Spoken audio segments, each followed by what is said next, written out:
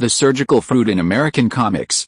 This video is purely for entertainment and does not infringe on copyrights or laws. The rights to the novel and image belong to the original author. We do not claim ownership. Don't like waiting and want to listen to this fanfic in full now?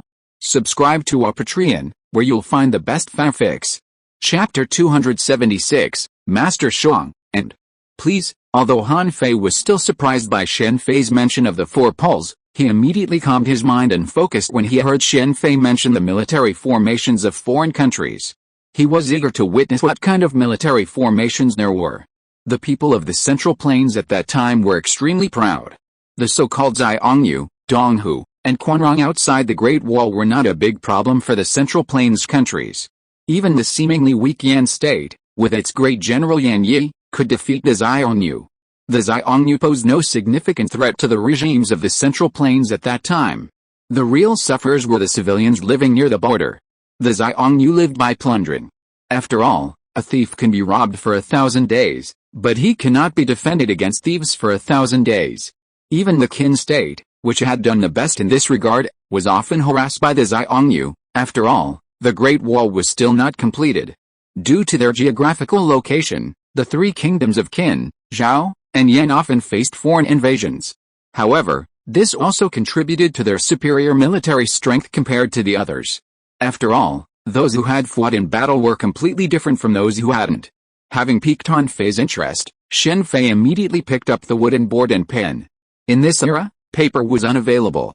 Writing was primarily done on bamboo slips, wooden boards, clay tablets, metal, and silk cloth, like Honglian's portrait of Wei Zhuang, which was made on silk cloth. Although Shen Fei had paper, it wasn't the time to use it now. Therefore, adapting to local customs, he resorted to bamboo slips and wooden boards. As for silk cloth, he wasn't unaffordable, but he didn't need it. Shen Fei's painting skills were now at the master level. The control brought on by his strength allowed him to quickly draw the Macedonian phalanx on the wooden board. After completing his drawing, he casually handed it to Han Fei, who was standing opposite him. "That's good. Do you have more?" Han Fei took the wooden board with one hand and put down his orange juice with the other. Between them stood a glass table, upon which sat the iced orange juice Shen Fei had brought, along with several glasses. "I remember you liked wine, didn't you?" Shen Fei said, filling the glass in front of Han Fei with orange juice. "I think Honglian would like this." Drinks were not in short supply in this era. Ordinary people might not be able to enjoy them, but as a royal princess, Honglian felt she could enjoy them. Did Han Fei's two uncles even have dragon bone and 8 treasures soup? "I'll give you a big bottle when you get back." Shen Fei generally avoided alcohol except for wine. He preferred beverages. In the past, making orange juice was a hassle for him due to various restrictions, but things were different now. "Thank you very much," Han Fei said, his gaze fixed on the Macedonian phalanx on his target. With his wisdom and the unique characteristics of the Macedonian phalanx, he quickly discerned its current silence, because this phalanx had opened the door to a new world for him. It's a good unit to counter cavalry, but unfortunately it's too simplistic. Han Fei naturally saw the weaknesses of the Macedonian phalanx. While it possessed a natural advantage against cavalry, this was only in the front. Its flanks and rear needed protection. Furthermore, the enemy had never encountered this phalanx before. Meng Bian's subsequent defeat against a Macedonian phalanx was due to all of these factors being present. The battle took place in a canyon, and Meng Bian's golden fire cavalry could only charge head-on. A different environment would have led to a very different outcome. The Macedonian phalanx flourished in the west, but in the east, no one was destined to form such an army due to its numerous limitations. While it was effective against cavalry, it was only for the first time. Expending vast resources on an army that could only be deployed once was simply impossible for the Central Plains states. The best way to counter cavalry was to use cavalry against cavalry. Trying to use infantry against cavalry was a desperate option, and it was not advisable unless absolutely necessary. "That's true," Shen Fei nodded slightly at Han Fei's assessment. He knew from the moment he brought out the Macedonian phalanx that no one in the Central Plains would look down upon it. He brought it out, firstly, to let Han Fei know that there were nations outside the Central Plains, and secondly, to spread the word about the phalanx so that anyone who encountered it in the future wouldn't suffer any harm. "I wonder what else is out there in the four extremes," Han Fei casually placed the wooden board on the side of the table and asked with interest. "This is Han," Shen Fei said, taking a blank map and drawing a simple map on it, writing the character Han on it. "This is Qin, this is Wei, Chu, Zhao, Yan, Qi, and this is the Central Plains." Shen Fei then slowly wrote down the names of the 7 kingdoms of the Warring States period, then circled the locations of the 7 kingdoms. The circles were not very large. As Shen Fei drew, Han Fei stared silently at the board. "This is the Yinshan grassland," Shen Fei continued. "And this is the real world." He drew a small circle on the Yinshan grassland, and finally wrote the word world in the center of the board. Compared to the blank area of the board, the entire Central Plains and the Yinshan grassland only occupied a very small part of it. As Shen Fei pushed his target in front of Han Fei's eyes suddenly became extremely sharp, but in an instant, the sharpness disappeared. If you didn't pay close attention, you might think it was an illusion. Your martial arts skills are indeed not low. After all, you are a Confucian disciple. Although it was only for a moment, Shen Fei could still sense Han Fei's imposing presence. Zunzi had claimed that he had no martial arts skills, but the great god of destiny saw through his disguise in an instant. "This is really interesting," Han Fei said, standing up, picking up the board, waved to Shen Fei, and left. As for the orange juice Shen Fei promised, his men naturally took care of it. Seeing Han Fei's expression was truly a testament to my impressive performance. After Han Fei left, Shen Fei couldn't help but laugh. His words had truly shocked Han Fei, otherwise, he wouldn't have been able to conceal his aura.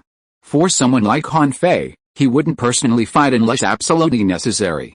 Just like Ying Zhang was also quite skilled in martial arts, but when had he ever been seen taking on an enemy?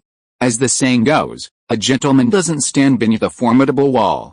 Ying Zhang, Yan Dan, Han Fei, I wonder who would be the stronger of these 3 in a one-on-one fight. Shen Fei suddenly thought. Maybe we should even throw in the Lord of Changping, 9th young master. It looks like this trip didn't end well. Xinu greeted Han Fei as he entered the Zilan pavilion. "No, it turned out wonderfully, so much so that I need a nice glass of wine to calm my nerves." Entering the room where the group usually stayed, Han Fei immediately poured himself a glass of wine and gulped it down. After he finished, Xinu silently refilled Han Fei's glass. "Brother Wei Zhuang, have you heard of the 4 extremes?" Han Fei sat down and whispered to Wei Zhuang beside him. "I have looked around the 4 extremes, and after circling the sky, I descended," Wei Zhuang replied calmly. Records of the 4 extremes were not unknown in this era. There's a line about it in the Chu Si, Li Sao. Brother Wei Zhuang is indeed a well-read man. "Have you ever traveled to the 4 extremes?" Han Fei's words caused Wei Zhuang's eyes to suddenly turn cold, though his expression was usually similar. "You're actually interested in this?" "I haven't been there, but I've heard the teacher mention it occasionally." "Brother Han, you mentioned this. Could it be that he's related to this?" Zhang Liang interjected. "Zifeng is indeed clever," Han Fei said, recounting his conversation with Shen Fei. Han Fei trusted everyone present very much, so of course he wouldn't hide anything from them. "The Central Plains is just a tiny place," Wei Zhuang, after hearing Han Fei's account of the Macedonian phalanx, expressed disdain. Gigu disciples were well versed in hundreds of schools of thought, including the military theory. But after hearing the distinction between Xiangsha and the Central Plains, even Wei Zhuang and Zhang Liang fell silent. "Isn't that nonsense?" Xinu was the first to recover, offering her opinion. "No," Han Fei immediately shook his head, dismissing her. "It seems someone's claim of 99% of this world is unlikely to come true." Wei Zhuang soon recovered. "Don't try to discredit me now, Han." Central Plains, Xiangsha. After leaking the news about Xiangsha to Han Fei, he hadn't visited for a while, except for sending someone to ask for orange juice. It seemed Hong Lian was quite fond of it. Besides the booming business, Shen Fei hadn't been bothered by anyone else lately. Ji Wei, preoccupied with the death of the blood-robed Marcus, hadn't bothered him for the time being. "Is this mechanical engineering? How interesting." In the garden, Shen Fei, looking at the mechanical box in his hand, suddenly laughed. Mechanical engineering wasn't exclusive to the Gongshu and Mahist schools. All schools of thought, including the Beiyu, possessed their own respective techniques. The treasure chest was a form of mechanical engineering. Speaking of mechanical engineering, Shen Fei couldn't help but think of modern combination locks, which weren't electronic, but instead relied on gears. Strictly speaking, A lurk was actually a form of mechanical engineering. Having temporarily stopped cultivating his inner strength, Shen Fei shifted his focus to mechanical engineering. Through bartering at Situanali's Kai and Long Hall, he had collected many rare items, including some related to mechanical engineering. While not as advanced as those of the Maoist and Gongshu families, they were more than adequate for Shen Fei. Possessing the surgery fruit, Shen Fei possessed a unique advantage in learning mechanical engineering, allowing him to cut and join wood at will. By the way, what powers the mechanical beasts of the Maoist and Gongshu families? Do they really draw on the infinite interconnection of gears? Combination locks like chests wouldn't require power, but large mechanical beasts like the mechanical white tiger and Po-Tu San Lang would surely require energy to perform their movements. The Qin envoy has been assassinated. Does that mean Li Si should be here? That day, panic gripped Zinseng once again, seemingly even more serious than the previous incident. Later, upon inquiring, Shen Fei understood the reason for this situation. The Qin army had appeared. As Qin's closest neighbor, the people of Han were terrified of Qin. To the people of the Six Kingdoms, Qin was a raging wreck. The death of an envoy from another nation was a major event. If the two powers were equally powerful, it wouldn't have mattered. Even if Han and Qin were in a different situation, the envoy's death would have been a separate matter. But Qin was far more powerful than Han. As a result, everyone in Han, from the king of Han to Ji Wuwei, Zhang Keidi, Han Yu, and others, was in a state of panic. Because of this incident, the crown prince's murder was temporarily put aside. This is what they call a weak nation without diplomacy. Shen Fei couldn't help but shake his head in regret at Han's situation, thankful that he had been born into a powerful nation. Although the envoys were killed by the Bei'u, Qin was determined to target Han and demand an explanation. Historically, the Han court offered the king no respect, forcing him to bury the coffin and make amends or cede territory. Fortunately, Han Fei appeared, allowing Han to regain some face. Han Fei was Han Fei, and even with a powerful Han backing, Li Si was still defeated by Han Fei. Li Si was merely being assertive. Qin, while stronger than Han, would not rashly initiate war. Furthermore, a war could have been won, but Li Si's career would have been ruined, something Li Si would not tolerate. Han Fei capitalized on Li Si's mentality and prevailed. However, the Han King and his followers were not so tolerant. They were too afraid of Qin. If Han had said war was the worst-case scenario, Li Si would have been the one on pins and needles. The people are in devastation, the world is in turmoil. Among the hundreds of schools of thought, only I, the young uncle and the second uncle, dominate. Late at night, when most of Zinseng City had retired to sleep, two figures engaged in a fierce battle at a corner of the city wall. Sword energy surged, and towers were destroyed by the two. Sensing the battle, Shen Fei rushed over and watched the two men's battle. The uncle now lacked the domineering aura he had in the Qin dynasty, but he was much more handsome. Yingzheng has arrived. It's time to leave Han. After the uncle and the second uncle met and discussed some matters related to the Gegu sect, Gai Nai told Wei Zhuang his purpose. Someone wanted to see Han Fei. As for who it was easy to guess. There was only one person in the world who could ask Gai Nai to run errands. What a historic meeting. It's a pity that they can't coexist. Han Fei's status meant that he couldn't join Yingzheng. If he were an ordinary person, he wouldn't have such concerns, but as a young master, that wouldn't be possible. It was even more impossible for Yingzheng to later destroy Han. After all, Han Fei's kingdom. Shen Fei saw this as consistent with historical trends. But from the perspective of the people of the Six Kingdoms, Yingzheng had destroyed their kingdoms. With this in mind, Shen Fei left immediately. Ji Wuwei's forces arrived. Ji Wuwei is such an idiot. Perhaps he doesn't know Yingzheng's identity. Killing Yingzheng and Han was the worst possible idea. Han Fei protected Yingzheng not because of any shared ideals, but because Yingzheng absolutely could not die in Han. If Yingzheng died in Han, whoever succeeded to the Qin throne would have ample excuse to attack Han. Even if other nations would support Han, as the situation would be mutually detrimental, Han would undoubtedly pay a heavy price.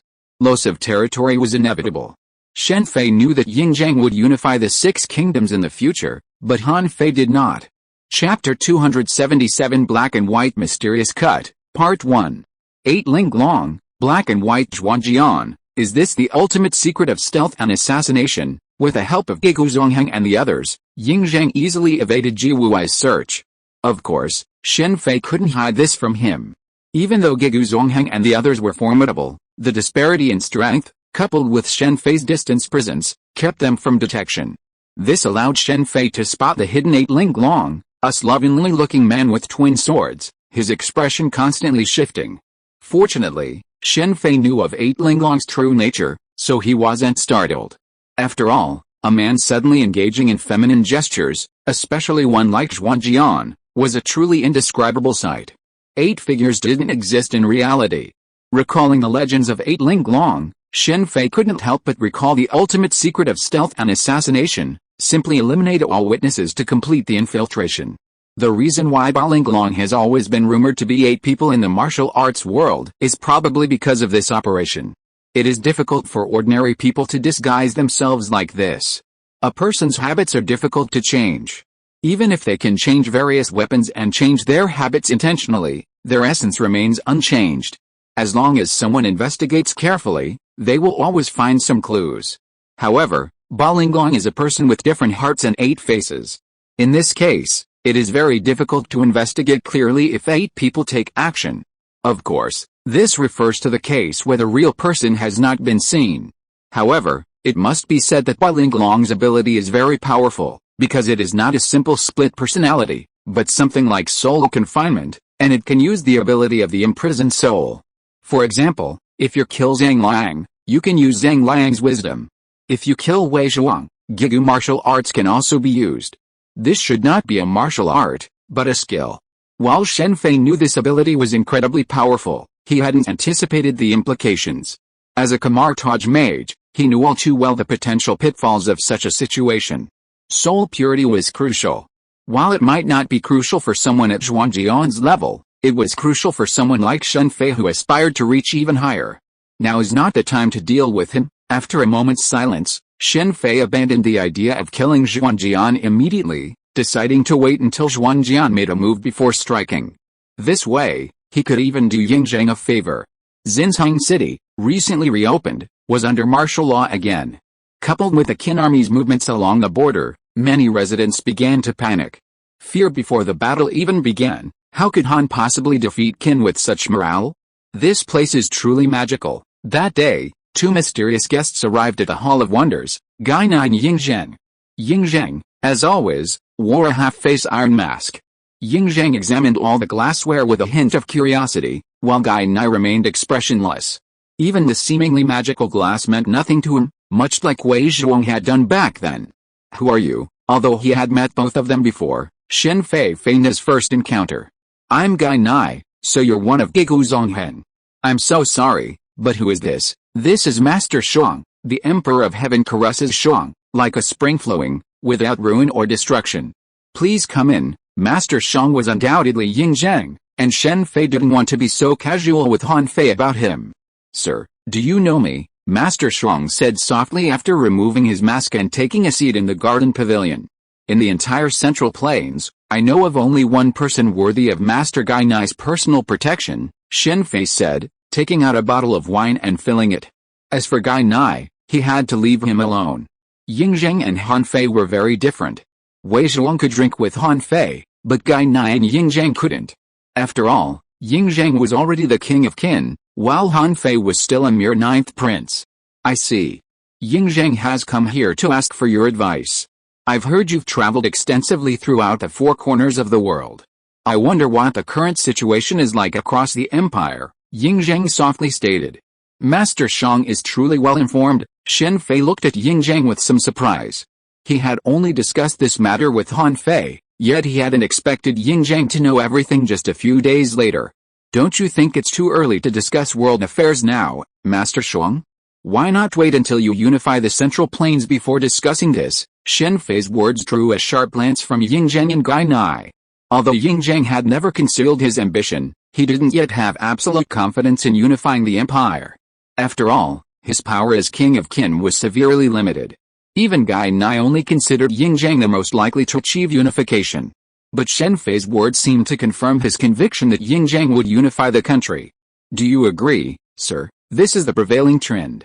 Looking at the 7 states in the Central Plains, Qin possesses the best of time, location, and people. This is something the other 6 states cannot match. No matter what they do, It cannot change this outcome. Of course, more importantly, there is Master Shuang. In a feudal system, a strong monarch is the only source of strength. Look at the Qin Empire. When Yin Zhang was in power, no one dared to openly rebel. But after Yin Zhang's death, Hu Hai ascended to the throne, and the prosperous Qin Empire fell in the second generation. What do you think of Han Fei, sir? Yin Zhang paused for a moment before speaking again. The ninth master? I can only say he was born at the wrong time. Speaking of Han Fei, Shen Fei shook his head slightly. Although Han Fei was extremely talented, Han was too weak. No matter how much he did, a single letter from Yin Zhang would force him to abandon everything in Han and join Qin. It was not his choice. After rejecting Yin Zhang, Han Fei was destined to be his enemy. Given Yin Zhang's personality, he certainly wouldn't wait for Han Fei to mature before challenging him. After all, this wasn't a duel of martial arts, it was fair play. It's certain that upon returning to Qin, Yin Zhang would immediately order Han to send Han as a hostage. Han Fei's only chance of a comeback was if the crown prince was captured by the Beiyu and he followed Wei Zhuang's advice and ascended the throne himself, becoming king of Han. Of course, this was only a possibility. After all, Qin was too powerful, its military and experts far surpassing those of other nations. The military's strength was self-evident, and there was a hidden network of powerful organizations spread across the 7 kingdoms. Among the experts, there was the mysterious Yin-Yang school. Yan Dan had long been surrounded by the pawn of Dongjin Yanfei. Although she later betrayed him, it also suggests that the Yin-Yang school also had arrangements within the 7 kingdoms. Who could be sure that Han Fei didn't have a Yin-Yang school around him? Xu Nu's identity is shrouded in mystery. Her mastery of pharmacology, even allowing her to refine something like water-dissolving gold, seems to be the sole domain of the Yin-Yang school in this world. Of course, even Shen Fei isn't entirely certain of this speculation. Born at the wrong time, Yin Zhang repeated softly, without further elaboration. While his 5 vermin theory makes sense, it's a bit one-sided. This world is constantly changing.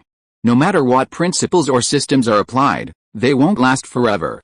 Regarding his 5 vermin theory, my view is that without agriculture, there's no stability, without industry, there's no prosperity, without commerce, there's no survival. Agriculture is fundamental in every era, even in modern times.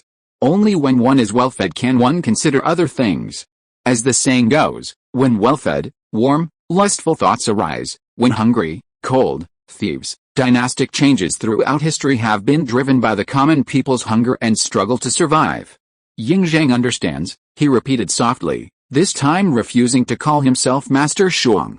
Master Shuang, I have a few things I'd like to ask you. Please go ahead, sir. I wonder how Master Shuang plans to govern the Central Plains after unifying it. I wish to forge a sword for the Son of Heaven, with the 7 kingdoms as its blade, the mountains and seas as its hilt, governed by the 5 elements, opened by yin and yang, governed by spring and summer, and carried out by autumn and winter. Unrivaled in the world will submit. I will govern the world with the teachings of Confucianism and the criminal law of legalism. Confucianism. After hearing Yin Zhang's words, Shen Fei suddenly spoke with profound meaning, leaving Yin Zhang and Gai Nai stunned. Confucianism was highly respected in this era, even by Yin Zhang, and Shen Fei's words hinted at a hint of disapproval. Master Shuang may accept Confucianism, but Confucianism may not necessarily accept Master Shuang. These words instantly sharpened Yin Zhang's gaze. They will accept it, Yin Zhang said after a moment, taking a deep breath and regaining his composure. I think so. My other question is, once Qin unified the Central Plains, what would Master Shuang plan to do with the legacy of Xiangyang's reforms? It's undeniable that Xiangyang's reforms made a significant contribution to Qin. Shen Fei was right about that. Even the precursor to Luoyang was established during Xiangyang's time, gradually evolving into the current Luoyang network covering the 7 kingdoms. However, Xiangyang's laws were only suitable for Qin, not the Great Qin Empire. While wars weren't entirely absent back then, they were definitely not as frequent as they are today. The Great Qin Empire's fall had many causes, both internal to Qin and within the 6 kingdoms. While Yin Zhang hadn't yet unified the 6 kingdoms, Shen Fei decided to highlight Qin's shortcomings. Shen Fei's words stunned Yin Zhang and Gai Nai again. Although Xiangyang's reforms had met with significant opposition when first implemented, after proving their effectiveness, many in Qin now accepted them as ironclad law. This was the first time he'd heard anyone criticize Xiangyang's reforms, and in front of Yingzhang at that. What do you mean, sir? The world is bustling with people seeking profit. The reason the Qin army is invincible is that, unlike the Six Kingdoms, even the lowest classes have channels for upward mobility. Rather than being dominated by the aristocracy, Qin placed the highest value on military merit. In fact, all 7 major powers of the Warring States period placed similar emphasis on military merit. However, in Qin, military merit was rarely appropriated by the upper classes. Unlike the Six Kingdoms, the merits of the lower classes were easily snatched away by the upper classes. For example, Tang Qi of the Qiju Tang was once a soldier in Han. He made significant contributions during the war against the Beiyu. If you were in Qin, he would have been promoted and given a noble title. However, in Han, he ended up as the leader of an underground power, precisely because his military merits were snatched away by the gilded aristocracy. Then there was Yan's big hammer. His experience was very similar, except that he had the good fortune to meet Crown Prince Yan Dan. I wonder what advice you have, sir. This time, Yingzhang was silent for a long time. That's something Master Xiang should consider. However, I've noticed something during my recent stay in Korea. The S.H.I.E.L.D, the official in charge of criminal justice, actually has subordinates who are part of the city guards. The S.H.I.E.L.D can command them, as can the generals. Why not assign a dedicated S.H.I.E.L.D unit to focus solely on investigating and solving crimes? In modern times, the police, or even the armed police, are responsible for investigating crimes. But in this era, there are no such departments. Everything falls to the city guards, including guarding the city gates. Because of their military status, they are under dual leadership. Shen Fei thought of the police, or more precisely, the constables. The 6 gates were very famous in later generations. While this might seem simple to later generations, it was groundbreaking in this era. Yingzhang, I've learned your lesson. With his wisdom, he quickly grasped the benefits of this new department. Master Xiang, you're too polite. Even if I didn't mention these things, Master Xiang, with your wisdom, you'd be able to figure them out quickly. Shen Fei complimented Yingzhang. After all, he was the future Qin Shi Huang. Sir, would you be willing to accompany me to Qin? Qin desperately needs talent like you, Yingzhang offered. You're too polite, Master Xiang. I'm not a genius, I just have more experience. Shen Fei wasn't wrong. Compared to Zhang Liang, Han Fei, Gai Nai, Wei Zhuang, and the others, Shen Fei felt somewhat inferior in wisdom, not just in terms of strength. Of course, this was only his own wisdom, the wisdom brought about by the modern knowledge explosion, something even Han Fei and Zhang Liang couldn't match. Sir, you're too modest. Yingzhang was delighted by Shen Fei's agreement. He had originally intended to meet Han Fei, but unexpectedly, he had an unexpected reward. I have something I'm afraid I need Master Shuang's approval for. Please go ahead. I've heard of the incredible yin-yang arts of the yin-yang school, and I hope to have the opportunity to learn a little. Helping Yingzhang was secondary. Learning the yin-yang school's techniques was the primary concern. No problem, Yingzhang agreed immediately. After Yingzhang agreed, Shen Fei was delighted. He had a rare opportunity to chat with a Yingzhang, instilling some of the philosophies of later generations in him. Of course, Shen Fei didn't discuss deeper issues, as now wasn't the time for them. For example, the tax issue. In that era, officials weren't subject to punishment, and the nobility enjoyed excessive privileges. Even Yingzhang couldn't resolve these issues quickly. Although Xiangyang's reforms dealt a heavy blow to Qin's aristocracy, the aristocratic families remained as powerful as ever. All these things are for you. Since he had decided to leave Han, Shen Fei's Korean holdings would be given to Xinu. Shen Fei had no intention of hiding his departure from Qin from Han Fei and the others. Xinu, though surprised, ultimately accepted. You're just going to let someone like him go with Yingzhang? Inside Zilanzhuan, Han Fei drank silently after receiving the intelligence. A hint of murderous intent flashed in Wei Zhuang's eyes. If he couldn't be used by me, then he couldn't be used by the enemy either. Han Fei was far inferior to Wei Zhuang in terms of ruthlessness. Don't think that Wei Zhuang has a good relationship with Gai Nai now, but if they really become enemies, Wei Zhuang will not hesitate to kill. Chapter 278 Black and White Mysterious Cut, Part 2. Everyone from Lisha, hello. Late at night, in a spacious room on the 3rd floor of Zilangsuan, Shen Fei entered and greeted everyone with a smile. Besides Princess Honglian, everyone else in Lisha, Zhang Liang, Wei Zhuang, Xinyu, and Nanayu, was present. Besides the Lisha crowd, Master Shang and Gai Nai were also present. Master Shang was playing chess with Han Fei by a window, away from the others. Shen Fei's intervention had somewhat dampened Master Shang's assessment of Han Fei, who had outsmarted millions of Qin troops without a fight, seized the knight's food without robbing, befriended the Qin envoy without flattery, and won over Cheyenne's to Lisha's alliance without retreating. However, this didn't affect Master Shang's assessment of Han Fei. Even with Shen Fei's intervention, Han Fei handled the situation beautifully, earning Shen Fei's admiration. Han Fei was Han Fei. Li Si was still a bit behind him, even in the gold coin game, he was no match for Han Fei. In response to Shen Fei's greeting, while Wei Zhuang gave him a cold look, Zhang Liang, Xinyu, and Nanayu all smiled and nodded. After all, Shen Fei had contributed a significant fortune to Lisha.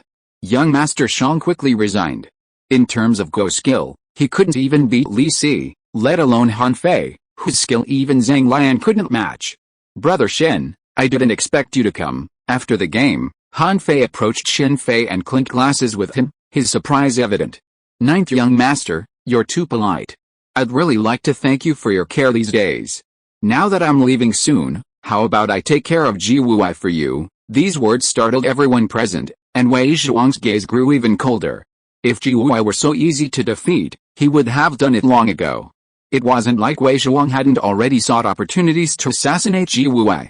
However, at this point, Wei Zhuang hadn't yet faced the subsequent upheaval, and Ji Wuai was surrounded by a large number of guards. Even if Ji Wuai wasn't Wei Zhuang's match in a one-on-one fight, he couldn't stand up to the opponent's outnumbered men. Thank you, but it's not necessary. Han Fei pondered for a moment, then immediately declined. Ninth young master, confirm this. From what I understand, Ji Wuai is eyeing Princess Honglian, and the fourth young master seems intent on bringing them together. If the king of Han grants a marriage to Princess Honglian in the future, what will you do? Ninth young master. Before Han Fei could speak, a sudden sound of shattering glass rang out from the side. It was the wine bottle Wei Zhuang was holding, shattering. The king of Han deeply loves Princess Honglian, but I think everyone knows the reason for this love. It simply serves to enhance her value. Being a royal princess might seem like a boundless glittering experience, but in reality, it's only superficial. A royal princess's primary role is to facilitate marriages, either marrying a prominent official at home or marrying someone from another country. As for free love, forget it. Women of this era, even the peerlessly beautiful Dongjin Yanfei, were initially mere pawns. Others like Nanayu, Xunyu, and Lianai were also pawns. Perhaps the only one who could truly be said to be free was Xiamen of the Taoist Xianzong. Han Fei remained silent. He was well aware of Honglian's situation, but there was nothing he could do to change it unless he overthrew his father and became king of Han himself. Ji Wuai actually has such an idea, Xinyu said in surprise. Han Fei, Xinyu, Zhang Liang, and the others, at most, assumed that even if Honglian married down, it would be to Ji Wuai's son, Ji Yehu. How could it possibly be Ji Wuai? Why not? Don't you know what kind of person Ji Wuai is? Ninth young master, you haven't answered me yet. If the king of Han really grants the marriage, what will you do? Stop it, or not, Shen Fei said, regardless of Han Fei's expression becoming serious. He turned his gaze to Wei Zhuang. You want to marry Princess Honglian, but it's a long and arduous journey, even if you two like each other. Shen Fei's words drew the attention of Han Fei, Xinyu, Zhang Liang, Nanayu, and even Gai Nai to Wei Zhuang. Under the gaze of everyone, Wei Zhuang's face darkened even more. Brother Wei Zhuang, Zhang Liang said, looking at Wei Zhuang with shock. In reality, Princess Honglian and Zhang Liang could have been a couple.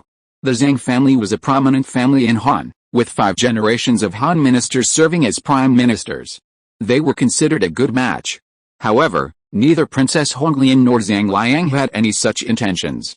It seems you don't know yet. Shen Fei found the expressions of Lisha and his group very amusing. He deliberately brought up the relationship between Wei Zhuang and Princess Honglian. One reason was to see Han Fei's expression when he found out that Wei Zhuang was courting his sister. Another reason was that Wei Zhuang and Honglian were both somewhat arrogant. If no one broke the barrier between them, there was no telling when they would finally achieve a happy ending. Looking at these two people in Qin Shi Huang, Shen Fei felt anxious for them. Don't look at me like that. I'm doing this for your own good." Facing Wei Zhuang, whose eyes were filled with murderous intent, Shen Fei chuckled softly. "Afterwards, I'll go kill Ji Wuai.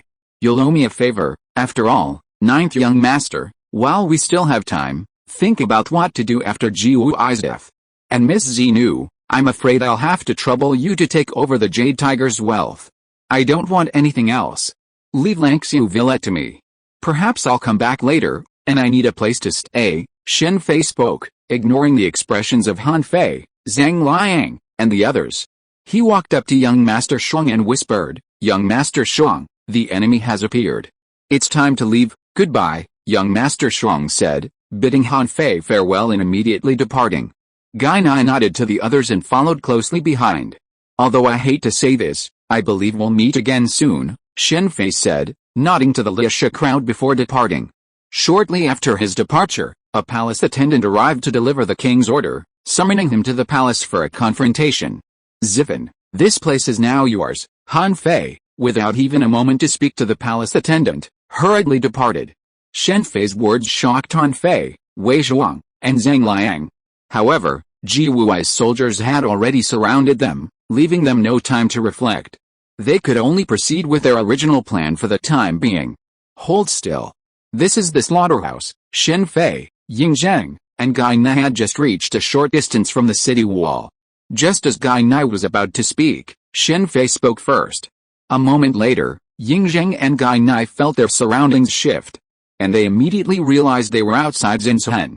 Han Fei and Zhang Liang had originally planned to follow Li Si, as Gai Nai's identity was too obvious. His presence would easily expose Ying Zheng's whereabouts. However, with Shen Fei's arrival, the plan changed. With a simple spatial shift, they could easily escape the city. Taoism, the dream butterfly escape. Gai Nai looked around in amazement, then fixed his gaze on Shen Fei. "No, just some obscure method. I'll leave this place to you," Shen Fei said, and vanished. Gai Nai looked at the stone that appeared out of thin air where Shen Fei had disappeared, his gaze growing serious. However, he quickly left with a Ying Zheng. "Yo, killing again." In an alley near Zilanzhuan, Mo Yat, standing among corpses, was about to attack the person in front of him when he heard a voice behind him and immediately dodged to the side, not caring about killing the person in front of him. "You have nothing to do here, retreat." Shen Fei didn't look at Mo Ya, who had leaped onto the roof. Instead, he spoke calmly to Tang Qi, who was protected by two of his men. "Let's go." Tang Qi knew by now that such a thing was beyond his reach. As the boss of the underground forces in Xinjiang City, he knew Mo Ya. "I'll give you a piece of advice. I'm going to kill Ji Wuai later. You'd better think about what to do next." Shen Fei looked up at Mo Ya on the roof, a smile on his face. "Kill the general, you think?" Mo Ya looked at Shen Fei coldly. "It seems you don't believe it. I know you are very fast in Qingguang, but no matter how fast you are, it can't be faster than this," Shen Fei said as he lightly tapped his right foot and picked up the long sword in the hand of the corpse. The next moment, the long sword suddenly disappeared, and Mo Ya suddenly appeared in front of it. Shen Fei immediately grabbed Mo Ya's neck. "Now you should believe it." Shen Fei immediately threw Mo Ya over. Mo Ya in mid-air flipped over and landed lightly on the ground, looking at Shen Fei in shock. "Why don't you kill me?" After a moment, Mo Ya spoke. "It would be a shame to see someone like you die. I'll go on a killing spree against Ji Wuai later. If there are people you don't want killed, it's best to keep them away from Ji Wuai. That's all I have to say. Take care of yourself." After a moment's silence, Mo Ya immediately activated his Qinggong technique, quickly disappearing into the night. Black and White Zhuangjian vs. Wei Zhuang. After Mo Ya left, Shen Fei arrived at Zilanzhuan and witnessed a battle between Wei Zhuang and Black and White Zhuangjian. Both were masters of swordsmanship, but Wei Zhuang was too young. Initially, Wei Zhuang was able to match Zhuangjian, but as time passed, he began to lose ground, even sustaining multiple sword wounds. Zhang Liang and Nong Yu, disguised as Xinu, could only look on Wei Zhuang with concern. Their martial arts skills were far inferior to Wei Zhuang's, let alone Zhuangjian's. "They're here too." Han Fei has finally managed to win over Cheyennes as an ally. Using his observation haki, Shen Fei detected the presence of Cheyennes, Yan Lingji, and the others. Forget it. Just as Cheyenne saw Wei Zhuang's injuries worsening and was about to attack, Shen Fei intervened. Xian's Baiyu Celestial Corps joining the fray could indeed alleviate Wei Zhuang's disadvantage, but only slightly, given the vast disparity in power between the two. Xian's and his group couldn't even defeat the blood-robed Marcus, let alone the even more powerful black and white Zhuangjian. Furthermore, if Xian's and his group joined the fray, Zilanzhuan would likely be destroyed. It's so lively here, just as Zhuangjian, forced back by Wei Zhuang's sword strike, was about to charge forward again, Shen Fei suddenly emerged from the side. With Shen Fei's appearance, Xian's and the others, who had been preparing to attack, abandoned their plans. A first-class warrior, black and white Zhuangjian, what a shame. Shen Fei walked up to Wei Zhuang, blocking Zhuangjian's path. He looked at the domineering Zhuangjian and shook his head slightly. Zhuangjian was a pitiful man, a former bandit. He later befriended a gentlewoman, Wei Xiangxin, and considered retiring from the underworld, only to be exploited once again. When he sought revenge, he was thwarted by Giguan Luoying. Rest in peace. The one you wish to kill is dead, having lost all power. There's no need for you to continue fighting now, Shen Fei said, slowly approaching Zhuangjian. Zhuangjian's eyes flickered at Shen Fei's words, but the next moment, he wielded his black and white swords with murderous intent. Powerful energies coalesced around the swords, and the air around them vibrated with a surge of energy. Twin swords, imbued with intense murderous intent and powerful energies, crossed in a cross and slashed directly towards Shen Fei, determined to deliver the final blow. Few in the martial arts world could pull off this blow, but unfortunately, Shen Fei was his target this time. Facing Zhuangjian's fatal strike, Shen Fei gently met it with his right palm. Amidst the stunned expressions of Zhuangjian, Wei Zhuang, and the hidden Bianzhen, he grasped the intersection of the black and white swords. The powerful energy from the blades carved deep scars into the ground on either side of Shen Fei, revealing the space below. Yet, Shen Fei's palms remained unscathed. That's it. As Zhuangjian stared in disbelief, Shen Fei instantly snatched the swords from his grasp and then kicked Zhuangjian away. Nice feel. With a flick of his right hand, the black and white swords instantly rested in his hands. He gripped the hilts, feeling the swords, which were superior to the red and white swords of the blood-robed Marcus. The positive blade claims life, the negative blade calms the soul. Zhuangjian, goodbye. As Zhuangjian stood up again, Shen Fei suddenly moved, appearing before him in an instant, piercing him with a single sword. Wei Yang is dead. Zhuangjian, his body pierced, seemed to suddenly regain all his memories. Yes, he lost all power and died in a miserable state. Is that so? Perhaps this outcome was the best for Zhuangjian. After hearing Shen Fei's words, he closed his eyes tightly. Get out. As Zhuangjian died, Shen Fei felt a sinister aura emanating from him, extending along the white sword towards him. Sensing this power, Shen Fei immediately shattered the aura with a shock of his white sword. Instantly, several different auras emanated from Zhuangjian's body, and several figures appeared behind him. These figures were none other than Balinglong. A moment later, they dissipated into the air. Whoosh! The next moment, a blazing flame erupted from Zhuangjian's corpse. You want to fight me? After burning Zhuangjian's body, Shen Fei, holding his black and white swords, turned to look at Wei Zhuang. His eyes filled with a fierce fighting spirit. I'm going to kill Ji Wuai now. I'll leave the rest to you. Chapter 279 Black and White Zhuangjian, and Han Fei, this time I'm going to make sure you die without a burial. At a street intersection about 100 meters west of Zilanzhuan, Ji Wuai sat behind a bronze table, a glass of wine in hand, gazing towards Zilanzhuan with a smug and arrogant smile. Han Fei and Zilanzhuan were now thorns in Ji Wuai's side. In Ji Wuai's view, before Han Fei returned to Han and returned to Xinjiang City, he had absolute power in both Han and Xinjiang. Even the royal family, like Long Quinjet and Ampingzhen, had to follow his lead. The case of the ghost soldiers intercepting the military pay was a win-win situation for Ji Wuai. Not only would he receive 100,000 yuan in military pay, but he would also further weaken Zhang Kaidi's influence in the court and significantly expand the power of his subordinates. However, Han Fei's sudden appearance not only ruined his plan but also caused Yunyu to suffer heavy losses. Ji Wuai directly blamed Han Fei for the blood-robed Marquis's downfall. The four evil generals of Nightmarish complement each other, and the absence of anyone would be a significant inconvenience for Ji Wuai. The blood-robed Marcus is the leader of the four evil generals, and his position is even more crucial than the other three. He commands 100,000 troops, and military power is the foundation of G-Wui's career. With military power at his disposal, power and wealth are no problem. Although G-Wui may seem insignificant now, he was also a cautious and prudent man in his time. He climbed step by step to his current position as a great general. While his backers contributed significantly, he also possessed considerable personal skill. He was the strongest general in Korea in a century, albeit only in Korea, which was already quite impressive.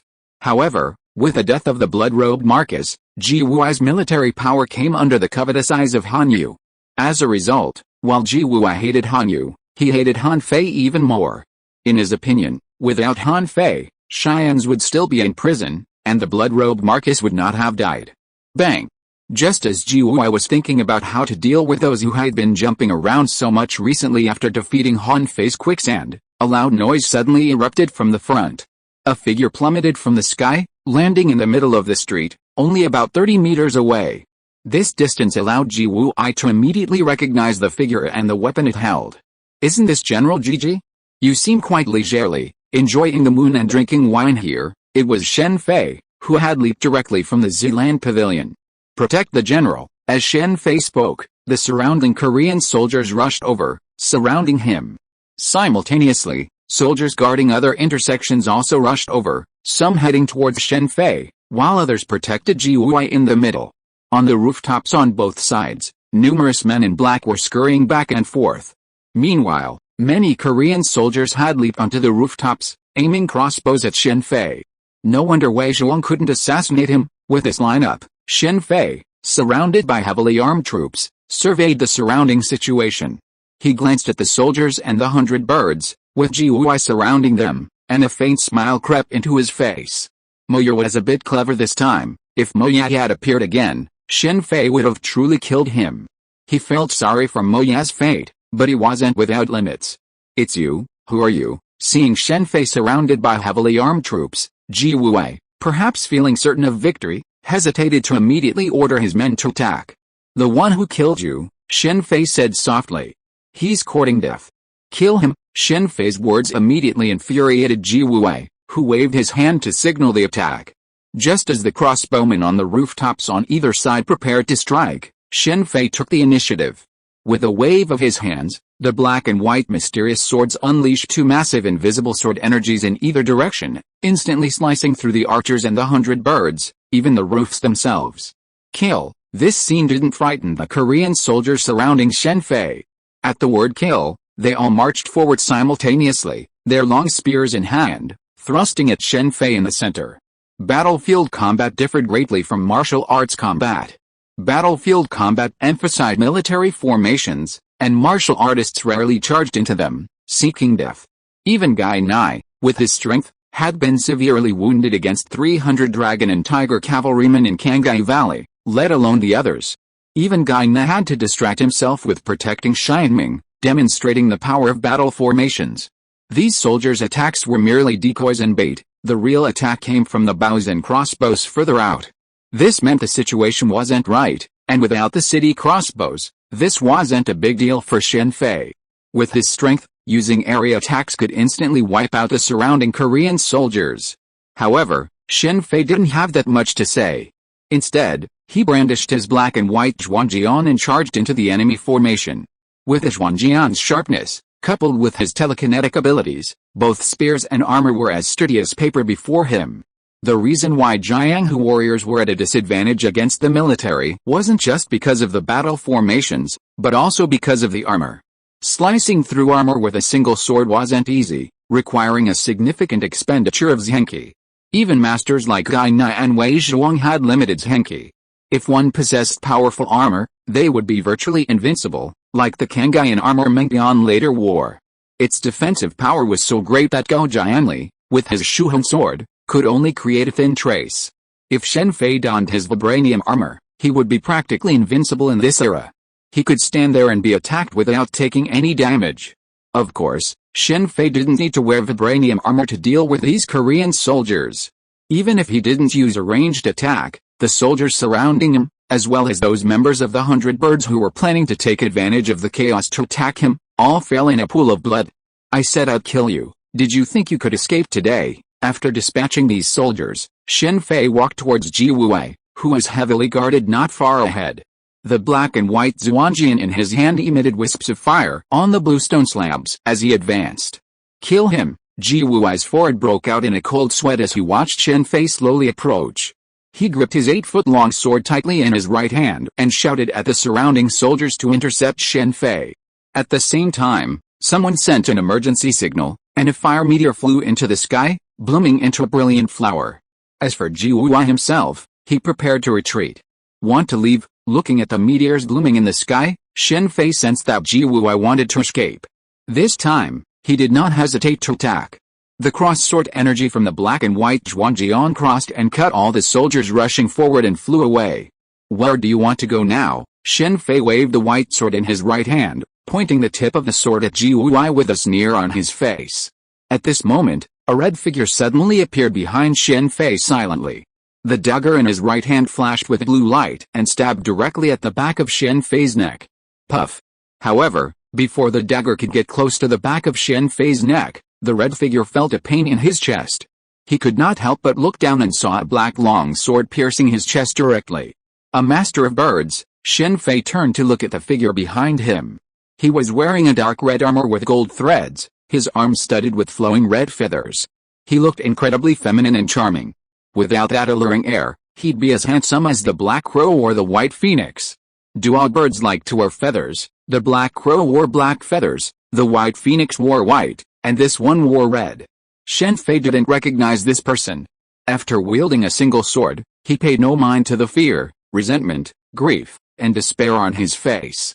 With a casual flick of his hand, he drew his black sword, and the corpse was instantly flung out. This person is Red Owl, a martial arts expert second only to Black Crow among the 100 birds, and even stronger than White Phoenix. However, because he is too cruel, Black Crow dislikes him, so he rarely shows up. However, Black Crow dislikes him very much. When the 100 birds selected a deputy leader, Red Owl was originally the winner, but in the end, Black Crow chose White Phoenix. Because Black Crow, White Fang and others have limits when it comes to killing, but Red Owl has no limits, even killing his childhood companions. If it were just that, it would be fine, but this Red Owl is so ignorant that he wants to kill Yingzhi. The 100 birds are divided into male and female groups. The male group is led by Mo Yak, while the female group is led by Ying Zhen, whose martial arts skills rival Mo Ya's. Female 100 birds are rarely seen in Xinjiang City, South Korea. This is because they gather intelligence on the 7 kingdoms for Ji Wuwei. Ji Wuwei himself lacks martial arts and wisdom, but he is extremely ambitious. He wants to emulate a certain organization and expand the 100 birds into a large organization spanning the 7 kingdoms. Moya and Yingzhi admire each other, but within the 100 birds organization, this admiration must be kept to themselves, expressing it would be detrimental to both of them. Have the other masters of the 100 birds finally appeared? After Red Owl's death, several swift figures appeared in the surrounding area and joined forces to attack Shen Fei. These people had originally planned to attack Shen Fei together, but unfortunately, Red Owl's sudden attack disrupted their plan. For Red Owl, if he could kill Shen Fei at this moment, he would undoubtedly be highly valued by Ji Wuwei, perhaps even replacing Mo Ye as the leader of the male group within the 100 birds. However, he never imagined that this dream would cost him his life. Within the 100 birds, only those who reached a certain level of strength were given unique code names. Shen Fei, of course, had no idea of the internal situation within the 100 birds, but since they dared to attack him, he would not hold back. Soon, all the 100 birds lay in a pool of blood. Now it's your turn, General Ji Wuwei. After dispatching the 100 birds' masters, Shen Fei leaped directly in front of the fleeing Ji Wuwei. With a few swift strikes, he dispatched Ji Wuwei's last few guards, leaving Ji Wuwei alone. Cornered, Ji Wuwei, his eyes filled with fear, swung his 8-foot sword, striking Shen Fei. Puff! The next moment, Ji Wuwei, clutching his 8-foot sword, swung forward, his right arm clad in black iron armor. Ji Wuwei was difficult to kill, not only because of his numerous guards, but also because his martial arts were a horizontal training method. Combined with his black iron armor, even Wei Zhuang would have a difficult time killing him. However, for Shen Fei, the black iron armor was a piece of cake. You can't kill me. If you do, they won't let you go. Seeing Shen Fei's white sword about to strike, Ji Wuwei cried out, regardless of the pain of his severed arm. In this life-or-death situation, Ji Wuai didn't care about being exposed. They? Are you talking about Luo Wang? Ji Wuai's words caused Shen Fei's sword to stop at his neck. Though the sword stopped, the chill from the blade still sent shivers through Ji Wuai's body. Have you two seen enough? Why don't you come out? As Shen Fei spoke, Mo Ye and Bai Feng suddenly leaped out from the side, landing about 5 meters behind Ji Wuai. Mo Ye, how dare you betray me? Ji Wuai, still trembling with fear, shouted at the side of Mo Ye and Bai Feng. General, you're joking. You're no longer qualified to betray me, Mo Ye said expressionlessly. You? Ji Wuai was about to say something when he felt a sudden pain in his left arm and couldn't help but roar in pain. Should I hand him over to you? Shen Fei suddenly said. Thank you very much, sir. I'll see you off one last time. Mo Ye had barely finished his words when he appeared before Ji Wuai, ghost-like. A dagger suddenly emerged from his right wrist and pierced Ji Wuai's throat. He then drew the dagger, sending blood splattering everywhere. Ji Wuai hadn't anticipated Mo Ye's sudden attack. With his throat pierced, he couldn't utter a single sound. He could only glare at Mo Ye angrily before collapsing in the street in frustration. Ji Wuai's ambitions were considerable. He was also deeply interested in the S.H.I.E.L.D, his Jade, and had dispatched Yingzhi to investigate. Now that you're free, take me to the treasury of the general's mansion, Shen Fei whispered to Mo Ye, glancing at the Korean soldiers charging desperately in the distance. Please, the three of them said, and together they hurried towards the general's mansion. How extravagant! As a high-ranking general, Ji Wuai's wealth seemed even greater than that of the Emerald Tiger. Sir, how do you plan to transport all this? Mo Ye whispered, sensing a commotion outside. It seemed Ji Wuai's death had been discovered, and after his death, his wealth would undoubtedly be of concern to others. This is simple, Shen Fei said, waving his right hand. A huge cloth, large enough to cover the entire warehouse, suddenly appeared above the warehouse. As the cloth fell, it slowly shrank, and all the treasures in the warehouse disappeared. This scene left Mo Ye and Bai Feng dumbfounded. Such a magical scene directly shocked their minds. Let's go. I think the general's mansion should have more than just these things. The food is over there, this way. Such a magical scene made Mo Ye and Bai Feng dare not say anything. They obediently led the way, allowing Shen Fei to plunder the general's mansion thoroughly, very much like Li Sangguang. Chapter 280, Black Swordsman Shanky, Part 1. Han Qiancheng, Han Yu may not be a very good person, but I have to admit that he's more suitable to be king than Han Fei. His only problem is that he's a bit short-sighted. After Shen Fei followed Mo Ye and Bai Feng to plunder the general's mansion, Han Qiancheng appeared at the gate with the Korean soldiers. Looking at Han Qiancheng, carrying a bow and arrow, Shen Fei couldn't help but think of Han Yu. Shen Fei had never met Han Yu, but he did receive a letter from Han Yu. It was sent by Han Qiancheng a few days after Qiwu Hall opened, inviting him to visit, but Shen Fei declined. It's unknown whether Han Yu didn't take it to heart or didn't have time to bother Shen Fei. Strictly speaking, Han Yu and the current king of Han are essentially the same. In fact, this is also the underlying thinking of all the current kings of the 6 states of Shandong. They believe that the power structure of the 7 kingdoms would persist. Even though Han suffered repeated defeats against Qin, they never anticipated that Qin would eventually destroy Han. Because the lips and teeth are interdependent, a war with Qin would only encourage the other states to unite against Qin. At the outset of the Warring States period, Wei was the most capable state to unify China. At that time, Wei was truly unrivaled, boasting a wealth of talent and a formidable military. The unrivaled Wei Wuzu army was at its peak. Unfortunately, the then king of Wei was content to be the hegemon of the 5 hegemons of the spring and autumn period. If the king of Wei had possessed the ambition of Yingzheng, Han Fei, and others, the entire Central Plains would have been unified long ago. Wei was truly teeming with talent. Pang Wan, Sun Bin, Shang Yang, Zhang Yi, Wei Liao, and other leading figures of the Warring States period initially sought to defect to Wei, but ultimately lost all of their talent to other states. Consider Xiangyang.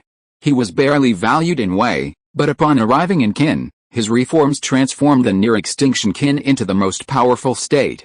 Wei's decline mirrored that of Qi. Qi, thanks to the Jixia Academy in Xiaoshenxin Manor, had once cultivated a wealth of talent. Unfortunately, the then king of Qi failed to capitalize on these talents, using Jixia Academy solely as a means of gaining prestige. Over time, this academy, once on par with Xiaoxiang's in manner, has survived, though it has fallen into decline. Only the silent support of renowned scholars has prevented it from utter collapse. During this time, Shen Fei also gained a general understanding of the influence of the various schools of thought in this world.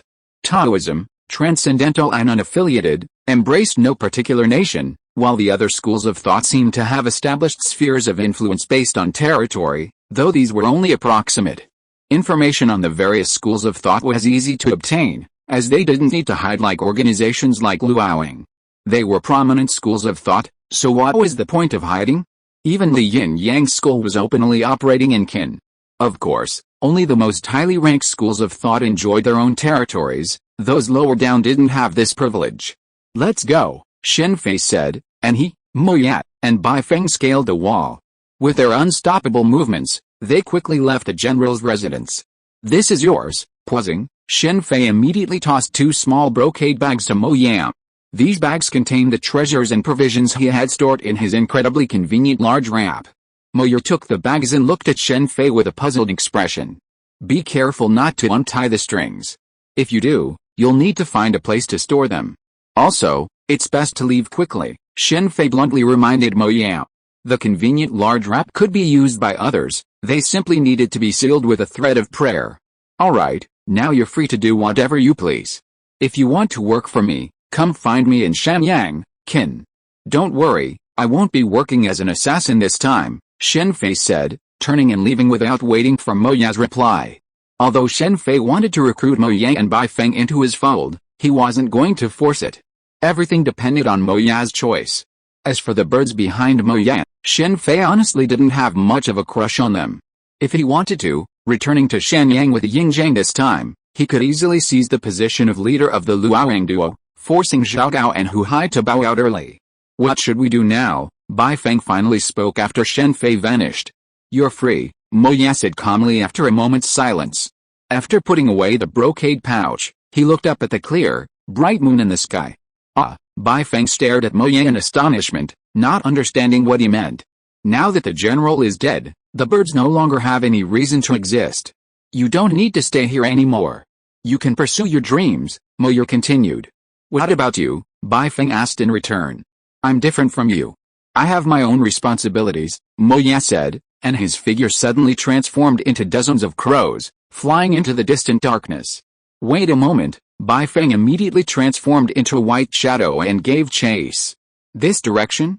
Now that the general is dead, why are you going back?" Bai Feng asked puzzledly after catching up with Mo Yan outside Xinjiang City. "I've already said, I have my own responsibilities," Mo Yan said, and immediately increased his speed, and Bai Feng followed suit. Ghost Mountain is located in a vast mountain range east of Xinjiang City. Unlike the lush green surroundings of the other peaks, this area is filled with darkness and desolation. Lord Mo Yan, as Mo Yan entered a secret location within Ghost Mountain, 4 dark figures flashed from the side and half-knelt not far in front of him. "I wonder what Lord Mo Yan has here for," someone asked, looking up. "The general has asked me to do something," Mo Yan said, his right hand moving. A dagger emerged from his wrist. As the man stared in shock, the dagger slashed across his throat.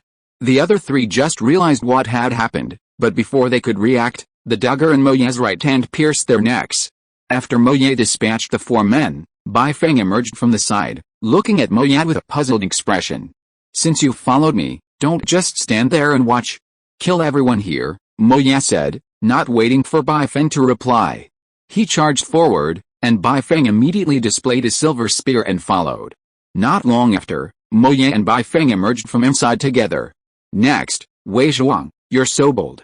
The general won't let you go." Inside Langxi Villa, the Emerald Tiger pointed a trembling finger at Wei Zhuang and Xinu, who stood before him. Several bodies lay beside him, they were his guards. He had never imagined that Wei Zhuang would dare to attack him directly. He had been enjoying the music and dance and sipping fine wine in the hall, but the next moment, his life was drastically changed. "Ji Wuai is dead," Wei Zhuang said coldly, sheathing his shark-toothed sword. "General, that's impossible," Wei Zhuang's words had just left his mouth. The Emerald Tiger instinctively retorted, but the next moment, its body began to tremble violently, clearly trying to understand why Wei Zhuang and Xinu had dared to attack it. "Stop talking nonsense. Hand over all the money you've accumulated over the years, Xinu said, her chain snake sword extending and wrapping around the emerald tiger's thick neck. I'll give it up, I'll give it up. Faced with a life or death situation, Emerald Tiger had no choice but to surrender all his wealth. Without G-Virus's protection, Emerald Tiger was nothing more than an insignificant figure. It seems you were waiting for me. Shen Fei had just left Xinjiang City and entered a small path when he encountered 5 people who surprised him, the Baiyu Celestial Group. I didn't expect you to choose Qin. Cheyenne's, arms crossed over his chest, sat upright on a rectangular stone, with Yan Lingji and the other 4 standing on either side of him. It doesn't matter where I choose, but I'm curious about you. Do you just want to become the king of Baiyu again, or do you want to let the people of Baiyu live a safe and stable life? What exactly do you want to say? What I want to say is very simple. Your dream is doomed to be impossible to achieve. Han and Chu will not let Baiyu be unified again. Similarly, the current people of Baiyu will not want a king who can only lead them into constant wars but has no stable life. Do you want to die? Shen Fei's words angered Cheyenne's. The chains on his body immediately floated up, and the hideous snakehead chains were like a snake spitting out its tongue, swallowing up and down. I was right. You're furious, Shen Fei, seemingly oblivious to Cheyenne's anger, said, I can tell you one thing, within 10 years, the entire Central Plains will belong to Qin. By then, neither Han nor Chu will exist. Don't even mention that you haven't succeeded in restoring your country yet. Even if you did, you'd only be king for less than 10 years. Within 10 years, Qin will unify the world. That's a truly hilarious joke, Cheyenne scoffed at Shen Fei's words. Not only Cheyenne's, but even Han Fei wouldn't believe it now.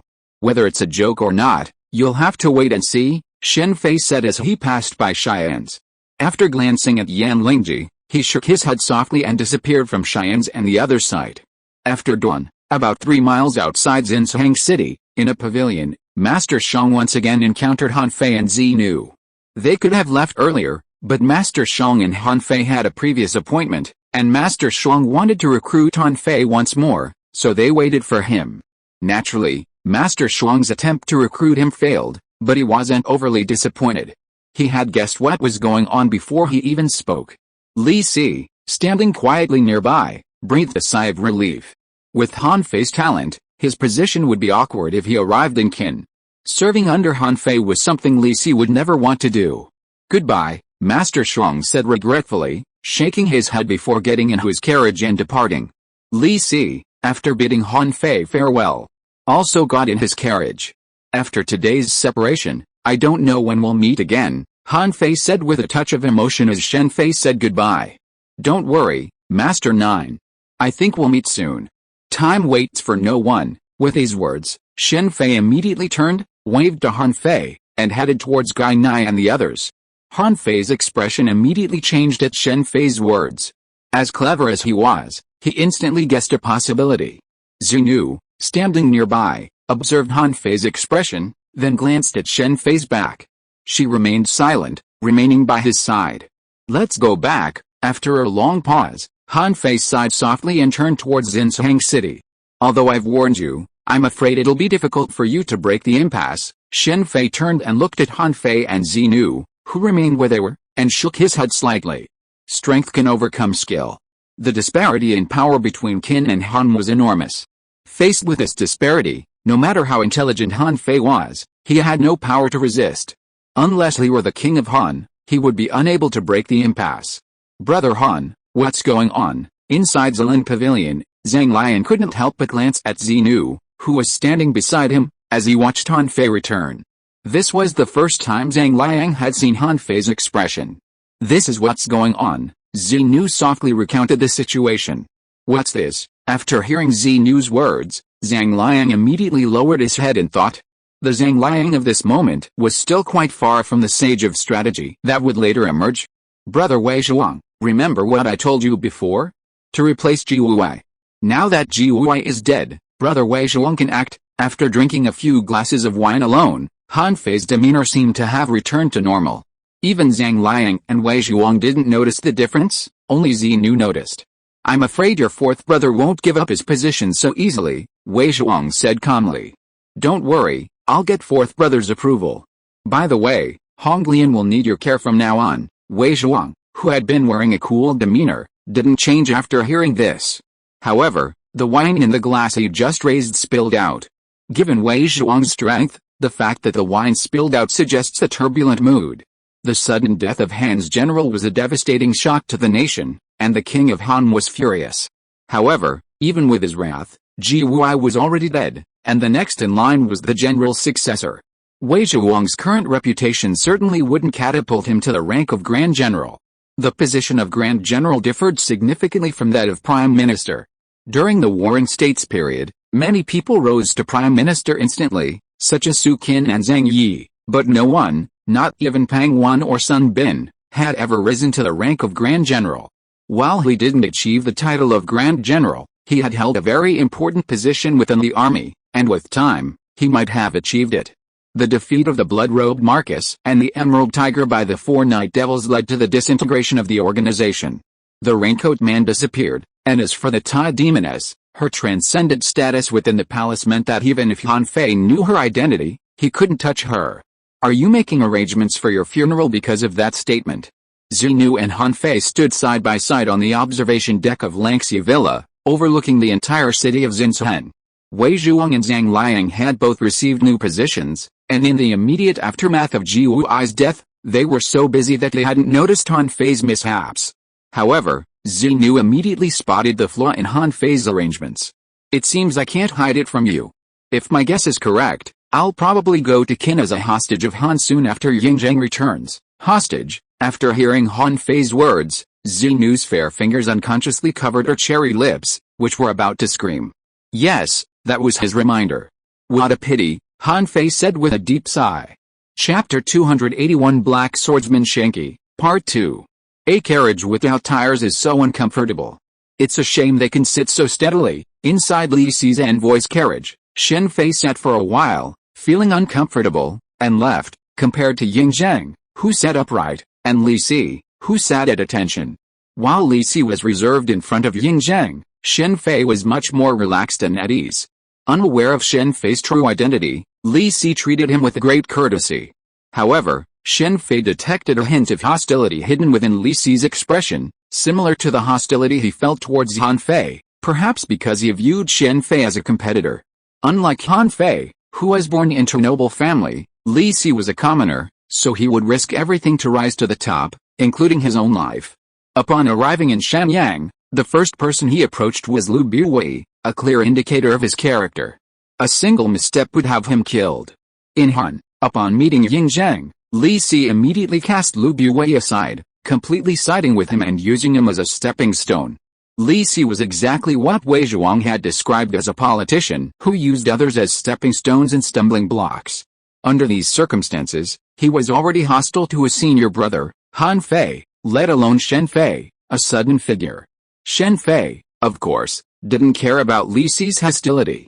He was currently learning horseback riding under Gai Nai's tutelage. In modern society, most people couldn't ride horses. Take Stark, for example. He had several valuable horses, but he himself couldn't ride them. His horses were simply a trend. Even the Pegasus Shen Fei had given him was now kept as a pet, something he only played with occasionally. Riding a horse wasn't just about sitting in the saddle. Such a simple task wasn't something Shen Fei, let alone anyone else, could master. True horseback riding required training and horsemanship. The Confucian 6 arts of charioteering, in essence, encompassed both horsemanship and driving techniques. This driving technique, of course, involved driving a carriage, which was no easier than driving a car. Shen Fei's inability to ride a horse intrigued Gai Nai, Yingzheng, and Li Si. In that era, learned men were almost always horsemen, and since there were no cars, traveling the world meant riding horses, not walking. Shen Fei offered no explanation, leaving them to their own speculation. As they journeyed through the carriage, Yingzheng occasionally interrogated Li Si about Qin and the 6 kingdoms, and Li Si responded fluently. As the future prime minister of the Qin Empire, Li Si was undoubtedly talented, always prepared. Meeting Yingzheng presented a golden opportunity for him to showcase his talents. Like Han Fei, Li Si was a staunch supporter of legalism. His words and opinions elicited constant nods from Yingzheng, a testament to his deepest appreciation. Shen Fei and Yingzheng remained silent throughout the journey. Li Si needed Yingzheng to maintain his power, but Shen Fei didn't. "Who are you?" As the group left the Han border and entered Qin territory, they soon encountered a group of 5 Qin scouts stationed on the border. The border between the two countries was a frequent point of contention, and scout clashes between the two sides were commonplace. Even though the king of Han was timid towards Qin, there was no real argument between the two sides on this point. The brave prevailed when two met on a narrow road. If Han had to yield to Qin even in scouting battles, then there would be no reason for Han to exist. This was also the reason why Yingzheng and his party hadn't taken the official route, which led to their encounter with scouts. With Li Si's status, taking the official route wouldn't have been a problem, but Yingzheng couldn't. The elimination of Ba Linglong and He Baijuanjian was only the beginning. Finally, Yingzheng escaped Qin with only Gai Nai, a once-in-a-lifetime opportunity. While the mantis stalks the cicada, the oriole is unaware of the oriole behind. This time, even the most hidden mastermind had taken action. Although Yingzheng was unaware of the mastermind's existence, he knew the return journey would be fraught with difficulties, which was why he left the official route and took a lesser path. Facing the 5 scouts, Li Si dismounted from the carriage, holding the envoy's staff. Upon seeing the staff, the 5 scouts immediately knelt and saluted. Noticing Li Si saluting the carriage, they immediately guessed that the person inside was the king of Qin. It must be said that these scouts were quite knowledgeable. The group then followed the 5 scouts and headed for the Pingyang Heavy Armored Army camp stationed at Wusu, a border pass of Qin. On the way, Gai Nai briefly explained the Pingyang Heavy Armored Army's achievements to Yingzheng and warned him that something was amiss. Although Gai Nai was merely Yingzheng's bodyguard, he was in fact very familiar with the various regions of Qin. In order to investigate Qin, Gai Nai had traveled across most of the country, and it was this journey that led Gai Nai to choose Qin. While the Pingyang Heavy Armored Army may not be as renowned as the Golden Fire Cavalry, the 100 Battles Armored Piercers, or the Tenglong Legion, this doesn't mean they're weak. In a real battle, the Pingyang Heavy Armored Army would definitely not be considered the 100 Battles Armored Army, as they were once part of Bai Qi's army. Gai Nai warned Yingzheng of something amiss because the Pingyang Heavy Armored Army should be stationed at Wusu, the border town. Qin wasn't ready to attack Han yet, so it wouldn't rashly deploy this 100 Battles Army there. They were stationed in a strategic location like Taiyuan County, facing Zhao. Although the Battle of Changping inflicted heavy losses on Zhao, Zhao had slowly recovered over the years. Furthermore, with the renowned General Li Mu, Zhao posed a far greater threat to Qin than Han. At least Zhao dared to send troops to provoke Qin, something Han would never have dared. Furthermore, the fact that King Yingzheng of Qin was unaware of the deployment of such a force speaks volumes. It's truly astonishing. Shen Fei was deeply moved as he watched hundreds of soldiers in heavy armor and black visors wielding their long spears in unified training within the camp. Such a scene was unheard of in modern society. Compared to the Korean soldiers, this unit held a more solemn and murderous aura. Inside Wang Zhi's tent, a flash of sword light ignited a scout, and he immediately collapsed, clutching his neck in pain. Another flash of sword light followed, and soon, the 5 scouts who had brought Yingzheng back lay dead in a pool of blood. After slaughtering the 5 scouts, Wang Zhi knelt before Yingzheng and apologized, explaining that this was done out of necessity to prevent him from revealing his whereabouts. Faced with Wang Zhi's grimacing, Yingzheng accepted his explanation and temporarily pretended to be Li Si's attendant. Wang Zhi, returning to the makeshift tent, the previously calm Yingzheng uttered these 2 words with a look of indignation. He then sat down behind the desk with a gloomy expression. Gai Nai and Li Si sat beside him in silence. Shen Fei also remained silent, but unlike Gai Nai and Li Si, he didn't remain motionless. Instead, he walked to a nearby shelf, picked up a bamboo slip, and began to read. Gai Nai remained silent, but Li Si's eyes flickered. After a moment, Yingzheng regained his composure and began to write a scroll, preparing to follow Wang Zhi's earlier suggestion and send someone he trusted in Shenyang to escort him back. However, as he began to write, he hesitated, realizing he had no one in Shenyang he could truly trust. But he finally wrote the edict. He couldn't possibly be unable to write one in front of Wang Zhi. Although Yingzheng had ascended the throne of Qin, he lacked the power of a king. Internally, he faced interference from the Queen Mother, while externally, he faced the tyranny of Lu Bui. Yingzheng's current situation was only marginally better than Han Fei's. Lord Changping, Shen Fei couldn't help but sneer as he caught sight of the name on the imperial edict. Meng Gan, truly clever. No wonder Wang Zhi didn't dare to mobilize the heavily armored troops of Pingyang to forcibly kill Yingzheng. With Meng Tian's appearance, Shen Fei immediately understood why Wang Zhi hadn't dared to directly kill Yingzheng. The Qin military system differed significantly from that of the 6 states of Shandong. This began during Xiangyang's reforms, which abolished the position of Grand General, commanding all the military forces within the country, and instead established multiple positions of Grand General. With the entire nation's military under the command of the Grand General, such a system was bound to be flawed. Even in this era, despite the collapse of rituals and music, the royal authority was still deeply respected. For example, when Ji Wuwei wanted to kill Han Fei, he didn't dare allow the Knights Guard to do so. This was true throughout the 6 states of Shandong, not to mention Qin, where military power was even more centralized. If Wang He dared to order the Pingyang heavy armored troops to attack Yingzheng, as soon as Yingzheng revealed his identity, who would the army obey? Furthermore, Meng Tian was still present. The Meng family was a pillar of the Qin military and had always been loyal to the king.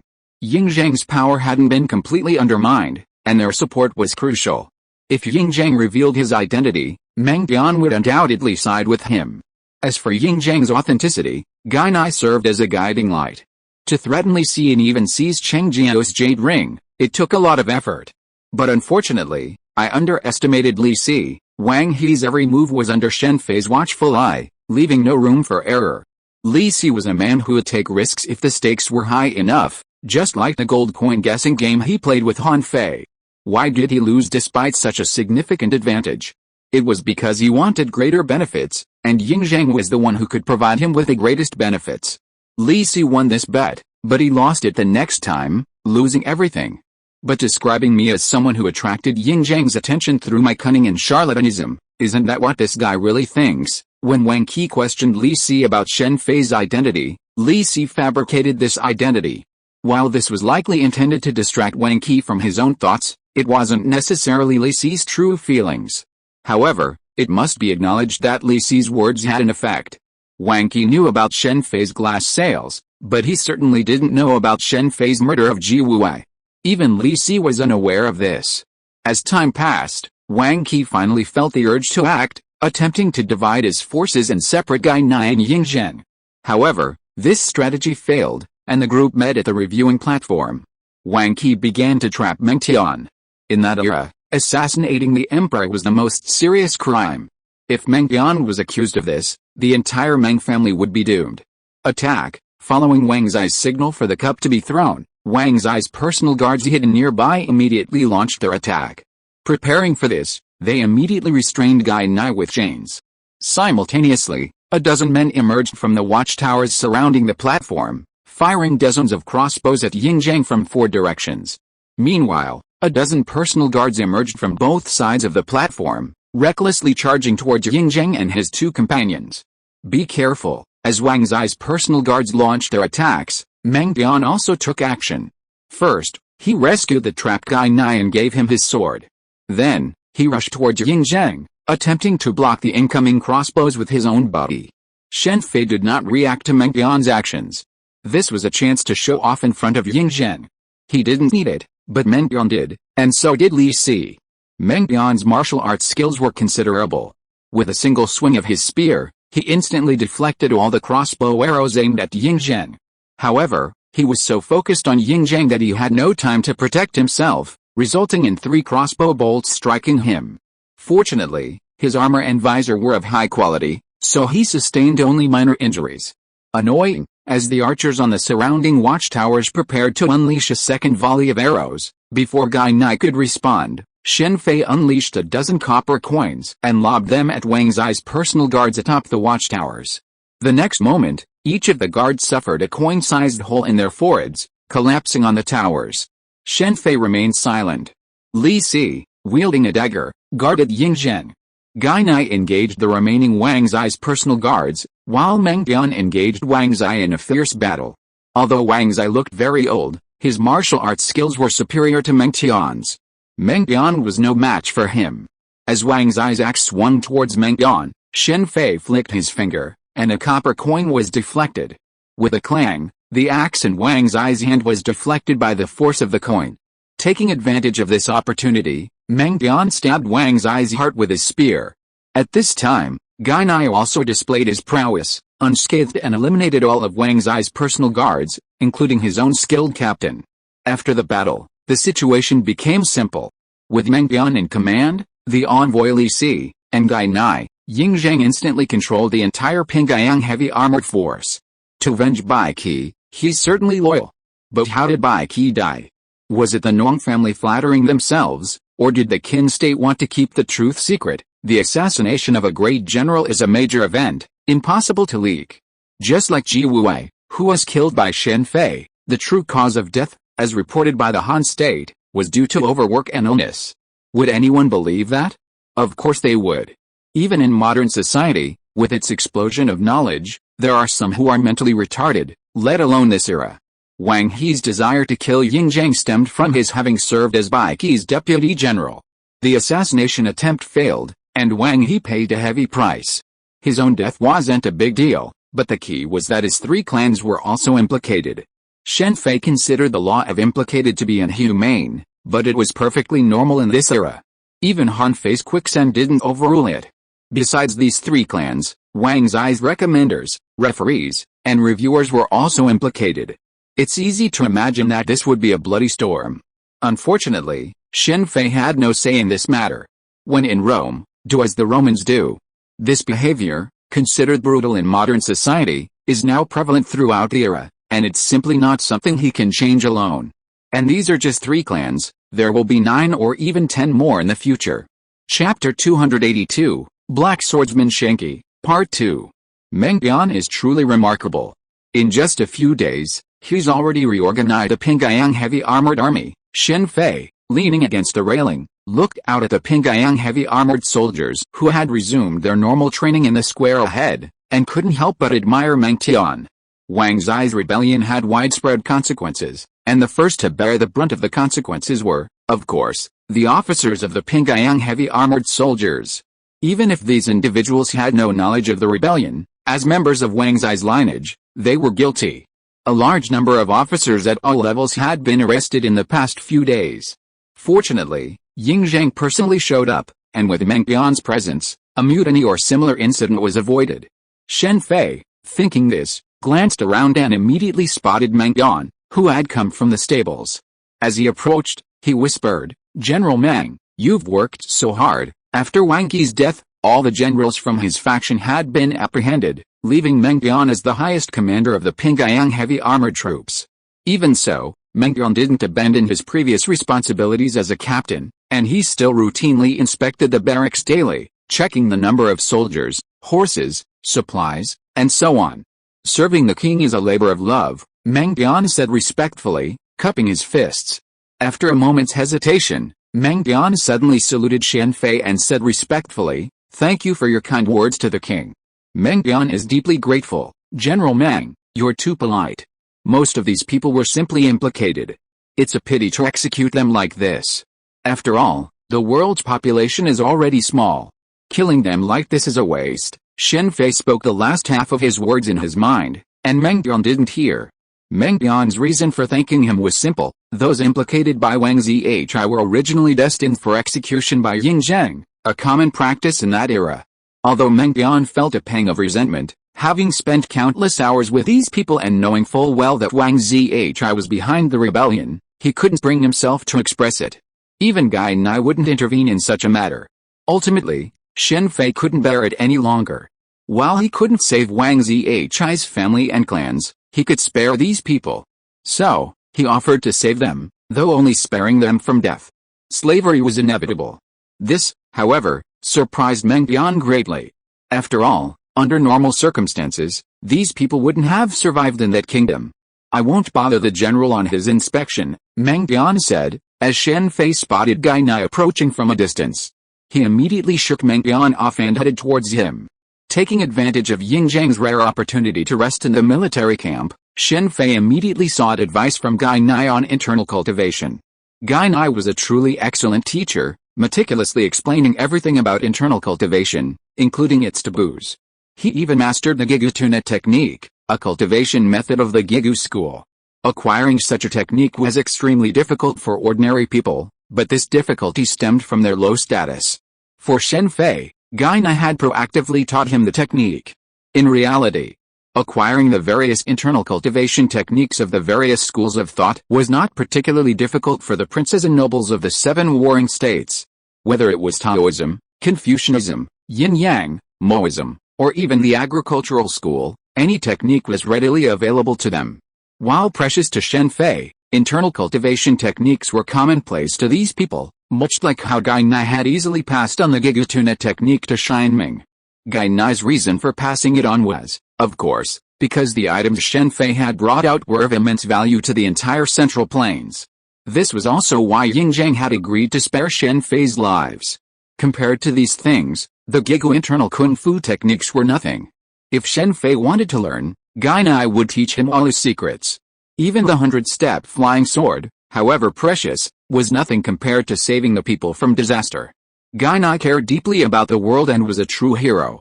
Only Han Fei could rival him in this regard, even the sage Zhang Liang was inferior to them. As for Ying Zhang, he was the one and only first emperor. Mr. Guy, are you free? Arriving before Guy-Ni, Shen Fei immediately stated his purpose, to practice swordsmanship with him. While Shen Fei was vastly superior in terms of skill, he was vastly inferior in terms of swordsmanship and realm. Realm was of little use to those of average ability. Only those who reached the pinnacle of skill could truly understand its significance. Yes, Guy-Ni knew Shen Fei's reason for visiting him, and he nodded gently, indicating that he was free. After learning from Guy-Ni that his martial arts didn't conflict with his inner self, it didn't affect his cultivation of other mental techniques. Shen Fei then began practicing Gigu breathing technique. With Guy-Ni's guidance and his own increased strength, his progress was rapid. Should I find Yanlu and get the Hangguang sword? After training with Guy-Ni, Shen Fei retreated to his tent to rest, and couldn't help but think of Yanlu's Hangguang sword. He already had 2 famous swords, the black and white Zuanjian and the blood-robe Marquis's red and white twin swords, but he wanted the Hangguang sword most. It was simply cool. Of course, even if he wanted it, Shen Fei wouldn't take it by force. At most, he would exchange it. Another day or 2 passed, and Ying Zhang was finally ready to depart.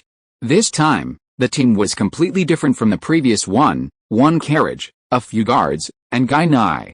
A team of 60 Pingyang heavily armored soldiers escorted a total of 6 carriages to Shanyang. Qin's geographical location is truly excellent. Advancing, Shen Fei arrived at a canyon flanked by the Xiangjin Mountains. Gazing at the surrounding terrain, he couldn't help but sigh. If one were to observe the terrain from above, the canyon would appear as if carved from the mountains by a human hand. At its end lay the renowned Hanggu Pass. Qin's ability to hold off the combined might of the 6 kingdoms was due to this very pass. In this era, it was the only way to attack Qin. If Qin blocked Hanggu Pass, it would be a true standoff, one man standing against 10,000. It wasn't that there weren't other routes to Qin, but those were unsuitable for ordinary people, accessible only to experts. Under such circumstances, an army wouldn't be able to pass. Even if a few experts managed to breach Hanggu Pass, they wouldn't have much impact on the overall situation. This geographical location meant that Qin could only attack others, not itself. This made it far more formidable than Han, which was surrounded on 3 sides. Han Fei's ideals were noble, but he underestimated one key issue, whether the other 6 states would allow Han to grow stronger. When Shen Buhei's reforms strengthened Han, other states immediately attacked. Coupled with the backlash from the local Han nobles, Shen's reforms failed. Similarly, after Shuangyang's reforms strengthened Qin, the 6 states coalition emerged.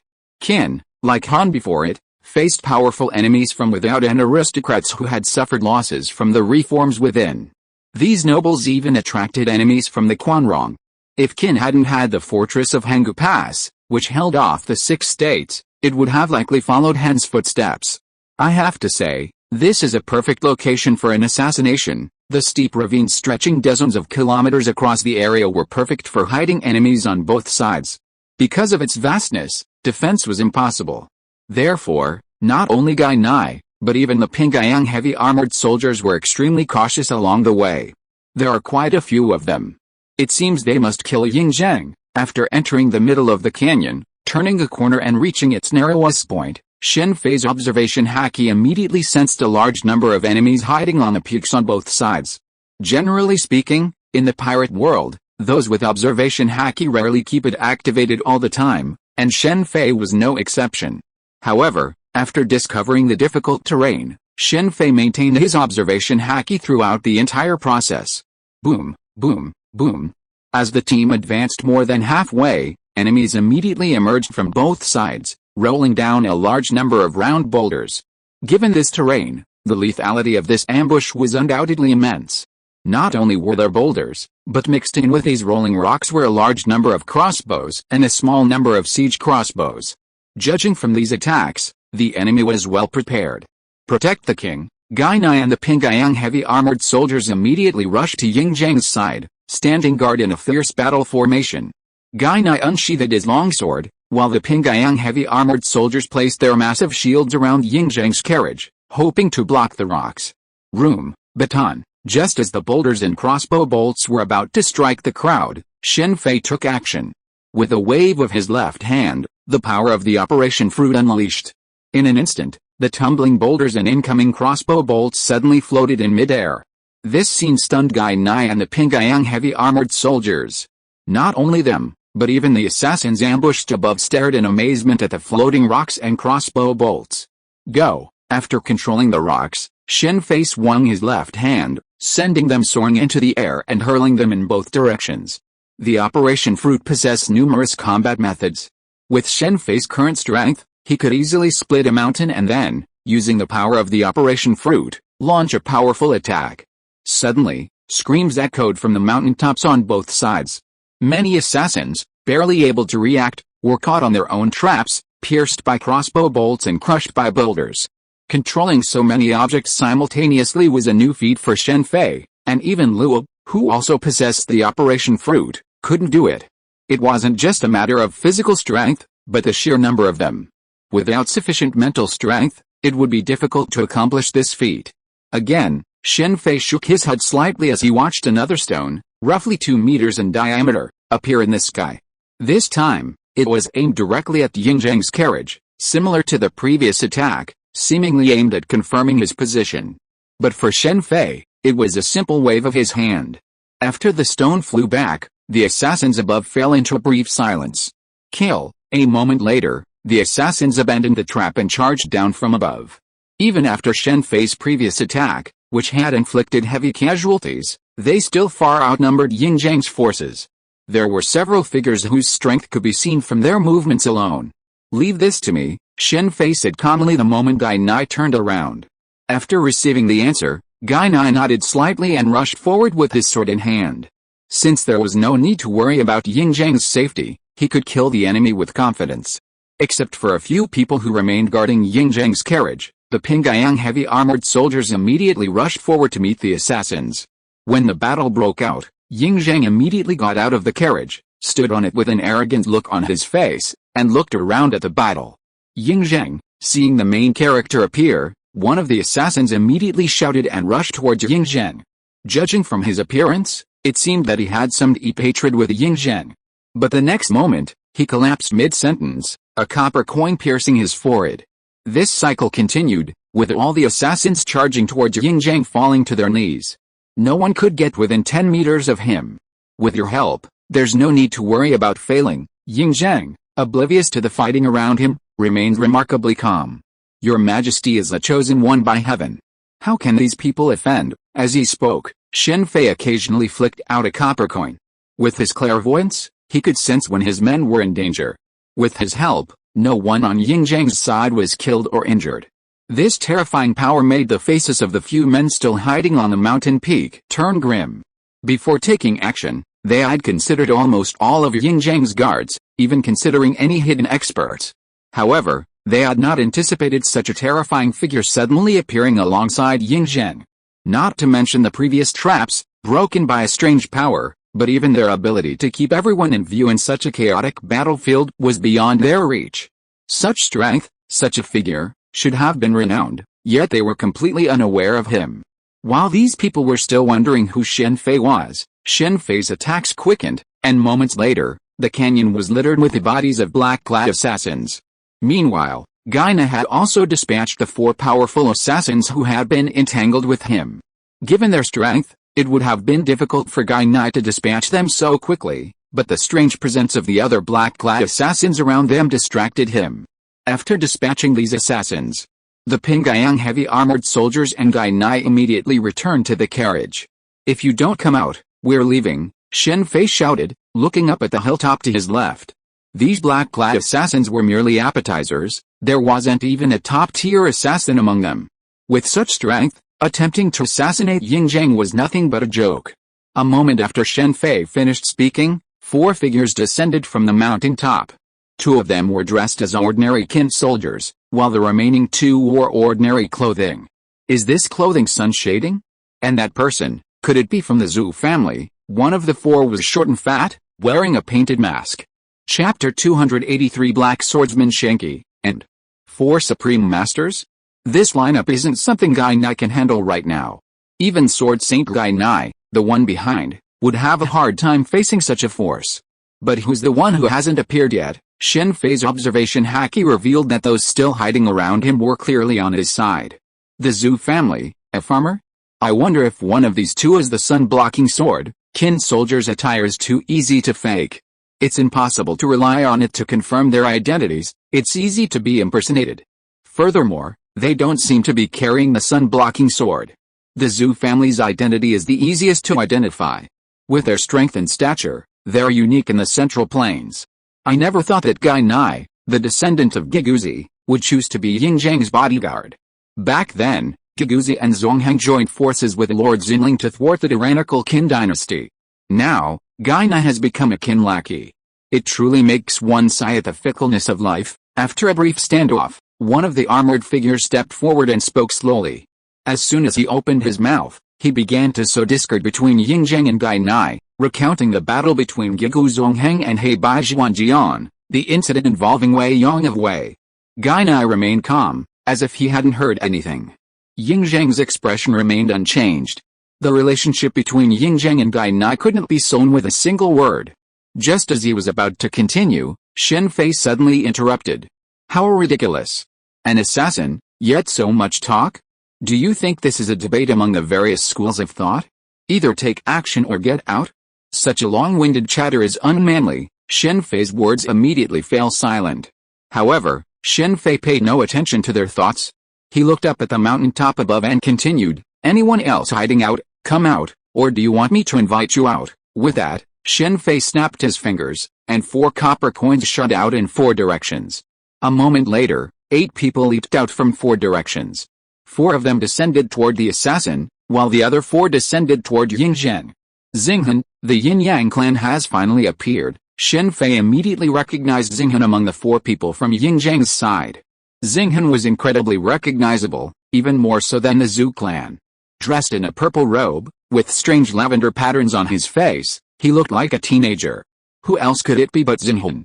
Besides Xinghan, one of the other 3 was a young woman with a veil over her eyes and long purple hair. She must be the moon goddess. The other 2 wore the same masks Ying Zhang had worn, obscuring their features. However, since Shen Fei didn't recognize them, and considering the current state of the Yin-Yang clan, it was not surprising that they were the most mysterious of the 5 elders, Xiangjin and Xiangfuren, most likely Shen and Elhoang and Viang. It seems this is the reason Ying Zhang dared to travel alone to Han to meet Han Fei this time. With the 4 great Yin-Yang masters, plus Guy Nai, these 5 would be enough to kill Ying Zhang, even if the enemy had 8 top masters. Your Majesty, Yu Shen said after landing.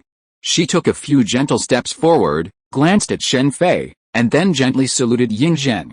Ying Zhang nodded gently, but said nothing. The 2 great guardians of the Yin-Yang family.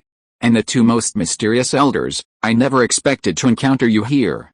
Perfect, let's attack. Shen Fei's words seemed to have embarrassed the assassins, and they immediately launched their attack. Before the speaker had finished speaking, they charged at Guy Nai with swords drawn. The others also rushed out. Simultaneously, Guy Nai and the Yin-Yang family rushed forward, relocating the battle away from Ying Zhang's carriage. Gather your ki into blades, Xinghan struck first. Powerful ki condensed into purple blade in his palms. As the blades unfolded, a powerful crescent-shaped sword energy enveloped all 8 assassins within its attack range. Although the ki-gathered blades were instantly defeated, they successfully halted the assassins' advance. At that moment, The two sides collided. Xiangjin and Madame Xiang, leveraging their tacit coordination, entangled 5 of the opposing masters. The remaining 3 were separated by Gai Nai, Xinghan, and Yushin. Boom boom boom. The scattered rocks in the canyon were quickly destroyed in the aftermath of the clash. Sword ki crisscrossed, and ki surged. Splashing debris struck the shields erected by the heavily armored Pingyang soldiers, creating a clanging sound. Is this by ludifying frost? Sensing the change in temperature around them and seeing the frost forming around Xiangjin and Madame Xiang's battle, Shen Fei immediately recalled the yin-yang technique. With the two men's combined might, the 5 assassins couldn't even spare 2 to deal with Yin-Zheng. As time went on, they gradually fell into disadvantage. Fighting against icy abilities is a protracted battle, as the cold invades, and all aspects of the body's functions inevitably decline. Even a slight decline would magnify this weakness against a master of the same level. The Yin-Yang school's 5 major techniques can all be combined. Later, when young Master Simon battled Gai Nai and Xiaozi, and Xianming used the 3 talents formation, the Yin-Yang Key Hesitation Seal and a 10,000 Leaves Flying Flower Flow were combined. Even Xinghan's Key Condensation Blade could be incorporated later. Xinghan's battle with the Zhu family was a pure battle of true Qi, and Xinghan was weaker in this respect. Even so, it would take time for the Zhu family to defeat Xinghan. Similarly, Yu Shen was at a slight disadvantage, while Gai Nai's 2 opponents were evenly matched. Of the 2, Ji Yuagu's Ongheng and Gai Nai had always been stronger than Wei Zhuang. Hasn't young Master Simon arrived yet? By the way, who is young Master Simon now? Watching the battle, Shen Fei couldn't help but think of her. This 3-no girl had been incredibly popular before his time travel. Now it depends on who can defeat their opponent first and help their own people. Both sides had advantages and disadvantages, but Yin-Zheng's advantage was greater due to the presence of Shen Fei, whose strength was unknown. Even if Shen Fei didn't attack, his mere presence was enough to put considerable pressure on his opponent, fearing a sudden attack. As time passed, Shen Fei suddenly raised his head and saw a figure suddenly leaping out from above. His observation haki made it impossible for anyone hiding nearby to conceal it, yet the opponent had somehow managed to do so. Shenki, Juk, Shen Fei immediately recognized the dark shadow and the massive sword from above. He instructed the others to lure away all the expert guards surrounding Yin-Zheng, and then use Shenki as the final assassination weapon. It must be said that this time, their plan was extremely well thought out. Juk was incredibly thick and heavy, requiring no one of unparalleled strength to wield it without divine power. Once swung with immense force, it could easily split mountains and shatter rocks, earning him the title of Supreme Ruler. With the might of Juk, he could definitely cleave Yin-Zheng's carriage in 2 with a single strike. Shenki's sudden appearance brought a flicker of fear to Li Si's eyes, while Yin-Zheng remained calm as he gazed at the approaching dark shadow from above, his expression unusually composed. This scene immediately captured the attention of the Yin-Yang sect members. They didn't know Shen Fei's true strength, but given their position, Shenki's commanding, decisive strike made facing the ensuing challenge incredibly difficult. They had to avoid its sharp edge. I'm sorry, Shenki, Shen Fei thought to himself. He suddenly leaped to his feet and launched a punch at the Juk sword that was being chopped down from above. This scene caused those who were also attacking to hesitate for a moment. The sound of metal clashing instantly resounded throughout the canyon. Under the incredulous gazes of the crowd, Shen Fei's punch sent the Juk sword, which was being chopped down from above, swinging upwards. The blow directly knocked the Juk sword out of Shenki's hand. The next moment, Shen Fei's punch landed directly on Shenki's chest. The overwhelming force sent Shenki's body hurtling through the air like an arrow from a bow, crashing fiercely into the mountain wall. For a moment, the wall shattered into pieces, and smoke filled the air, making it impossible to see Shenki's condition. After knocking Shenki away, Shen Fei didn't stop. He gently extended his right hand upward, slapping the Juk sword's blade. The next moment, the Juk sword's blade instantly shifted. Shen Fei grasped the Juk sword's hilt and hurled it towards the mountain wall Shenki had previously crashed into. Boom! Another loud bang. The Juk sword pierced through the smoke and lodged itself in the chest of Shenki, who was trapped deep in the mountain wall and dying. Thus, one of the future inheritors of the Azure Dragon project had made an early exit. Alright, it's getting late. If we delay any longer, we won't reach Hangu Pass today. I'll take care of them now. After defeating Shenki, Shen Fei landed on the ground and waved his right hand. The black and white Zhuangjian suddenly appeared at his side. He separated his hands, each holding a black and white Zhuangjian, and slowly walked towards the battlefield ahead, which had stopped. The black and white Zhuangjian in his hands drew tiny sparks on the ground. The scene of Shen Fei defeating Shen Qi earlier was so shocking that the group's fight inevitably paused. "You're right, sir. You should all withdraw first." Xinghun was about to say something when Yingzhang spoke up. With Yingzhang's words, Xinghun, despite some dissatisfaction, had no choice but to withdraw. Yu Shen, on the other hand, watched Shen Fei with great interest, remembering Dong Wangtaiyi's words to her before they set out, "Just 4 words, the stars have changed. Today, you all must that depends on whether you have the ability, you'll see," Shen Fei said without further ado, crossing his black and white swords and swinging them forward. A massive cross of sword energy instantly enveloped all 8 people in front of him. Faced with Shen Fei's terrifying sword energy, the 8 men simultaneously unleashed their strongest weapons, hoping to block Shen Fei's attack. Unfortunately, their attacks collapsed at the first contact with the cross-shaped sword energy. The disparity in strength between the two was too great. Even if Shen Fei hadn't yet integrated his internal energy into his attacks, his physical and mental attacks alone were no match for them. Boom! After crushing the men's attacks, the cross-shaped sword energy spread directly to their bodies, then struck a mountain wall behind them. The powerful sword energy slashed a cross-shaped crack dozens of meters across the mountain wall in front of them. The scene was like a celestial collapse, causing Xinghun to raise an eyebrow and look grave. "That's a bit excessive, but I didn't expect anyone to survive such an attack." They're quite quick to react. Sensing the presence of 3 more men, Shen Fei prepared to wait for the smoke to clear before finishing them off. Thousands of people, thousands of faces. At this moment, a loud roar suddenly emanated from the smoke, followed by a large number of short, plump figures bursting out of the smog, charging towards Shen Fei. I forgot he had this trick. Seeing so many Zhus suddenly appear, Shen Fei was slightly stunned. He had truly forgotten this Zhu family trick. Using this trick to escape? Unfortunately, "You're facing me." He couldn't read Yan Yan's expressions, but he could concentrate. Under this concentration, a thread appeared above the heads of all the Zhus, connecting them to the distance. After noticing the direction in which all the threads converged, Shen Fei's left hand immediately released a black sword and shot towards that direction, piercing through the bodies of numerous Zhus without slowing down until a muffled groan was heard in the distance. Suddenly, all the Zhus who had been moving around seemed to be frozen in place, motionless. A moment later, they all disappeared. Interesting martial arts. If it weren't for the drastic side effects, I really wouldn't want to miss it. Watching the disappearing Zhus, Shen Fei shook his head slightly. Compared to his own Akin form, the Thousand Faces' weakness was too obvious. Then, with a flick of his left hand, Shen Fei's distant black sword flew back, bringing with it the body pierced through it, the Zhus. Those 2 seemed to have escaped. Noticing the 2 auras had already left, Shen Fei hesitated for a moment before abandoning the idea of chasing them down and killing them all. Regardless of who they were, now that he was there, it didn't matter. "Who are you?" Zhu, hanging from the black sword, glared at Shen Fei coldly.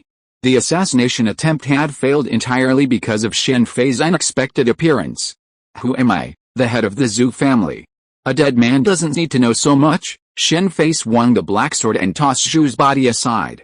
"Your Majesty, it's over." After retracting the black and white sword, Shen Fei calmly walked over to Yingzhang and whispered. What a terrifying creature! Atop the kindling mountains, a strange figure stalked through the forests. Such a steep and treacherous environment seemed no different to this person than a peaceful terrain. Soon, the figure reached a peak and leaped downwards.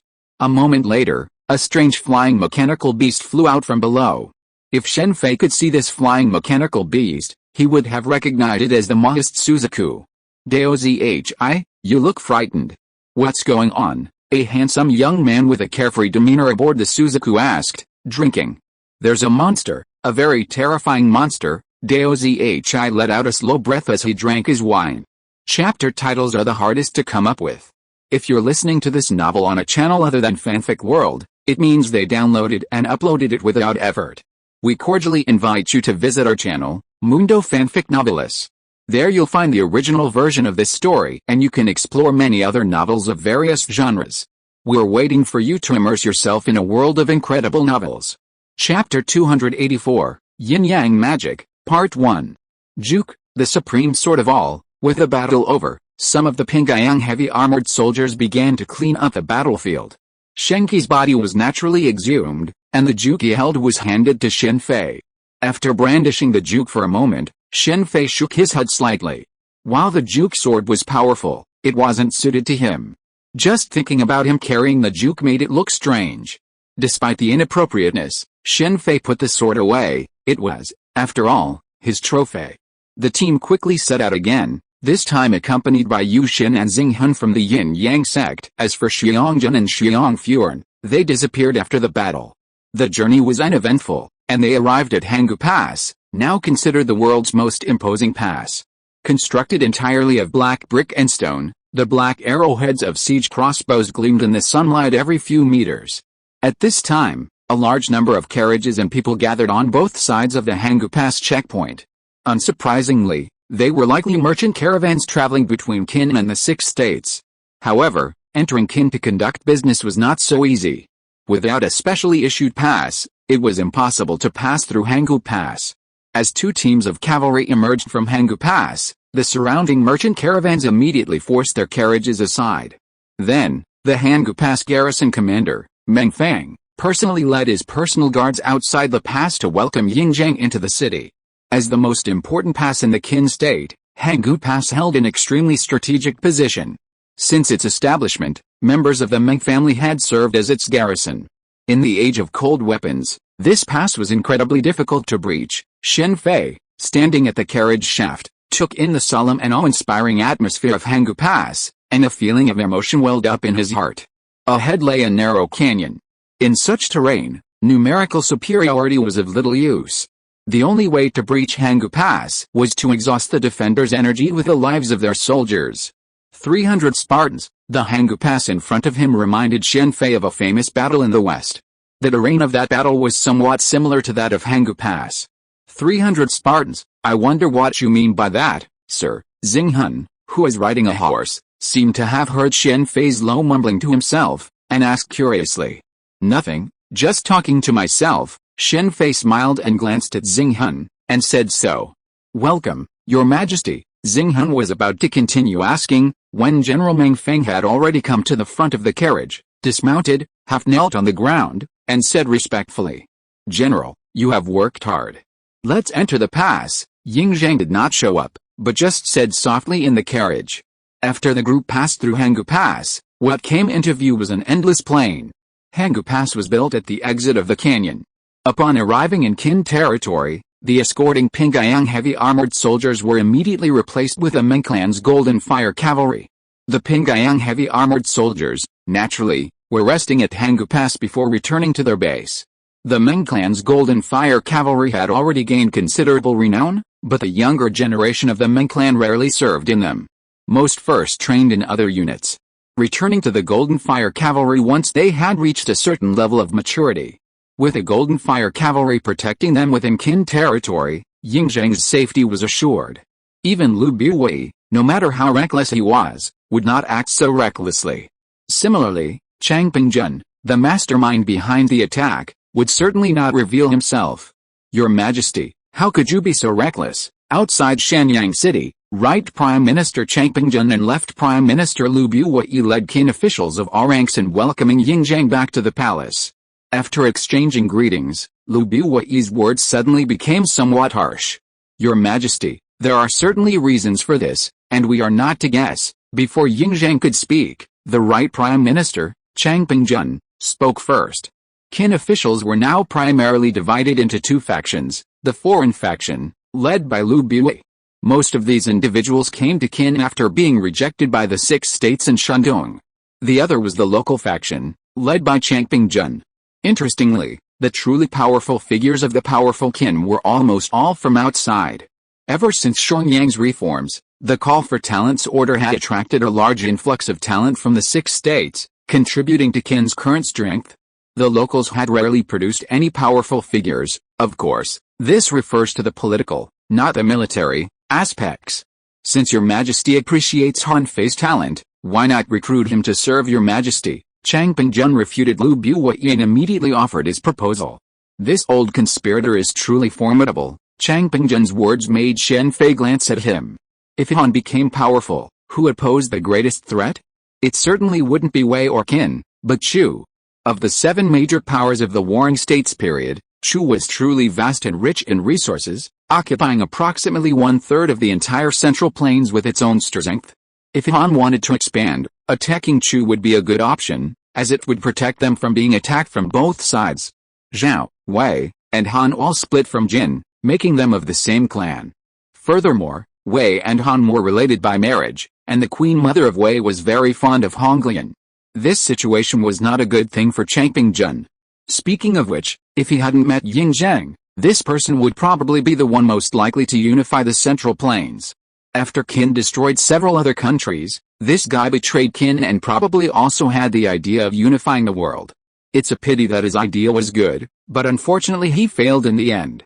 We can only say that Wang Jian is too powerful, given the situation of Chu at the time. If they could really defeat Wang Jian's army, the whole world might really become a situation of 2 superpowers. Then I'll trouble the Prime Minister to send this letter to Han, Ying Zhang said, and took out a piece of cloth. Li Si took it and handed it to Chang Pingjun. This scene made Lu Bui's eyes flash with a cold light, and he glared at Li Si coldly. But Li Si seemed not to see it. After handing the cloth to Chang Pingjun, he retreated behind Ying Zhang and stood quietly. Prime Minister Li Si did a great job on his mission to Han. I'm just short of someone to handle paperwork. Since the king likes you, then you can stay. Although Li Si wasn't highly regarded by Lu Bui, he was still deeply infuriated by such a blatant betrayal. However, even if he was furious, he couldn't take any action under the current circumstances. No wonder Han Fei couldn't defeat Ying Zhang. This letter must have been written long ago. Ying Zhang's actions made Shen Fei sigh softly. However, this might be a good thing for Han Fei and Xinu. With him around, Han Fei's life wouldn't be a problem, if nothing else. The group then hurried towards the Shanyang Palace. Along the way, Lu Bui and Chang Pingjun both glanced at Shen Fei several times, clearly aware that their capable subordinate had been killed by Shen Fei. Lord Donghuang, I've already met him. Upon arriving at a mysterious abode of the Yin Yang clan, a place covered in a starry sky, Yushin, with a respectful expression, bowed respectfully to a mysterious figure standing above. She then immediately shared information about Shen Fei, focusing on his abilities. I understand. Leave. Donghuang Taiyi, after listening to Yushin's report, said nothing more than a gentle nod before signaling Yushin to leave. This is the Yin Yang clan, truly. Ying Zhang had just returned to the kingdom and was burdened with the matters, leaving Shen Fei's concerns unattended. However, this was a boon for Shen Fei. On his second day in Shanyang, accompanied by Xinghan, he visited the Yin Yang clan. Like the Confucian Zaya Shengxin Manor, it occupied a hilltop outside Shanyang City. A magnificent manor appeared before Shen Fei. The manor was divided into 6 sections, the 5 divisions of the Yin Yang clan and Donghuang Taiyi's own palace. It was only here that Shen Fei realized the Yin Yang clan had a significant number of disciples. The 5 elders each had numerous ordinary disciples, a revelation that amazed Shen Fei, who had previously assumed the Yin Yang clan lacked disciples beyond the 5 elders. Many disciples know the many-leafed flower style, Shen Fei suggested, and Xinghan first went to the wood section. There, they encountered several young girls, approximately 13 or 14, practicing the many-leafed flower styles Pingdi Shenqiulan. Xiao Siming has just taken over and is currently in seclusion. I'm afraid we won't see him again until next time. Xiao Siming's ascension means the Luo Shangtang incident has already occurred, right? Xinghan's words immediately reminded Shen Fei of Xiao Siming, explaining why he hadn't been seen in the previous episode. Xiao Siming's ascension means Dongjin might already be with Yandan. What a shame for this couple. Xiao Siming reminded Shen Fei of Dongjin Yanfei. Shen Fei despised Yandan. This was a classic case of someone trying to be a whore while also pretending to be a saint, using his wife to kill the 6-fingered Black Knight and then using her as a scapegoat. He had hoped to change this situation if he had the chance, but now it seemed his arrival was a little too late. In this era, Yandan was a great hero, a great warrior, much like the Chu people's appreciation of Chang Pingjun. Even after his death, the Nuang family, Ji Bu, and others held him in high esteem. However, to Shen Fei, a man from modern society, both men seemed willing to sacrifice anything for power. Since Lord Donghuang is in seclusion, I won't disturb him. I'm here to learn yin-yang magic anyway. After hearing Xinghun mention Dong Huangtai's retreat, Shen Fei stated his purpose directly. This way, Xinghun's directness startled him. He then led Shen Fei to an elegant-looking building. Yu Shen was seated with her eyes closed, and immediately opened them when Shen Fei and Xinghun entered. To practice yin-yang magic, I need to be tested for suitability. After Xinghun explained Shen Fei's purpose, emphasizing Yin Zhang's orders, Yu Shen slowly nodded and spoke softly. I understand. How do I test it? Shen Fei nodded gently. The world we live in is composed of the 5 elements: gold, wood, water, fire, and earth. People often say that water covers earth. This is because water is yin and earth is yang. When yang is strong and yin is weak, water covers earth. When yin is strong and yang is weak, water drips through stone. The 5 elements interact and restrain each other, and all things flow and revolve. This is the art of yin and yang. The 5 elders of the yin-yang school each have their own strengths and the transformations of the 5 elements, and therefore they each preside over their own 5-element factions. As the moon goddess explained the origins of the art of yin and yang, she extended her right hand. On her jade-white right hand, she wore a cyan bracelet. As she spoke, 5 strange phenomena appeared on the 5 fingers of her right hand: a ball of flame, a speck of dust, a drop of water, a green leaf, and a ray of sword energy. This is the alchemy of the yin-yang school, and it is also the first level of the art of yin and yang. The moon goddess spoke, slowly retracting her jade-white right hand. Now let me test your ability to practice alchemy, she said, slowly reciting a formula. Luckily, I already know how to cultivate internal energy, otherwise I'd have to start all over again. As Moon God explained, Shen Fei immediately memorized the formulas. The formulas for alchemy weren't profound, but without understanding the elements of metal, wood, water, fire, and earth, as Moon God had explained, getting started wouldn't be easy. But for Shen Fei, it was surprisingly simple. While the alchemy of the Full Metal Alchemist world differed significantly from this one, it could still serve as a reference. It's truly amazing. A moment later, the same vision as Moon God had seen before appeared on the 5 fingers of Shen Fei's raised right hand. 5 spirits mysterious unity. Shen Fei's performance caused Xinghun and Moon God's expressions to change slightly. They were all prodigies in yin-yang magic, but Shen Fei was the first to master it so quickly. Besides that, he possessed the aptitude for the 5 spirits mysterious unity. Generally speaking, alchemy tests each individual based on their individual talents and abilities, determining which techniques are best suited for yin-yang magic. The 5 spirits mysterious unity represents the entire spectrum of yin-yang magic. Currently, only one person in the yin-yang family possesses the 5 spirits mysterious unity, S.H.I.E.L.D. The moon goddess could also achieve something similar to the 5 spirits profound unity. It wasn't that she shared the same body type, but rather that she forced it with her immense strength. It wasn't that those without the 5 spirits profound unity aptitude couldn't cultivate all the yin-yang arts, but rather that it would take an enormous amount of time and be extremely slow. Congratulations, the moon goddess and star soul exchanged a glance at Shen Fei, both smiling broadly. While the 5 spirits profound unity allows for the simultaneous cultivation of all 5 branches, it's best to focus on one in the early stages. The moon goddess was forthright in her teachings, even reminding him of the taboos of yin-yang. I'll choose the 10,000 leaves flying flower flow. After some consideration, Shen Fei immediately chose the same wood-based martial arts as S.H.I.E.L.D. For Shen Fei, learning all yin-yang arts was a matter of course, so learning them first didn't matter. However, given this rare opportunity, he naturally chose S.H.I.E.L.D. Okay, after Shen Fei made his decision, the moon goddess immediately explained the training methods for the wood-based 10,000 leaves flying flower flow. It's really interesting that autumn orchids grow out of the plain. Shen Fei couldn't help laughing as he watched the roses slowly appear in front of him. This method is a necessary skill for picking up girls in modern times. Chapter 285, Yin-Yang Magic, Part 2. So this is actually possible. Within the alchemy room of the Yin-Yang Sex School Division, Yun's Hongjin, dressed in a white robe, revealed a look of sudden enlightenment after hearing Shen Fei's words. After learning yin-yang magic from the moon goddess, Shen Fei temporarily resided within the yin-yang sect due to Yin Zhang's orders. He had unimpeded access to all of the yin-yang sect's locations, except for a few, such as Dong Huangtai's. The first place Shen Fei visited was, of course, the Yin-Yang sect's library. In this era, possessing a library was a powerful force, as even a single book could be passed down as a family heirloom. Of course, the books here referred to were scrolls. Unlike the later era of knowledge explosion, where any book could be found if desired, in this era, books were copied.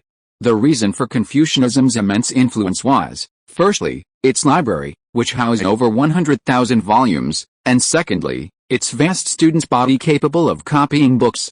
Indeed, much of Confucianism's financial resources came from the sale of books. If a brilliant person doesn't learn, their intelligence is wasted. Did you see Shen Fei, and later Zhang Lang, both seeking Confucian studies? The Yin-Yang school's internal texts were eye-opening for Shen Fei, as they had already begun studying the most elementary chemistry, the very foundation upon which alchemy was created.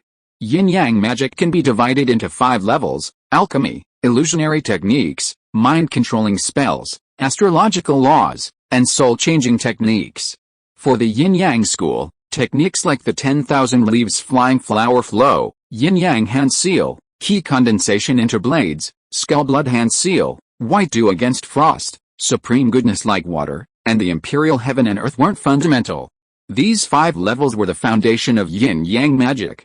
Martial arts like the 10,000 leaves flying flower flow, skull blood hand seal, and key condensation into blades were merely extensions of alchemy.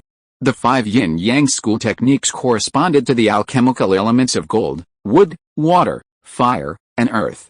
In the Yin-Yang sect, martial arts skills aren't fundamental, realm is. As for power, it can be easily supplemented through external forces.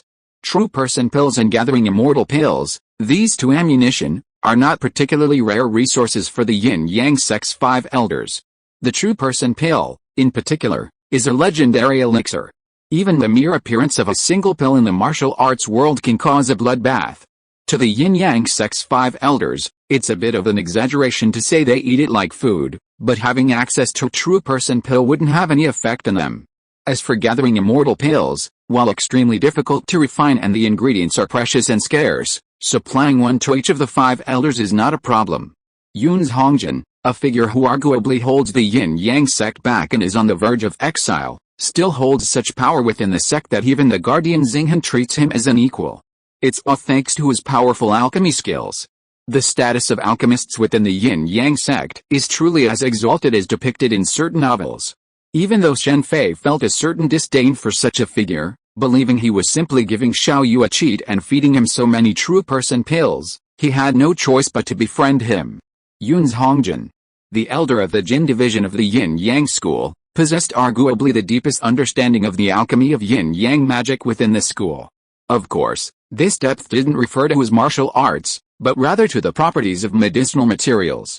Alchemy, in a sense, is also alchemy, very similar to the concepts in Full Metal Alchemist. Combining the various medicinal properties of a drug to maximize its effectiveness, that's the essence of alchemy. Shen Fei quickly bonded with Yun's Hongjin. While Yun's Hongjin's mastery of medicinal herbs was impressive, he still lagged far behind Shen Fei, who possessed extensive knowledge of biochemistry. He had developed concepts that Yun's Hongjin could never have imagined. Thanks to Shen Fei's guidance, Yun's Hongjin had benefited greatly, and Shen Fei, likewise, had benefited greatly from Yun's Hongjin's guidance. The 2 of them enjoyed a mutually beneficial relationship. Aided by the power of the Operation Fruit, Shen Fei quickly mastered Yun's Hongjin's alchemy knowledge. Now, refining the true person pill would pose no problem. Alchemy requires fire, and there are 2 methods, charcoal fire and the yin-yang technique of fire. However, Yun's Hongjin's talent likely lies in alchemy, so his progress in fire-related martial arts is limited, at least not to the point where it can be used for alchemy.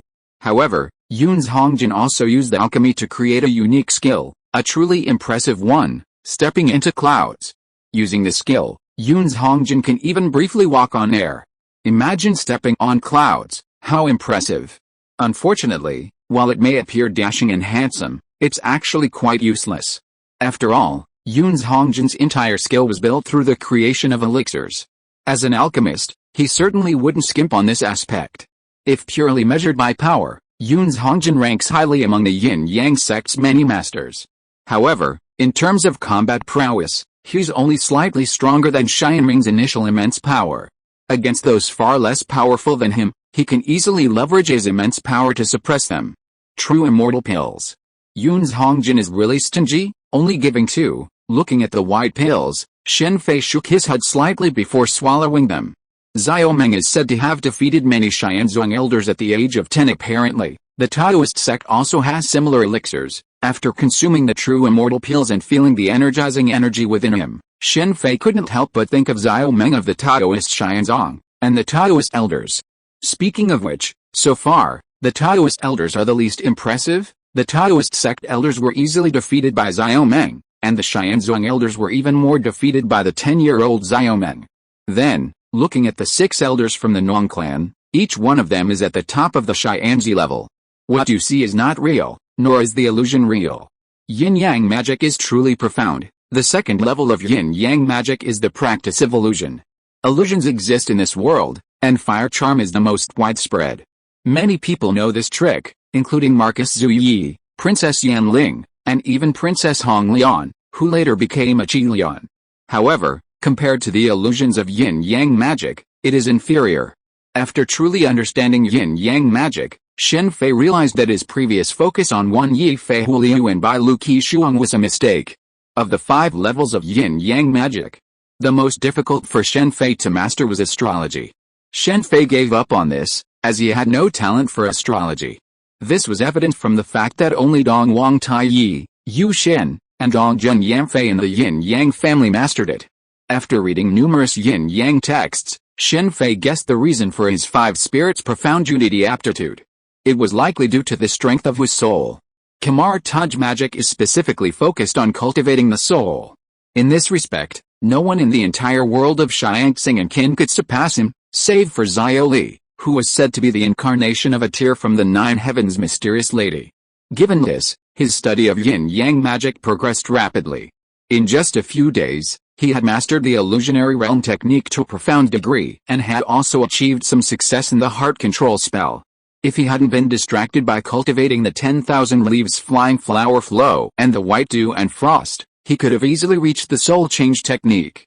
Power, it's truly a terrifying thing. Training within the Yin-Yang school gave Shen Fei a deeper sense of power. Why did so many pursue it at all costs? With just one word from Yin Zhang, the Yin-Yang school fully opened up Yin-Yang magic. In modern society, due to institutional constraints, Shen Fei didn't feel much of the power, despite its immense power. But in this world, Shen Fei truly felt the terror of power. Yin Zhang even gifted him with dozens of beautiful women, all at his disposal. It's time to get down to business. After receiving a notification from a secret guard that day, Shen Fei realized that his leisurely life of cultivation was over. After enjoying the convenience brought by Yin Zhang, he naturally needed to work with him. While Shen Fei was cultivating peacefully these days, Yin Zhang was preparing. As the king of Qin, Yin Zhang was naturally supreme in the Qin state. Previously, Lu Buyi monopolized power mainly because Yin Zhang endured it, but now he no longer needed to endure. In the face of justice, even Lu Buyi had to obey orders.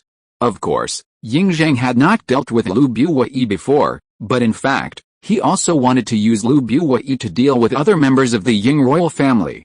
There was only one position of king of Qin, but there were countless people who wanted to sit on it. Cheng Jiao was just one of them. Cheng Jiao's failure was caused by Lu Buyi. Luoyang was now controlled by Lu Buyi. Your Majesty, in Yin Zhang's study at Shanyang Palace, Shen Fei was there, accompanied by Yin Zhang, Gai Nai, and an elderly man in a purple robe with a wooden mechanical hand in his left hand. This man had a triangular, hairless head. This man was Gongshu Zhou, the current head of the Gongshu clan. This is Mr. Gongshu, this is the Imperial Preceptor. Yin Zhang bestowed upon Shen Fei the title of Imperial Preceptor, a position comparable to the moon god of the Yin-Yang school. While this position was highly prestigious, reporting directly to Yin Zhang, it was also relatively low-ranking, as it held no concrete power. Its rank depended entirely on Yin Zhang's attitude. As Li Si had previously told Yin Zhang, all power came from the king. With Yin Zhang's backing, Shen Fei's power was now virtually unlimited. Master Imperial Preceptor, may I have your instructions? Gongshu Zhou said respectfully after leaving Shanyang Palace, clasping his hands and bowing. Yin Zhang's order to Gong Shuzhou was to fully cooperate with Shen Fei's actions. The Mahist mechanism, wood and stone move, bronze speaks. Ask Gongshu. Mr. Gongshu is so polite. Since the king wants you and me to cooperate, I can only trouble you, Mr. Gongshu. Please come this way. Shen Fei didn't hesitate to exchange formalities with Gong Shuzhou. He hailed a carriage and, led by a shadow guard, he and Gong Shuzhou headed towards a valley in the western suburbs of Shenyang City. Master Imperial Master, upon arriving in the valley, Meng Yan, who was guarding the area, greeted them. It's General Meng. See you again. Meng Yan's appearance surprised Shen Fei. He had never expected Yin Zhang to entrust Meng Yan with this matter. Master Imperial Master, Master Gongshu, Meng Yan said, bowing again as Shen Fei and Gong Shuzhou dismounted from the carriage. Since General Meng is in charge here, it's easy to discuss. Then the group entered the temporary tent in the valley. This is your mission. Inside the tent, Shen Fei took out the paper-making formula he had prepared. Yin Zhang had granted Shen Fei such extensive authority, so naturally, he had provided the necessary materials. Shen Fei immediately brought out 3 of the 4 great inventions, paper-making, printing, and the compass. He didn't bring out gunpowder. The reason for this was, firstly, because the Gongshu family later possessed a miraculous 100 battles divine crossbow, and Shen Fei didn't know how well the Gongshu family had mastered gunpowder. Secondly, a rash technological leap forward wouldn't be a good thing. In fact, the compass already existed in this era, the Sinon, though its compass was more sophisticated. Besides that, there was the telescope, a military artifact. Other high-yield crops included potatoes and corn. Gainai taught him Gigu breathing technique primarily for this reason. Other suggestions included increasing investment in the medical system. Physicians were not highly regarded in this era.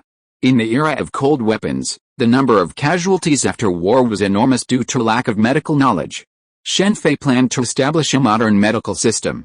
This would significantly reduce casualties among soldiers, including medical logistics. Even in modern warfare, this would significantly reduce casualties, let alone in this era.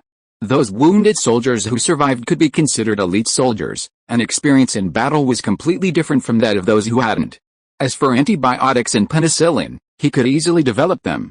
There were also educational issues, such as pinyin.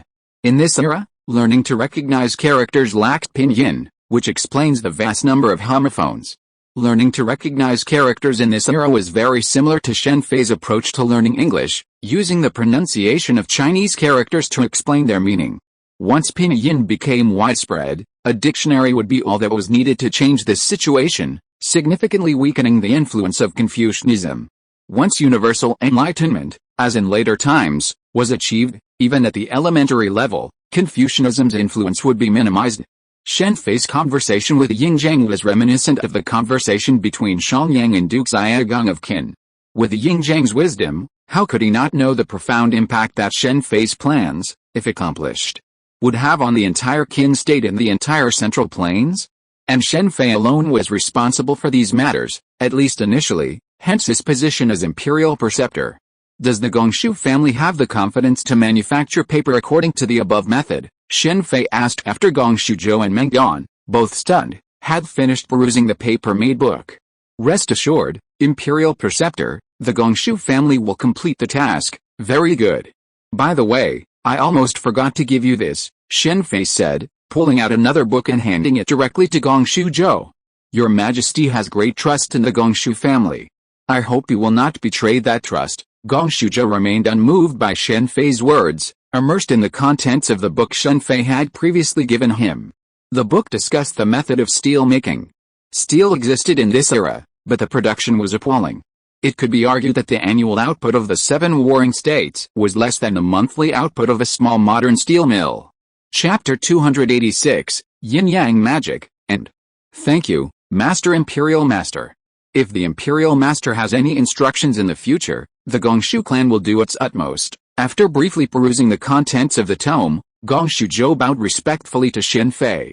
As a family of mechanical engineers, Gong Shuzhou knew only too well how crucial the steel-making methods contained in the tome were to the Gongshu clan, and indeed, to the Qin state itself. It could be argued that once mass production of steel was achieved, the Qin military's strength would increase by at least 30%, and this was a conservative estimate. For example, The Gongshu clan's formidable mechanical engineer, the supposedly indestructible Po-Tu Sanlang, had production limits due to the scarcity of refined steel. Once refined steel could be mass-produced, the Gongshu clan could forge an army of Po-Tu Sanlang-like mechanical beasts, unstoppable in attacking cities and capturing strongholds. Since Master Gongshu has spoken so, I will be forthcoming. I hope Master Gongshu can send a group of experts in mechanical engineering to assist me. I have matters to attend to, and I don't want those skilled in overbearing mechanical engineering. Shen Fei nodded gently at Gongshu Zhou's words, then stated his request. I will follow the orders of the Grand Master. This matter isn't urgent.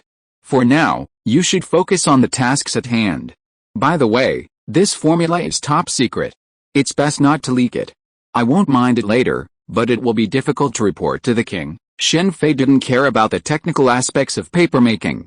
Modern papermaking techniques were easily accessible to anyone who wanted to.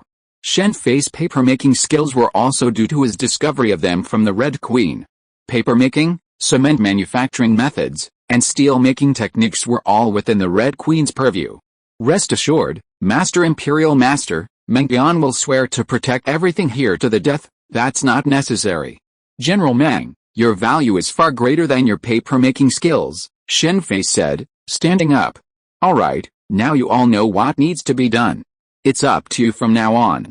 I won't interfere. While Shen Fei's involvement in papermaking and steel-making would speed up progress, he didn't want to waste time on them. With a complete formula, the Gongshu family would eventually produce it. While it would take some time, it would be a good thing for Qin right now. Han Fei's strategy of weakening Qin meant Qin had little energy left to attack the 6 states. Construction of the Zhangguo Canal had already begun, and under Zhang Guo's supervision, it was a time-consuming project. While this project currently tied up much of Qin's energy, its completion would be immensely beneficial. Han Fei's strategy ultimately benefited Qin, and because of this, Shen Fei didn't expose the true nature of the strategy. The Zhangguo Canal was built under the supervision of Lu Buwei. Although Lu Buwei and Ying Zhang were currently at odds, it's undeniable that Lu Buwei played a significant role in Ying Zhang's ability to secure his throne as king of Qin. Without Lu Buwei's support, Ying Zhang, previously a hostage from the state of Zhao, would have easily ascended to the throne. For many years, Lu Buwei had been instrumental in combating other members of the Ying clan who coveted the throne. This was Lu Buwei's contribution to both Ying Zhang and the state of Qin. His massive import of foreign talent, while likely intended to strengthen his own power, also contributed greatly to the development of Qin. The Zhangguo Canal itself was also Lu Buwei's achievement, as was the compilation of the Lushi Chunqiu, a work that has been passed down through the ages. However, his numerous contributions couldn't overshadow one key factor, his struggle for power with Ying Zhang. This alone doomed Lu Buwei to fail. As for the rumor circulating that Ying Zhang was Lu Buwei's child, it's completely unfounded. This is a world of magical arts and martial arts. Identifying bloodlines might be difficult for ordinary people, but it's a simple matter for the royal family. Do you really think Yiren, who became the king of Qin, is a fool? During the Warring States period, every king who ascended to the throne, no matter how seemingly unworthy, had his own unique qualities. Take the current king of Han, and, for example. He also seized the throne from the crown prince. Even the current king of Chu was the one who drove out Changping-jun. Changping-jun's situation is somewhat similar to Han Fei's. For the person at the top, no matter how great your achievements, if you interfere with their power, then sorry, you will be eliminated. Now, Ying Zhang had 2 major issues to deal with, Lu Buwei, and the Queen Mother, or more precisely, Lao Ai. It had to be said that some people were simply too ambitious. They dared to ask for a title of nobility for a mere concubine. Given the Qin dynasty's system of nobility requiring military merit, this was simply courting death. As for the Queen Mother, Ying Zhang didn't care at all about how many concubines she had, or even that she had an affair with Lu Buwei. After all, the previous king of Qin was dead, and the Queen Mother was lonely. But this concubine actually dared to take advantage of the Queen Mother's favor and bared his teeth at Ying Zhang. He was courting death. Shen Fei didn't want to get involved in the affairs of Lu Buwei and Lao Ai. These were Ying Zhang's own affairs. With Ying Zhang's potential power at this point, Lu Buwei and Lao Ai were no match for him. Lu Buwei might seem incredibly powerful, but he had a fatal weakness, his lack of military authority. Ever since Xiangyang's reforms, Qin's control over the military was far stronger than that of the 6 states of Shandong. This was evidenced simply by the lack of a grand general. The Dragon and Tiger cavalry, which protected Xianyang, had always been firmly in the hands of the royal family. In states like Han, the entire military was controlled by General Ji Wei, even the imperial guards. With the imperial guards in the hands of a foreign minister, it was a wonder the king of Han could sleep peacefully. Such a thing would never happen in Qin. Greetings, Your Excellency, Imperial Preceptor. Outside the Qin city of Shenyang, at the edge of a vast field, a group of officials bowed upon seeing Shen Fei disembark from his carriage. Has the Minister of Agriculture arrived? Greetings, Your Excellency, Imperial Preceptor. As Shen Fei spoke, an elderly man with a white beard stepped forward from the front of the officials. I've arrived just in time. I've called everyone here today because I need your help. Here are some crops I brought from the 4 extremes. Once cultivated, they could end starvation throughout the land, Shen Fei said, leading a group of agricultural officials to the display of crops he had brought out. In front of each crop was a large wooden board with its characteristics inscribed on it. Agricultural officials in that era held important but limited power. Spring plowing was a major event, and even after the Qin Empire unified the Central Plains, it still held annual spring festival ceremonies. If crops were damaged, even King Han would order relief, as agriculture is fundamental. Han Fei's 5 pests emphasized its importance, not to mention Xiangyang's reforms. Master Imperial Master, are these records true? The old agriculture official, holding 2 potatoes, his eyes ablaze, rushed towards Shen Fei, startling the 2 guards to the point of drawing their weapons. Thanks to Yingzhang's statement at court, everyone in Shenyang knew that Qin had gained a powerful imperial preceptor, one who was incomparable to Yu Shen. In fact, not only Qin but also the 6 states of Shandong had learned of Shen Fei, the newly appointed imperial preceptor, and many speculated about his origins. Whether it's true or not, it's up to you to verify it. Even though Yingzhang trusted Shen Fei deeply, and even though Shen Fei himself was extremely confident, when it came to food, the foundation of the nation, no matter how important it was, it couldn't be overemphasized. Without verification, large-scale promotion was impossible. Everything is contained in these scrolls. The rest is your business. Don't come to me unless necessary, Shen Fei said as he boarded his carriage and departed. This time, he arrived at the land granted to him by Yingzhang, a manor that once belonged to the royal family and was now Shen Fei's.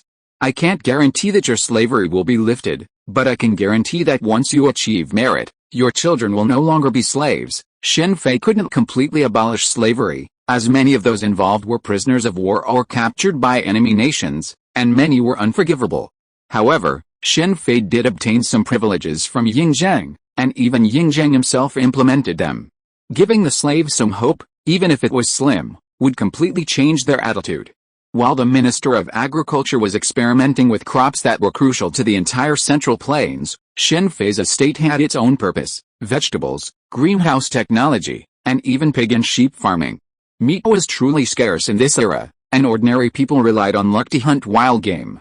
It's time to reopen the Qiwu Hall. After assigning people to handle the necessary matters, Shen Fei left it alone and reopened the Qiwu Hall in Shenyang City. While he was using alchemy to refine glass, he also shared the formula with Yingzhang.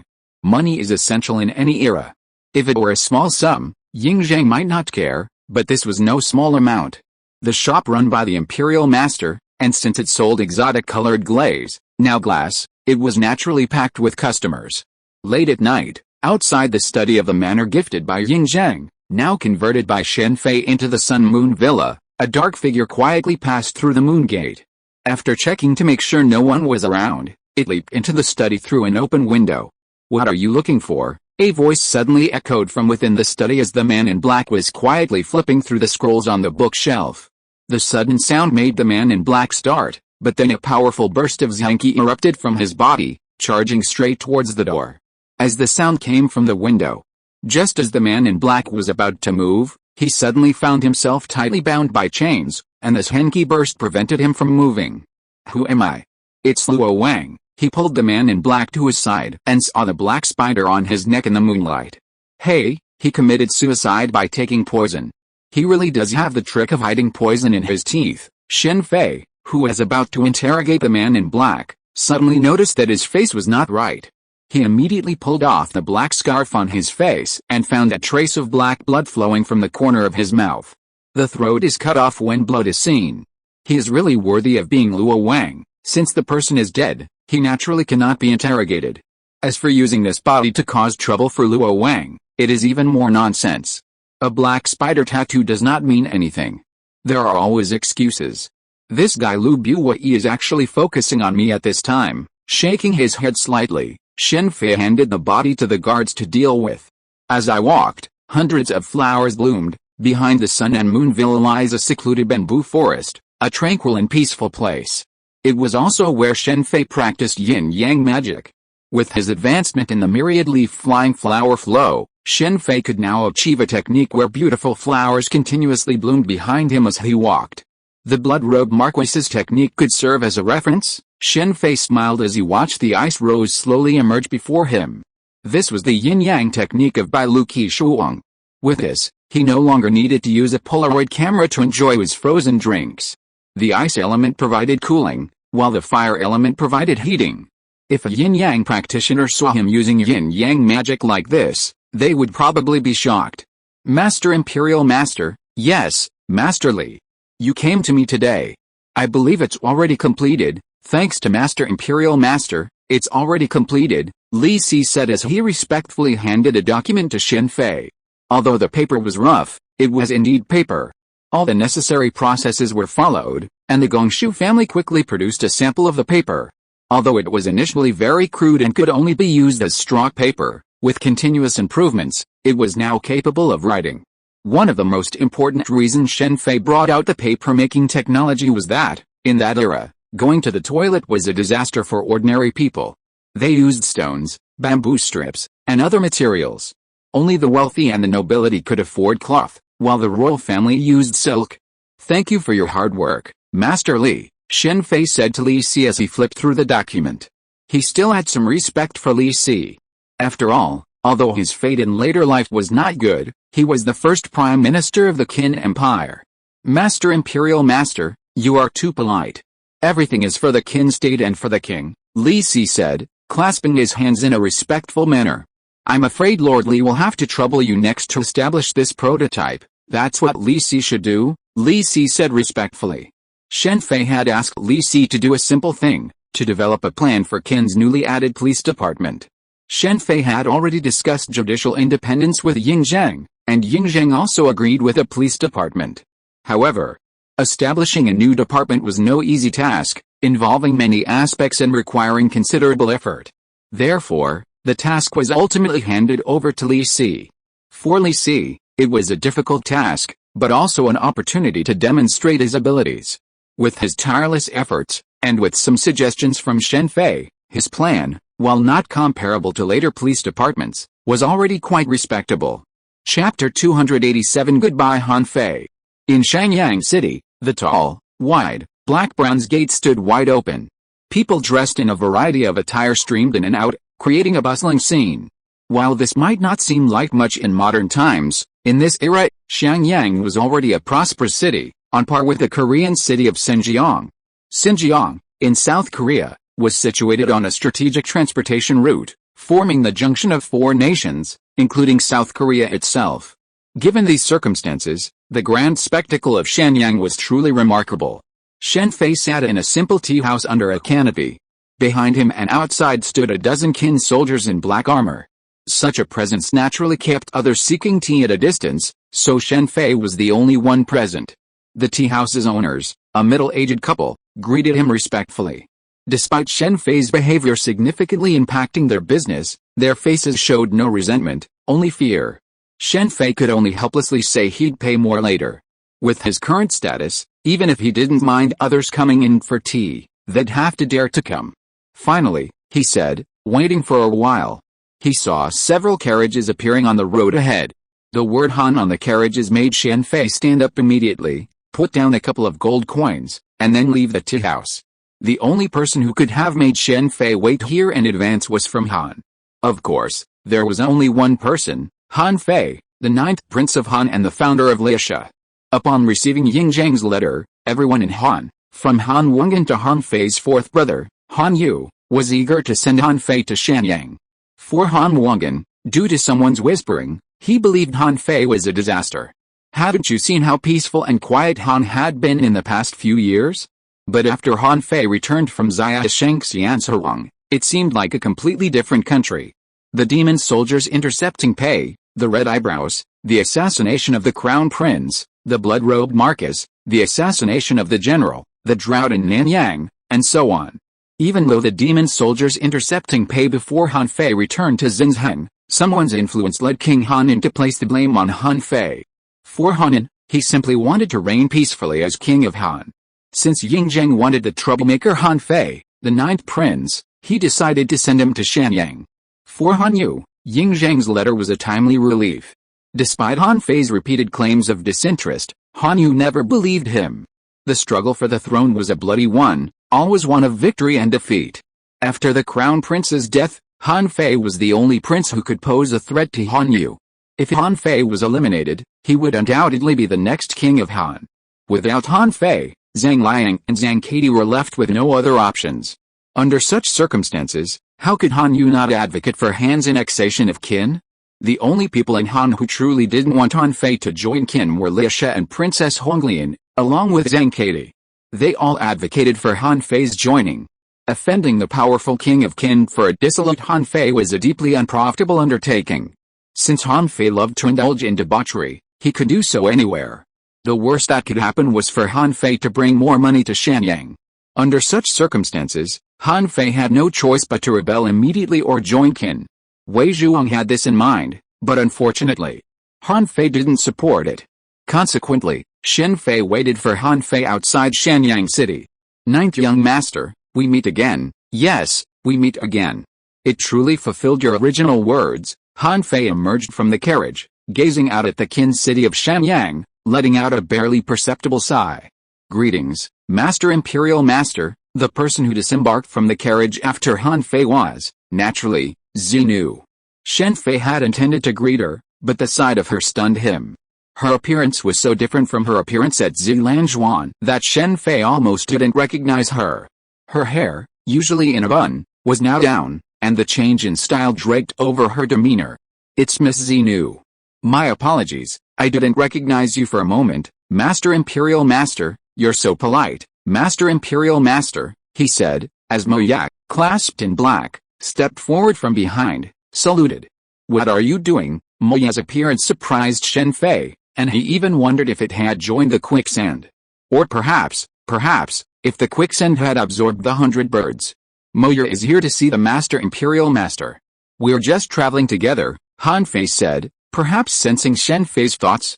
Is that so? Shen Fei nodded non-committally, then waved his hand and continued, if you have anything to say, let's talk later. We seem to be blocked off. Shen Fei then returned to his sun and moon villa with Mo Yak, while Han Fei and Xinu went to report to the authorities. After all, Han Fei had come to Qin as a hostage, a perfect opportunity to return the other prince of Han. During the Warring States period, the practice of holding hostages was widespread, even Yingzheng and Yandan served as hostages. This served as both a symbol of friendship and a form of hostage.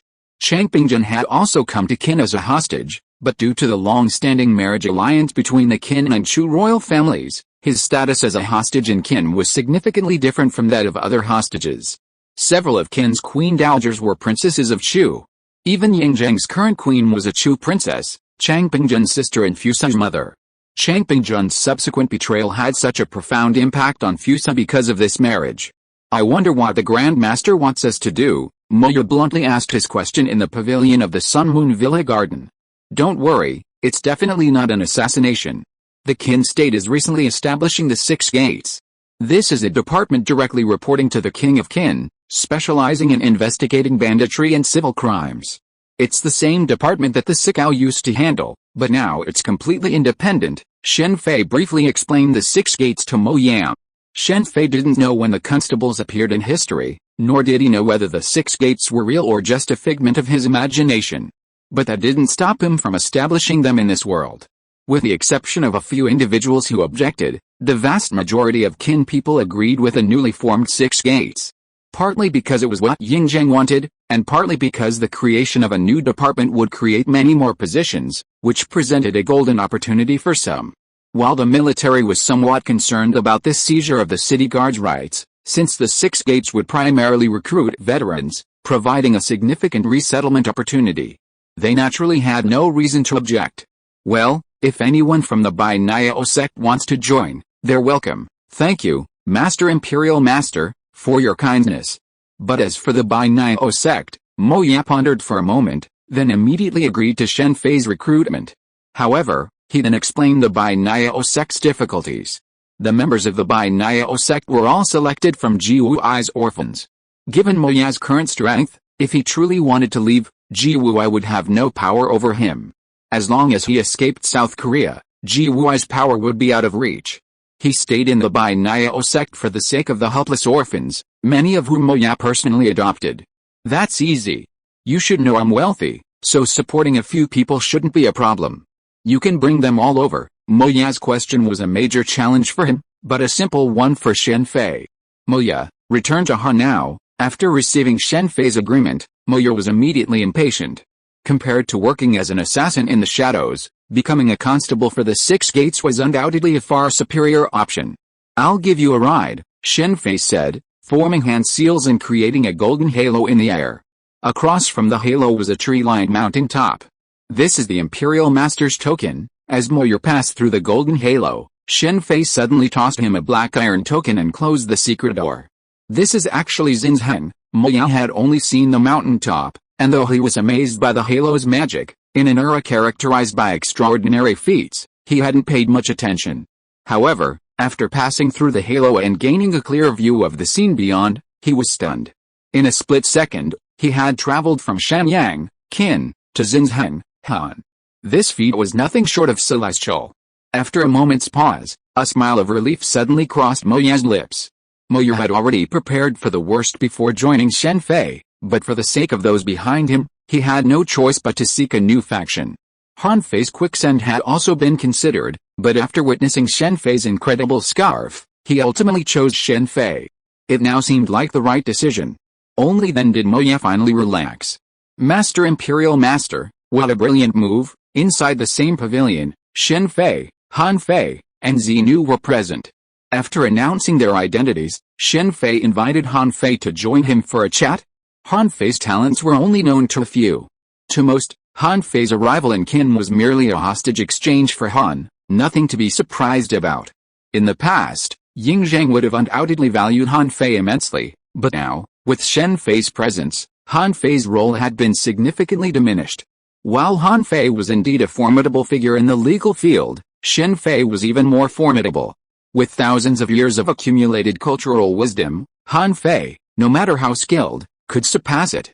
In reality, under these circumstances, whether Han Fei joined Qin or not was irrelevant. However, for Ying Zheng, allowing Han Fei to remain in Han and further strengthen the country was out of the question. Ninth Prince, you're well informed, Shen Fei said, personally pouring Han Fei a glass of wine. Paper, crops that can yield 1,000 kilograms per mu. Brother Shen seems to believe that Qin will unify the world. Now that he was in Qin, Han Fei knew he couldn't return, so he simply let go. Ninth Prince. Don't blame me for not supporting you.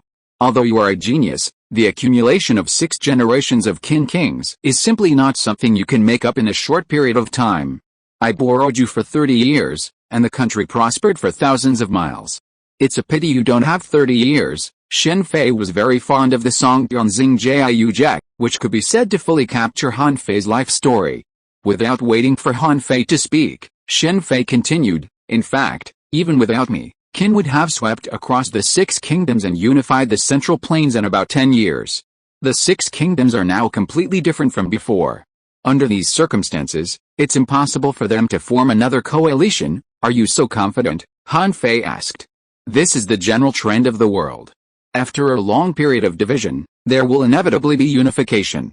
The so-called succession of dynasties actually follows a pattern and can be roughly divided into 3 stages: founding, prosperity, corruption, and then the change. Meeting Han Fei again, Shen Fei spoke at length. After all, this was a rare opportunity to show off in front of Han Fei.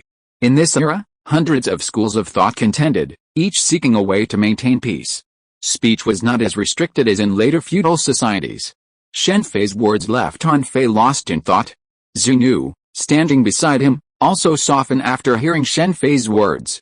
Shen Fei didn't know Xu's background, but he knew she was a very kind person. Although Zilan Zhuan was a brothel, it had saved many lives.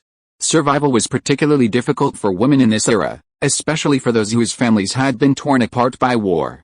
If Nanayu hadn't happened upon Xu, she probably wouldn't be alive today. Didn't you see that even figures like Dongjin Yanfei were forced to do what they wanted? It seems convincing Han Fei won't be easy. That's right, after all, Han is his homeland. Shen Fei sighed softly as he watched Han Fei and Xu depart.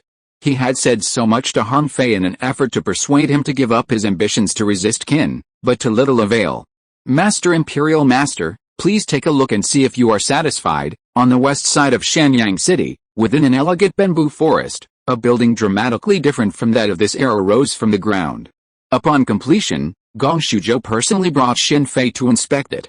A modern person would be struck by its strikingly modern design. This was naturally the case. Shen Fei had the Gongshu clan build it using modern blueprints, and the interiors incorporated extensive glass. After explaining everything, Shen Fei, bored, decided to build a modern club for this era. Very good. How are things going with the library? The Gongshu clan's work was truly exceptional. This building would be first class even for modern times. Shen Fei nodded with satisfaction and moved on to another question. Since the advent of paper, books have become worthless. Confucianism was able to gain so much respect through its library, so the Qin state certainly wouldn't let the value of paper go unused. The first step was to build a library filled with paper books, and allow citizens of the Qin state to borrow them. In this era, knowledge wasn't priceless, but it was extremely expensive. A Confucian copy of the Analects was a hefty price tag. However, this time, Shen Fei planned to make the price as cheap as possible. Chapter 288, Xiangyang Storm, Part 1. Books are the ladder of human progress. The feudal elite relied on a monopoly of knowledge to maintain their lofty status. A later saying, "There are no poor scholars among the upper class, and no aristocrats among the lower class," perfectly describes this era. This was a time when there were truly no poor scholars among the upper class.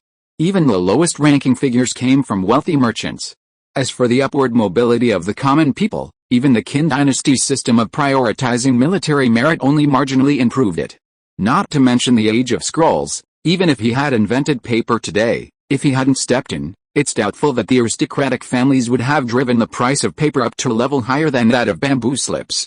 Shen Fei absolutely wouldn't allow such a thing to happen.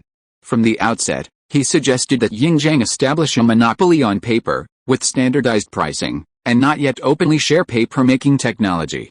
Monopolizing knowledge, not just in this era, even in modern society, is still considered the right path by some eccentrics. It's undeniable that some of these ideas made Shen Fei feel like he had opened the door to a new world. These people believe that monopolizing knowledge is justified because it avoids wasting resources. For example, if you place a gold coin 100 meters away and have 100 people scramble for it, only one is destined to grab it, while the others are just runners-up. Why bother running and sweating for the other 99, only to end up with nothing? It's better to simply let the 100-meter race champions and top performers participate, thus saving the others manpower. This leads to the argument that those destined not to become scientists, unable to get into Peking University or Tsinghua University, and only able to attend Langxiang University, should waste resources studying. These resources could be saved, reducing the burden on the country. Their ingenuity is even greater than that of someone who claims drinking disinfectant can kill viruses. This perspective deeply concerns Shen Fei. How do we select those 100-meter race champions, top performers, and those destined for Peking University or Tsinghua University in the first place? Can we just cherry-pick? Shen Fei believes that only through continuous learning can we identify the best. Given a large enough base, some prodigies will emerge. The most amazing thing about humanity is that you never know if someone with even greater talent will be born in the future. In Demon Slayer, Yoriichi Tsugumi once said this to his eldest brother. On the day the library officially opened, the square in front of the entrance was packed with people.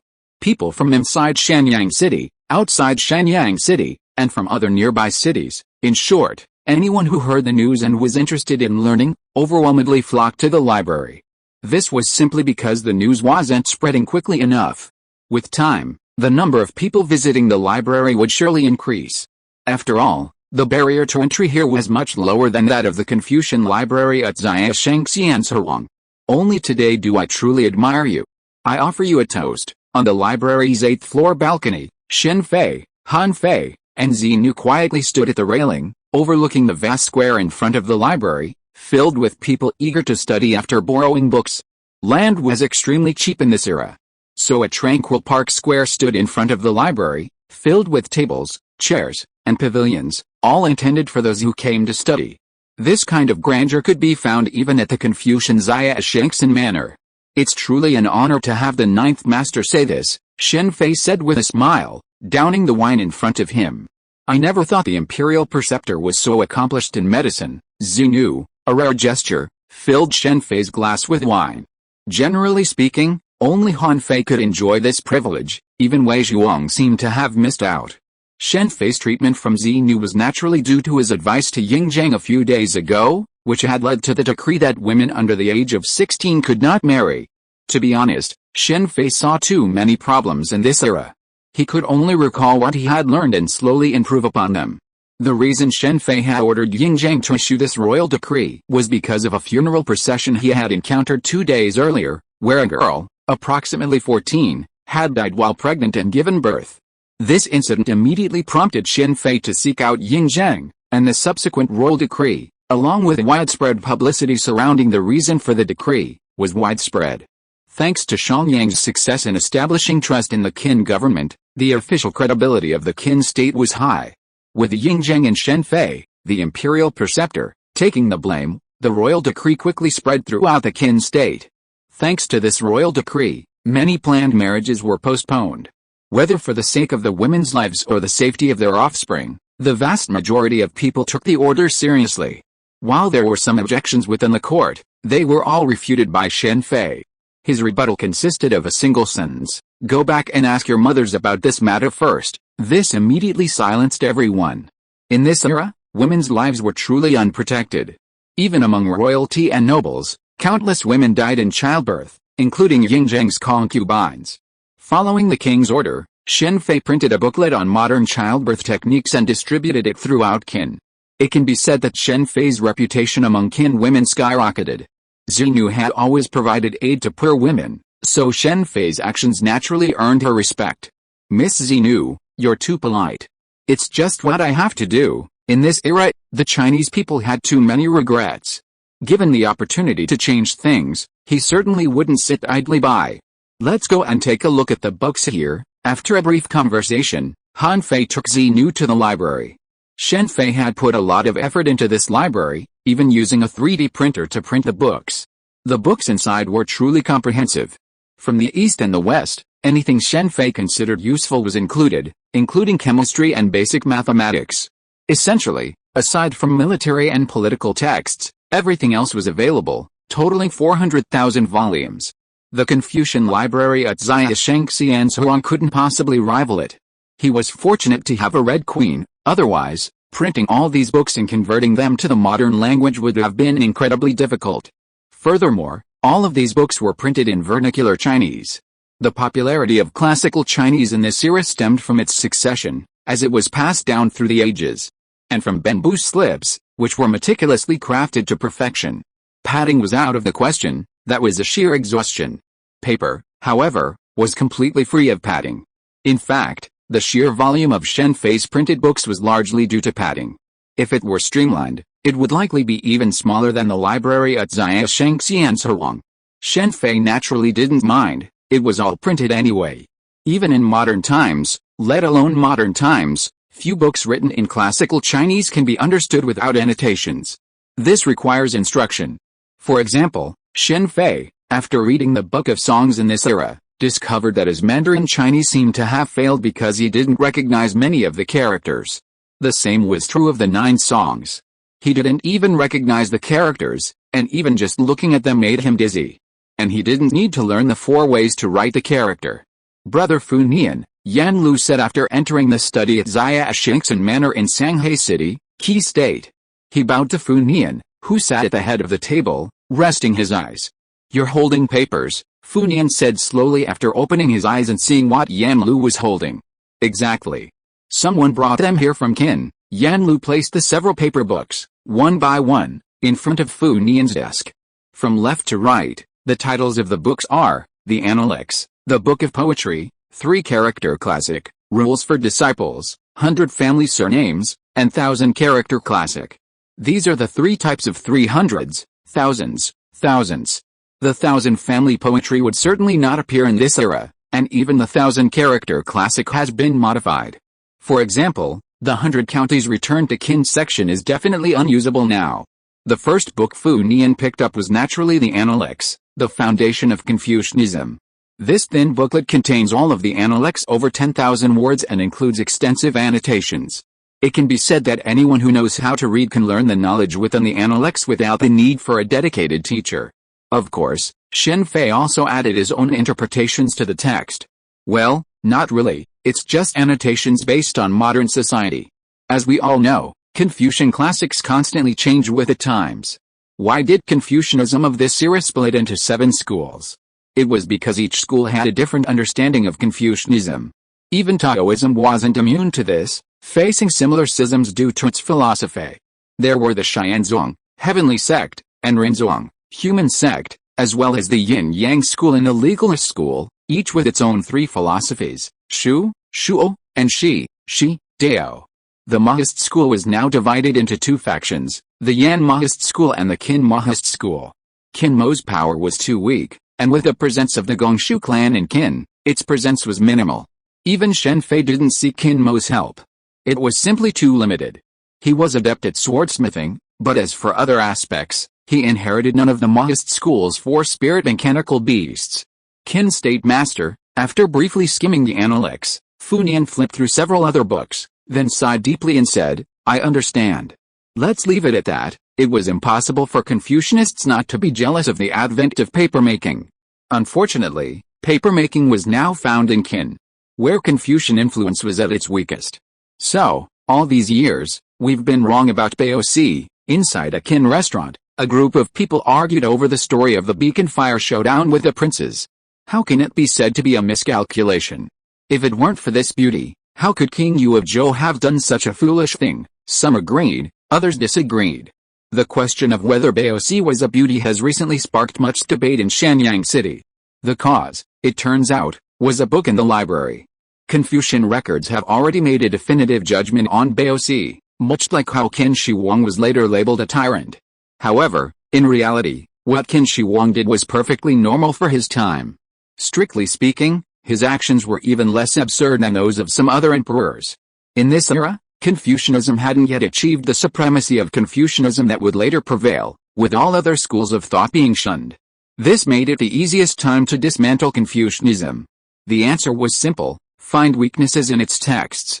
Previously, no one had been able to do so because they held the power of discourse. But now, things were different, and Shen Fei now held the power of discourse. There were laws to be followed, and they must be obeyed. Discipline must be strictly enforced, and violations must be punished.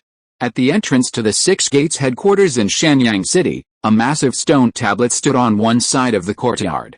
16 characters, inscribed in the handwriting of Emperor Yingzheng, were engraved upon it. Since the Six Gates had been established, they needed a philosophy, something like a clear mirror hanging high above. Shen Fei considered this and ultimately settled on these 16 characters, which embodied the modern concept of the rule of law.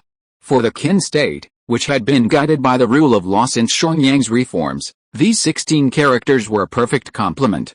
As the originator of the Six Gates concept, Shen Fei, in his capacity as imperial preceptor, temporarily assumed command of the Six Gates to ensure their effective operation.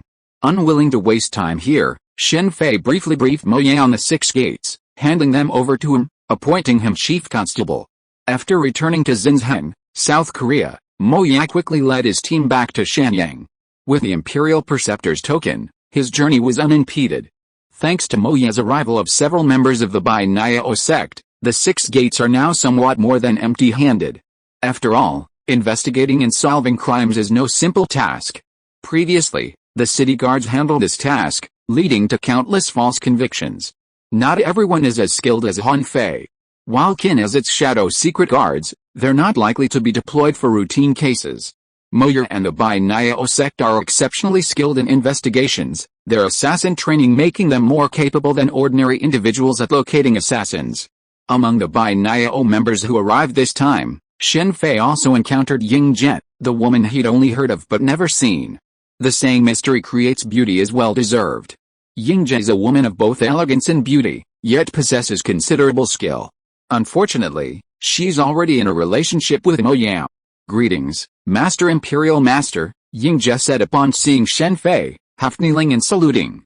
"Get up, good, you two are really a perfect match. When are you planning to get married?" Shen Fei's words immediately made Moya and Quinjet feel shy. Although Moya and Quinjet loved each other, as assassins of Bai Niao, they never revealed their feelings. No one knew whether they would have the chance to meet again on the next mission. Shen Fei's words just broke the thin window paper between the two. "Moya said before that he didn't want you to do any dangerous work like intelligence. It just so happens that I have some other things to do here, so I'll leave it to you." Chapter 289, Xiangyang Storm, Part 2. Electricity. Sitting in a pavilion nestled in the bamboo forest on the hillside behind Sun Moon Villa, Shen Fei closed his eyes in deep thought. The transformation of this arrow is already slowly underway. As long as Quinjet remained in power, everything would naturally fall into place over time. 2,000 years of wisdom, even Han Fei, Chang Pingjun, and Quinjet, no matter how ingenious they were, could never match. In a normal era, Shen Fei's actions might have been a bit reckless, but in this world of martial arts, sorcery, and wondrous mechanical engineering, it wasn't. After making his arrangements, Shen Fei realized a problem: the lighting in this arrow is incredibly wasteful. As the current Imperial Preceptor, he naturally didn't mind the waste. The problem was, even a lit lantern couldn't be as bright as an electric light. Furthermore, electricity wasn't just for lighting, it was also a source of energy. While the mechanical engineering of the Mahist and Gongshu families was truly remarkable, that kind of power simply couldn't be universally distributed. But electricity could. Master Imperial Master, in a vast field near Sun Moon Villa, a white-haired elder with a mechanical hand on his right arm stepped forward upon seeing Shen Fei and his group approach, bowing respectfully. "Mr. Gongshu, you're so polite. I never expected you to achieve such a feat in such a short time. You've worked so hard." Looking at the new farm tools in the field, Shen Fei nodded with satisfaction. The elder's name was Gongshu Shi, one of the few members of the Gongshu family who wasn't interested in the art of mechanical engineering. The Gongshu family was wealthy, and there were always those who stood out. Previously, Gongshu Shi wasn't much respected within the family, which was renowned for its mechanical prowess. After Shen Fei gained a general understanding of the Gongshu family, he requested these individuals to come over, and Gongshu Zhou immediately agreed. After they arrived, Shen Fei immediately divided them up according to their interests. "All this is thanks to the guidance of the Grand Master, don't be so polite. It's your credit, it's your credit. Think of the Maoists' advocacy of universal love and non-aggression, their so-called non-aggression mechanical arts. In my opinion, they're nothing special. If they truly advocate universal love and non-aggression, why don't they use their mechanical arts to help the poor?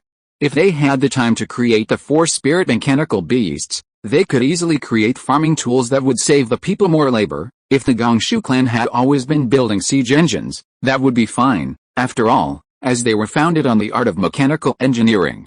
But the Mahists, possessing even more powerful mechanical arts than the Gongshu clan, were said to be able to make wood and stone walk, yet they had never considered this aspect.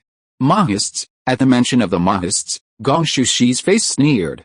To the Gongshu clan, the Mahists and the Gongshu clan were essentially the same, both founded on the craft of war machinery. However, the Mahists insisted on flattering themselves with a claim of non-aggression mechanical arts, which made many in the Gongshu clan disdainful.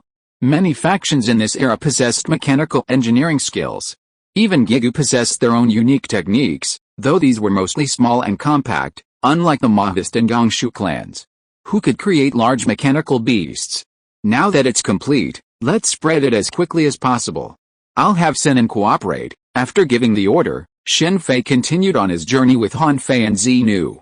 You seem to have a lot of issues with the Mahist school, Han Fei said as he surveyed the surroundings. I have a problem with many people, including you.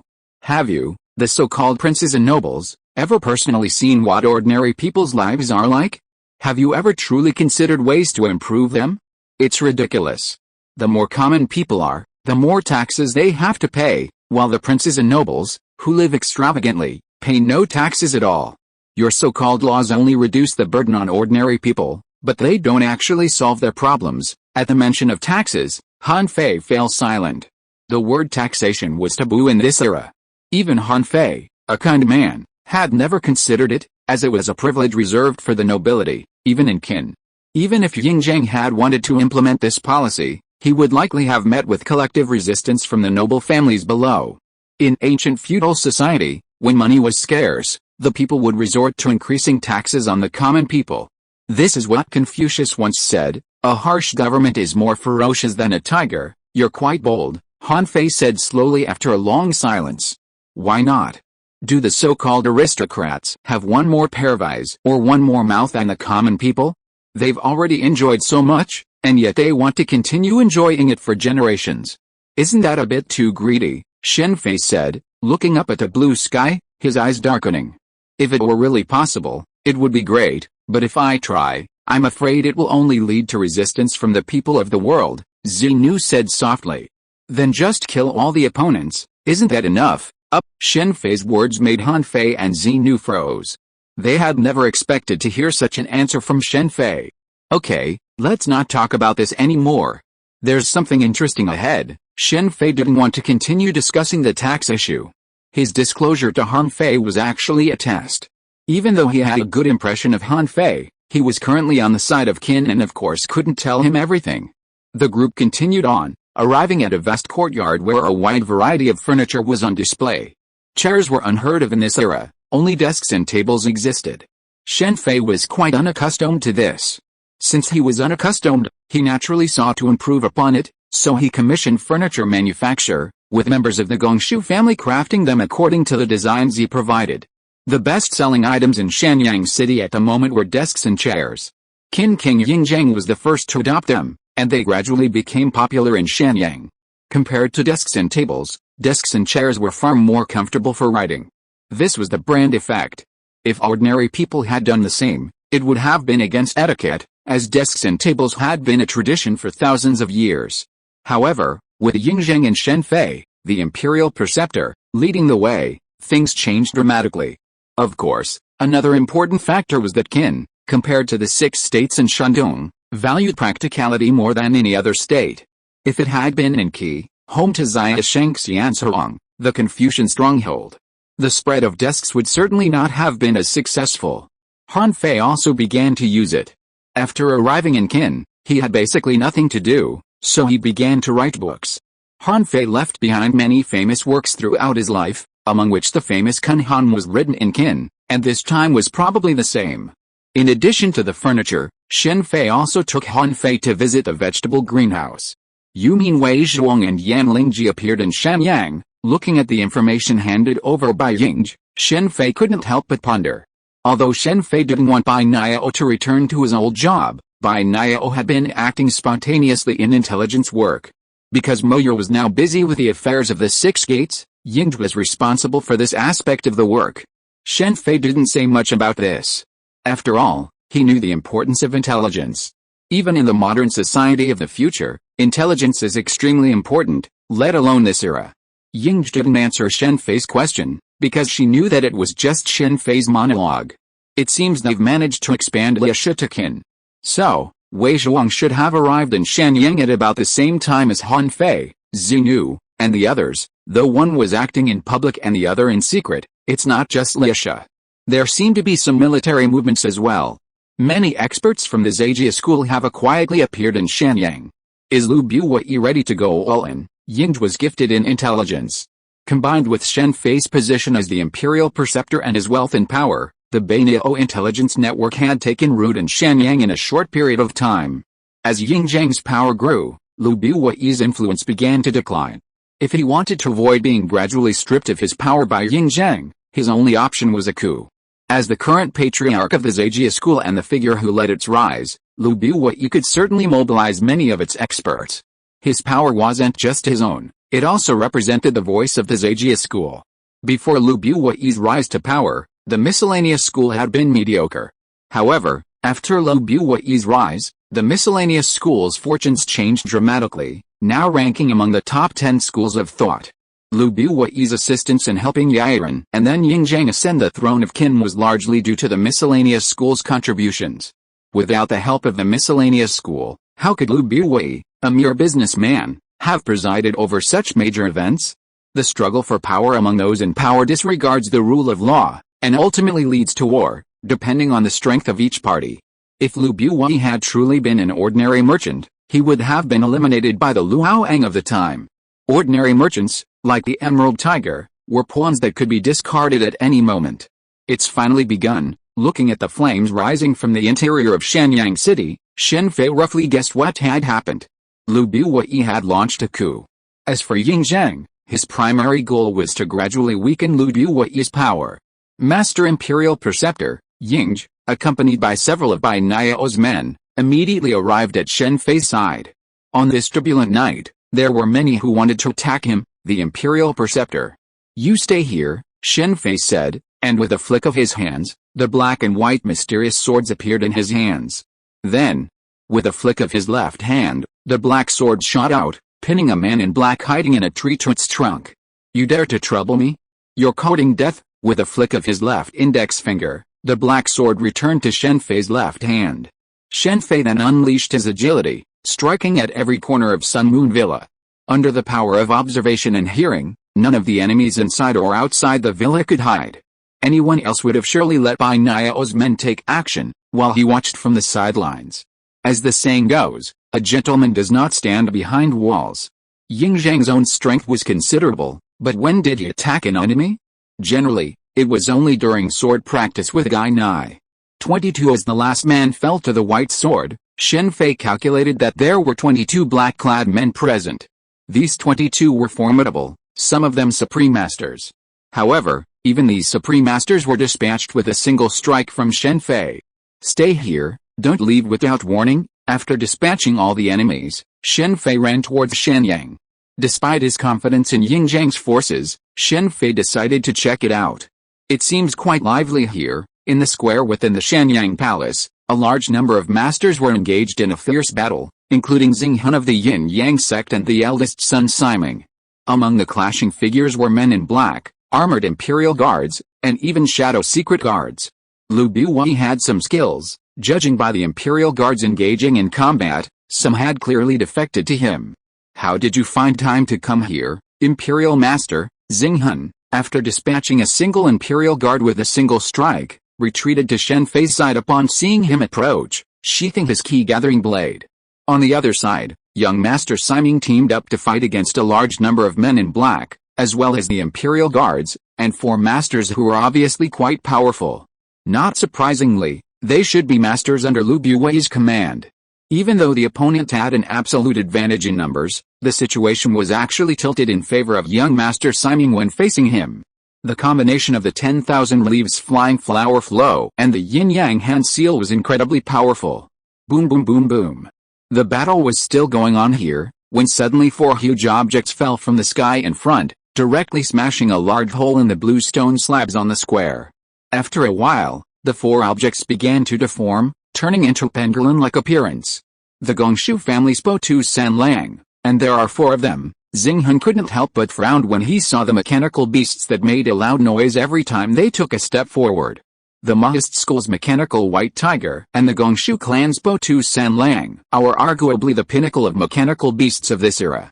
Each one is as powerful as a supreme expert, and in certain situations, even more powerful. For example, on the battlefield, a supreme expert's impact is far greater than that of a mechanical beast like this one. In the original novel, on Shanghai, Xianming and his companions relied on the mechanical white tiger to escape from the clutches of the 3 masters, Xinghun, Da Siming, and Xiao Siming. It's not surprising that Lu Buyi possessed a Gongshu clan mechanical beast. After all, he had previously served as the prime minister of the Qin dynasty, and with such a position, he could easily command several mechanical beasts. With the appearance of the mechanical beasts, a thin black smoke suddenly appeared in the square. Upon seeing it, Xinghun immediately shouted, Poisonous. Retreat. Although Xinghong's call was timely, only Da Siming and a few shadow secret guards managed to escape unscathed. The Imperial guards were completely annihilated. So it's you two, as Xinghong spoke. Two elderly men, one man and one woman, emerged from behind the enemy lines. They were dressed in red and white, each holding a cane emblazoned with a snake's head. The famous red and white couple. What are you doing here instead of staying in Beiyu? The Prime Minister was so kind to us back then. Now that he's in trouble, we must repay him. That ungrateful boy, Ying Zheng, hasn't considered who gave him his current position. The Yin-Yang family is helping him so much, beware of their ruthless backlash. The red and white couple, the renowned Poison King and Gu King of Beiyu. Speaking of which, Cheyenne's, the Beiyu Crown Prince, was truly pitiful. Beiyu had so many masters, yet he lacked any true experts around him. The Beiyu lands were the source of the 8 swords of the King of Yu. Cheyenne's, the Beiyu Crown Prince, was pretentious. In reality, over the years, Beiyu had long since divided into Eastern and Western Beiyu, and the former Beiyu royal family was long forgotten. Chapter 290, Xiangyang Storm, Part 2. Lu Buiwei's skills are limited. Did I overestimate him, or underestimate Ying Zheng? As Xinghong spoke, Shen Fei's observation haki had already surveyed the entire Shanyang Palace. Aside from the immediate enemies, while fighting was raging elsewhere, it was all confined to the palace's perimeter. On the highest steps of the palace, Ying Zheng, clad in military uniform, stood at the highest point, seemingly overlooking the entire city. The Shanyang Palace was originally built on the city's northernmost point. This must be the Imperial Master, right? You've achieved so much at such a young age. I truly admire you. It's a pity you're dying so young. So much nonsense, Shen Fei said as he appeared behind the couple. As he slowly turned, a streak of blood formed on their necks.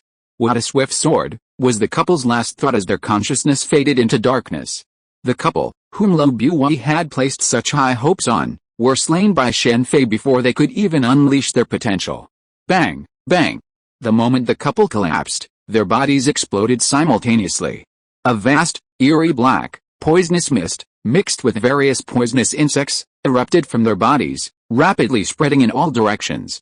As the renowned Poison King and the Poison King of the Beiyu, they possessed countless poisonous mists and insects. Now, suddenly slain by Shen Fei, and without control, their poisons naturally erupted. Due to their unique geographical location, the Beiyu possess numerous medicinal herbs and poisons unavailable elsewhere in the Central Plains. Coupled with their unique heritage, poisons were extremely prevalent in the Beiyu. This made it difficult for the combined forces of Han and Chu to defeat the Beiyu. After all, poisons, when used effectively, can defeat an army of thousands. Previously, when Cheyenne's and his men kidnapped the Crown Prince of Han, the 100 Poison King had created a poisonous mist around the prince's residence, making it difficult for birds to cross. This was a single individual scheme, while the Beiyu royal family was home to numerous such poison experts. Under these circumstances, the Beiyu royal family was also overrun by the combined forces of Han and Chu. This was partly due to the fact that the Beiyu royal family was caught off guard by surprise, and partly due to internal strife within the Beiyu. Poor Crown Prince Cheyenne's now only cared about attacking any Han forces he could find, completely unaware of why the Beiyu royal family had been so easily defeated in the first place. Of course, Cheyenne's could only attack Han forces. Attacking Chu would be tantamount to seeking death. Facing the wafting poisonous fog and the crawling insects, snakes, centipedes, scorpions, and the like, Shen Fei snorted softly. Suddenly, his surroundings turned a deep blue. The poisonous fog and the insects were frozen within the blue ice. Yin-Yang magic, white dew defies frost. Gazing at the expanding poisonous fog, he plunged his left hand into the ground with his black sword. Then, with a light clench of his left hand, a vast energies of true energy emanated from his body, instantly compressing the surrounding poisonous fog into a ball the size of an apple. He then froze the entire cloud and threw it to the ground. By this time, the other black-clad men around him had reacted. Immediately, a group of them, including the 4Po2 Saburas, prepared to attack Shen Fei. But they found themselves unable to move. A vast mass of green vines had seemingly appeared from the ground, binding the men's legs. Even Po2 Saburas wasn't spared, though the vines were far more numerous and thicker, like the yin-yang technique of autumn orchids growing from the ground. Kill them all, Having restrained the men, Shen Fei stopped attacking.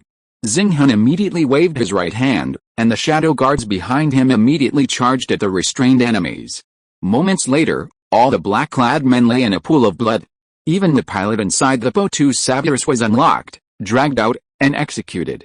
Are these the only enemies? Shen Fei, unconcerned by the deaths, looked to Xinghun and asked. Luo Wang is dealing with the others, Xinghun spoke, as if knowing what Shen Fei was asking, with a hint of sarcasm in his voice.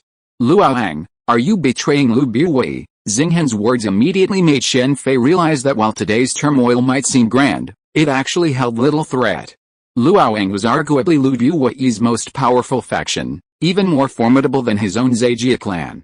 Luo Wang's betrayal wasn't simply a loss of a single faction, it also eliminated the Zhejiang clan's enemies. If nothing unexpected happened, the Zhejiang clan's masters would likely have been stopped by Luo Wang. Of Luo Wang's 8 swordsmen of you, although Shen Fei had slain Black and White Profound Sword, the other 7 remained. Considering Jingwei might still be without a master, Luo Wang possessed at least 6 top-tier assassins, and if other renowned swords were included, the number was likely even higher. Luo Wang commanded more than just the 8 swordsmen of you, including the chillingly silent Hanshin sword and the Yuchen sword, practically synonymous with assassins. It was undeniable that the Wuan Yu regions were truly formidable, with the vast majority of renowned swords originating there. So, all is well then. I wonder if Guardian Xinghun is interested in going to see the excitement. Since the Grand Master has invited me, I dare not disobey. Xinghun then gave instructions to young Master Siming before leaving Shanyang Palace with Shen Fei, heading towards the most intense energies in Shanyang City. Yin flourishes, Yang dies, day darkens, Yanri, Shen Fei and Xinghun paused upon seeing Yanri fighting 1 against 2. Xinghun then introduced the 2 men battling Yanri to Shen Fei, masters of the miscellaneous school, one of whom was also a guardian. The 6 sword slaves haven't appeared yet. Zhao Gao is certainly a clever man, but he's also quite extravagant. The 6 sword slaves, a combination of 6 in 1, could be considered a single force, with only a select few capable of fighting 6. These few were Wu Ming, Guguzi, Bimingzi, Dong Huangtai of the Yin-Yang school, and, of course, Xiaoli. Of course, if Zongheng and Heng joined forces and were both at full health, they could fight the 6 sword slaves. As for the outcome, it all depended on the circumstances. Any supreme master facing the 6 sword slaves could be easily wiped out in a single blow. Even Wei Zhuang, with his strength, nearly suffered serious injuries against the 6 sword slaves, let alone the others. However, there was one individual who could hold their own against the 6 sword slaves, Dian Qing of the Armored Sect. His invulnerability meant that he wouldn't be much different from 6 of the same rank. Of course, Dian Qing wouldn't be able to defeat them. Of course, Dian Qing didn't have the chance of winning. After all, combat was strategic. With a good plan, Dian Qing could defeat the 6 sword slaves. The trick was simple: carry enough explosives. Dian Qing's armored sect allowed him to ignore the explosives' detonation, but the 6 sword slaves couldn't, especially the weaker Wulian, Xuanpo, and Mihan. Luo Wang seems to have suffered heavy losses this time. No wonder the 6 sword slaves appeared later. This time, of Luo Wang's 8 swords of Yu, with the exception of Black and White Xuanjian, who was with Shen Fei, the other 7 appeared, including Jingwei. Luo Wang's philosophy was that men may die, but swords must not. With Luo Wang's influence and strength, coupled with the allure of famous swords, recruiting experts was easy. However, not all the masters of the miscellaneous school were good-looking. Among them were many top-tier masters. Add to that Lu Buwei's numerous retainers. While Luo Wang might win this battle, casualties were certain to be heavy. Perhaps this was the token of loyalty Yingzheng had Zhao Gao submit. Lu Buwei boasted 3,000 retainers, no less than the former Lord Xingling. These retainers were not without their share of experts. As the saying goes, those who eat the emperor's salary must be loyal to him. Even if many of them were merely idlers who avoided trouble, there were always those who sided with Lu Buwei. I never thought Dao-Zhi would be the descendant of the chicken-throwing and dog-stealing thieves. Lu Buwei's retainers reminded Shen Fei of Dao-Zhi, the Mahis master known as the greatest thief in the world. If it weren't for the information from Yingzhe, he wouldn't have known the story behind him. What a shame I didn't see Zhao Gao take action. He surveyed the battlefields, spotting nearly all of the 8 swords of Yu, but not Zhao Gao. Although Shen Fei was displeased with him, He had to admit that his martial arts were truly formidable, undoubtedly rivaling the black and white Zhuangjian at their peak. But that was all. Although Shen Fei hadn't seen Qi take action, he wouldn't assume Zhao Gao had reached the level of Wu Ming and the like. It was a matter of realm. Zhao Gao silently appeared behind Shen Qi and patted him on the shoulder. He appeared powerful, but that was just an appearance. It didn't mean he could instantly kill Shen Qi. Actions with murderous intent are completely different from those without. The more powerful the master, the more susceptible they are to murderous intent. Conversely, those without murderous intent tend to relax their guard. Shen Fei and Xinghun watched the casualties between the Zejia and Luoyang masters, neither of them particularly concerned. For Xinghun, Luoyang had previously been an enemy, and even though they now sided with Ying Zheng, they wouldn't be on friendly terms. Zhengang and Duan Shui, are they the only two of the 6 sword slaves now? As the battle continued, Lu Bui's side began to lose ground. This was Shangyang City, after all. Unless they eliminated Ying Zheng from the outset and seized control of the situation, the army would inevitably intervene as time wore on. Even the most skilled of masters wouldn't consider attempting this with their own flesh and blood against the powerful crossbows of the army. How dare you betray me? Why? Inside Lu Bui's spacious study in the Wangsun Marcus mansion, he glared angrily at Zhao Gao. His entire body trembling. He had planned everything, but there was one thing he hadn't anticipated, Luoyang's betrayal. According to Lu Bui's original plan, his miscellaneous sect, along with Luoyang, could easily control Shanyang City for a short period. After Ying Zheng's death, he could nominate a member of the Ying clan to succeed the throne of Qin. With the Queen Mother's support, even the military might be forced to compromise. It was a perfectly executed plan. If Luoyang truly supported Lu Bui, Ying Zheng's support would be limited to relying solely on the Yin-Yang sect. However, Lu Bui was deeply puzzled and perplexed by the situation. He had believed his control over Luoyang was flawless, and he had no idea what benefits Luoyang would gain by betraying him and joining Ying Zheng. Under his command, Luoyang would have greater power. Ying Zheng not only had the Shadow Secret Guard, but now also the 6 gates, all of which served to divert Luoyang's power. Master Prime Minister, don't you understand? As the saying goes, a good bird chooses a tree to roost in. Now that the Prime Minister's tree is about to fall, Luoyang will naturally choose a larger one. If you hadn't betrayed me, how could things have turned out this way? Lu Bui said with resignation. Master Prime Minister, what's the point of saying this now? The king said that Master Prime Minister has made great contributions to Qin and will give you a decent punishment, but only if you know what's good for you. Zhao Gao said this as he picked up a glass wine jug and poured a glass of wine from the glass wine bottle in front of him. As he poured, a black spider crawled over his left hand. Master Prime Minister, please, Zhao Gao said, pushing the wine glass toward Lu Bui. You, looking at the wine glass before him, Lu Bui trembled and was speechless. Even great men, faced with a true life or death situation, cannot help but reveal their true nature. Prime Minister, please don't keep me waiting. The king is awaiting my reply, Zhao Gao said, rising to his feet. Without a second thought, he appeared outside the door shut behind him, unmoved by the wind. In the darkness, beneath a sea of fire, 2 figures, one black and one white, chased each other across the night sky. As they moved, they quickly left the city and appeared on a mountain peak east of it.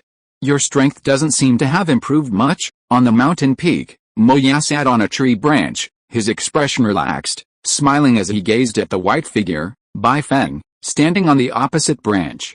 How could your martial arts have improved so quickly? Bai Feng looked at Moya with confusion. Bai Feng knew Moya's martial arts prowess well. They had competed in light combat more than once, but this time, Moya's performance was far superior to theirs in Korea. Thank you, Imperial Master. This is for you, Moya said, producing a small wooden box and tossing it to Bai Feng. What's this? Bai Feng asked again after opening the wooden box and seeing 2 white pills inside. The yin-yang sect's true person pills, Moya said with a smile. With Moya now his subordinate, Shen Fei certainly wouldn't be stingy. While the gathering immortal pill wasn't available yet, the true person pill was a no-brainer. Not only Moya and Ying, but others from the 100 birds, like the thrush and the cuckoo, had received true person pills before, though only one. Why give it to me? We're enemies now. Enemy, do you mean you've joined the quicksand? Don't worry, for the Imperial Master, The quicksand isn't even worthy of being his enemy. You've seen his abilities. Do you really think he'd care about a mere quicksand? Although Bai Feng hadn't witnessed Shen Fei's close and far away, she had seen the incredible convenient large ramp. Sister Ying, are you alright? After a moment's silence, Bai Feng immediately put away the 2 true person pills and inquired about Ying's condition. For Bai Feng, there were only 2 people in the entire 100 birds that he cared about, Moya and Yingzhe. As for the others, Bai Feng didn't care at all. She's fine. Since you're here, go meet her. She missed you too, but I never thought you'd join the quicksand, Moya said, immediately unleashing his acrobatic skills, heading towards Sun Moon Villa. Bai Feng followed closely behind him. Little Feng Feng, you're here. Long time no see, Yingzhen, upon seeing Bai Feng, immediately ran over, smiling and tugging at her cheek. If you're listening to this novel on a channel other than Fanfic World, it means they downloaded and uploaded it without effort. We cordially invite you to visit our channel, Mundo Fanfic Novelis. There you'll find the original version of this story and you can explore many other novels of various genres. We're waiting for you to immerse yourself in a world of incredible novels. Chapter 291, Xiangyang Storm, and Sister Ying, Bai Feng gave Yingzhe helpless, wry smile at her actions. If anyone else had dared to do that to Bai Feng, she would have been furious, but with Ying, Bai Feng could only let it go. How is it going over there? After releasing Bai Feng, Ying turned to Moya and asked. Same old story. We can't officially start anytime soon. Speaking of the 6 gates work, Moya couldn't help but smile bitterly. As the saying goes, the boss's words are followed by the people's efforts. The 6 gates, the constables, were a new phenomenon. Although Shen Fei had provided ideas and guidance, truly implementing the 6 gates would take considerable time. Recruiting personnel, training, and communicating with other departments, even with Yingzhang's orders, would take time. Furthermore, this was limited to Shenyang City.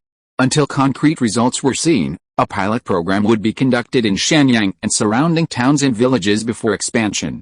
Moya has been incredibly busy lately, but this is also a good thing for him. At least he no longer has to work as an assassin. Previously, under Ji Wuwei, Moya was either killing or on his way to kill. These are trivial matters. Since we're here, let's go meet them, Moya and Ying said as they left Sun Moon Villa with Bai Feng, heading for a house at the foot of the mountain.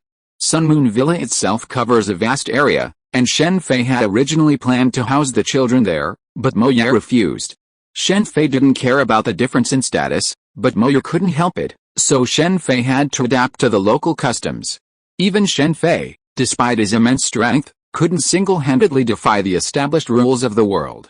It seems it's over. The chaos within Shenyang City was nearing its end. With the arrival of the Dragon and Tiger Cavalry, the battle between Luoyang and the miscellaneous clans masters had concluded, with the entire miscellaneous clans masters utterly annihilated. While several of Luoyang's top-tier assassins also fell at the hands of the miscellaneous clans masters, they were subsequently killed by other Luoyang assassins. Battles between assassins aren't about one-on-one combat. The vast majority of top-tier masters fight alone because their agility and strength are simply unmatched by ordinary mortals. However, with the arrival of the Dragon and Tiger Cavalry, Luoyang's assassins began to retreat. With a regular army surrounding Marcus Wingson's residence, the outcome was sealed. The ultimate winner of this turmoil was Yingzheng. Following Luoyang's retreat, the Yin-Yang clan also began to retreat. Xinghan nodded to Shen Fei and left with the eldest son, Siming. After a moment's deliberation, Shen Fei decided not to meet Yingzheng at the Shenyang Palace, but instead returned directly to Sun and Moon Villa.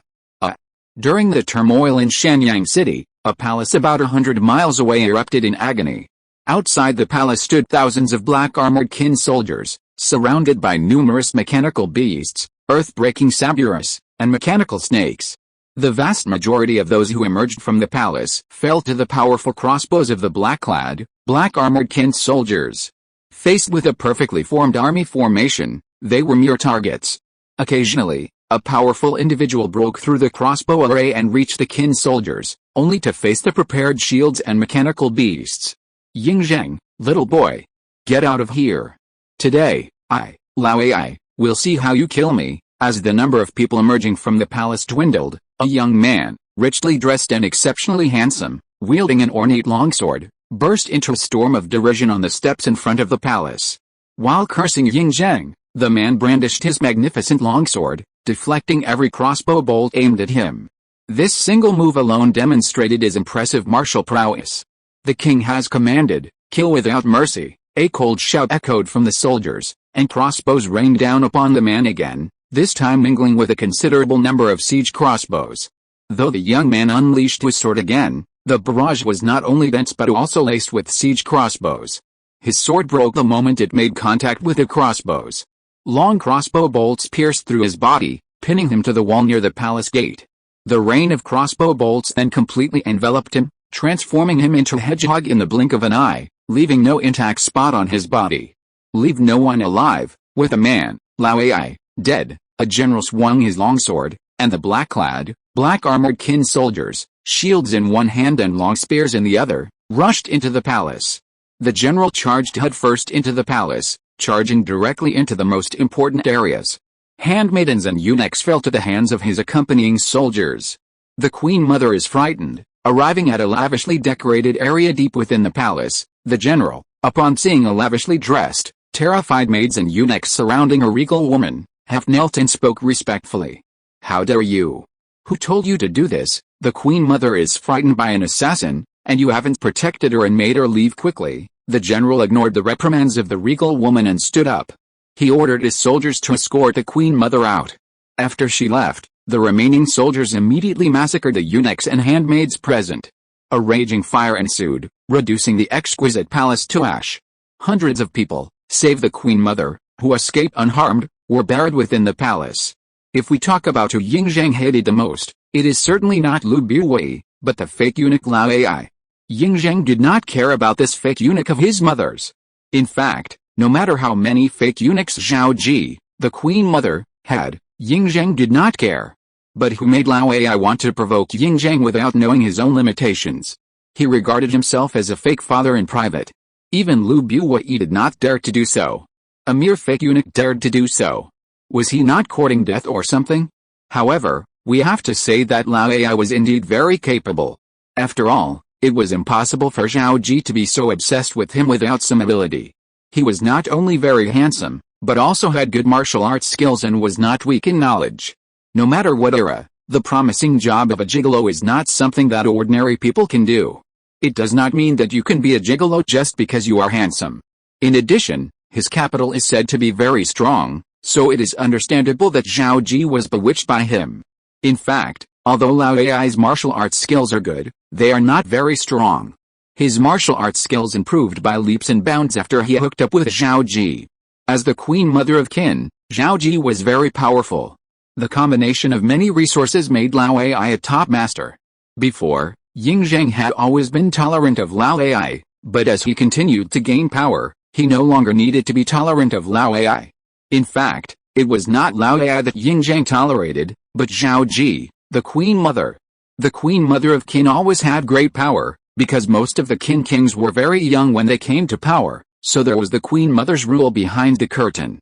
Speaking of which, the Queen Mother Zhao Ji was the least prestigious among all the Queen Mothers of Qin. Because of her background, her knowledge was far different from that of the previous Queen Mothers. Lao Ai's death was a quiet affair, a simple fire in a temporary palace. Those who knew about it understood what had happened, and those who didn't, never needed to know. The next day, at dawn, soldiers from Shenyang City once again set out, this time targeting the residences of officials within the city. Lu Buwei's plans had failed, and his people would certainly not have a good ending. Just look at Wang Zai's fate before, and you can see what was happening on Lu Buwei's side.